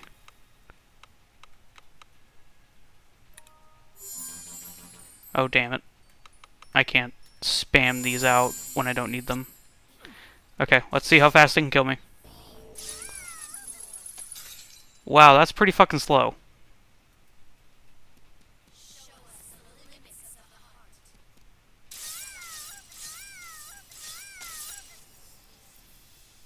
Okay. Do I have anything else equipped on these people to, like...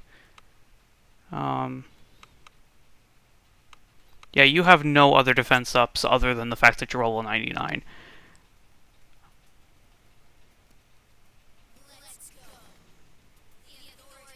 And I still have, like, a ton of, healing items for it to get through. Can I delete healing items? No, but I can turn auto off. That'll fucking help a lot. Yeah, don't auto heal. There we go. Alright. Kill me now.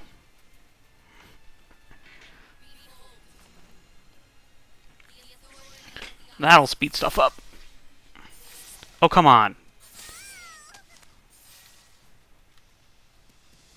You can't go missing me.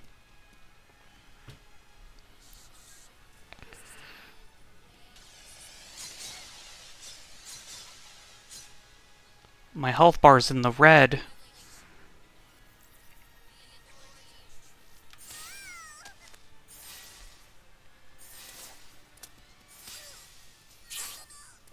Nana's dead. Huzzah! We've killed her.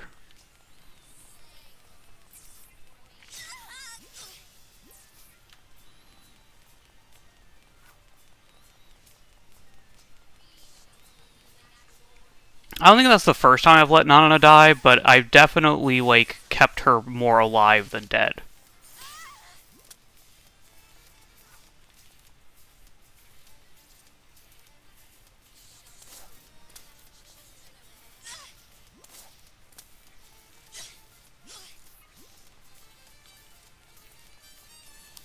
Kill me!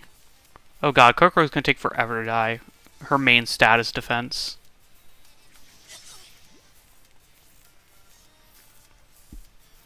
Sen should die pretty quickly, though.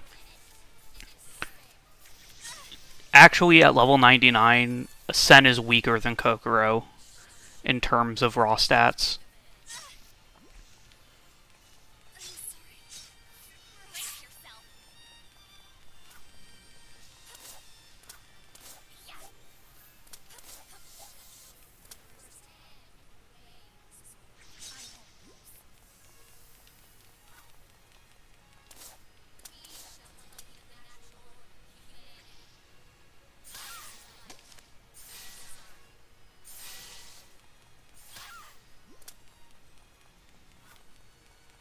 Kill me. Kill me, please. I want to die.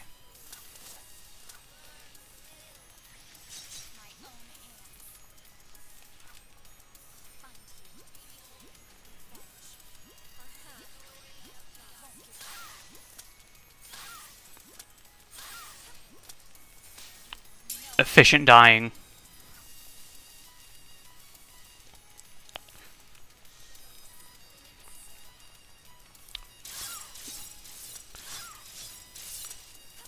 Yeah, that's actually something I didn't learn until recently, is that if you press X when you're in the knockback animation, you can recover faster. Like, I knew it was a thing, but I didn't know, like, how to... Wow, really? Really, Diogenes? God, this character sucks.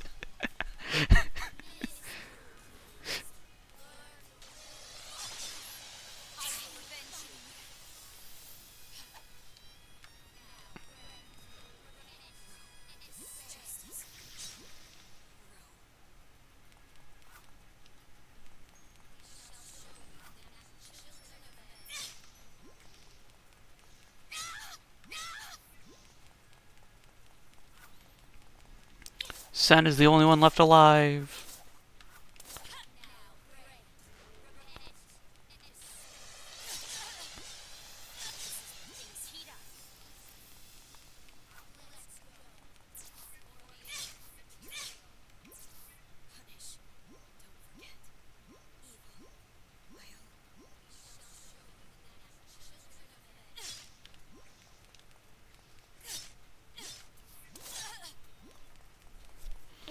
Intentionally hitting every sword is kind of hard.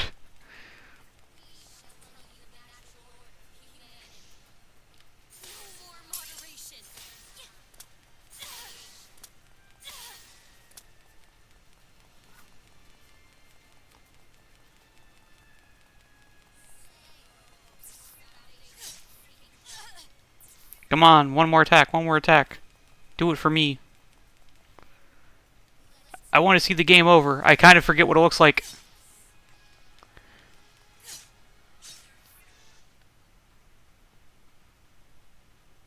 Oh. That's a bit underwhelming, actually. Well, that's Crystar. I thought there was like a special game over screen, but I guess not. Yeah, but that's the artwork I was talking about at the end of the game. No.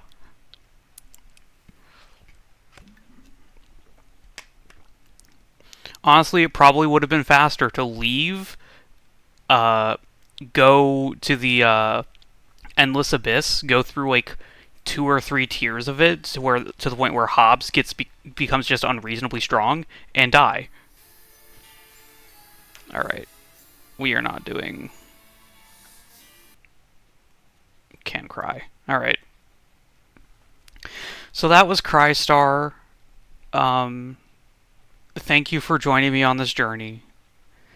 Uh, Definitely a game worth experiencing if you can get past the. Oh wait, hang on. Actually, fuck. There's one thing I wanted to check.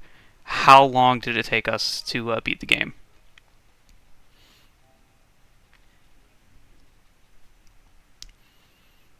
Not 100%. Just beat it.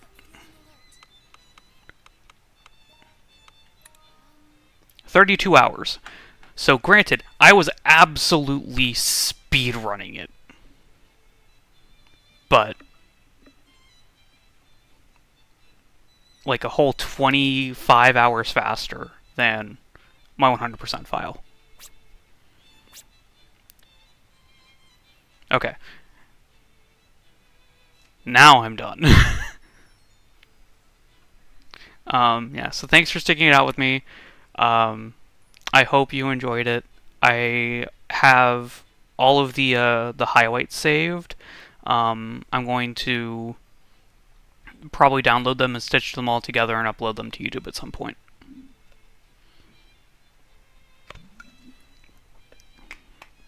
So,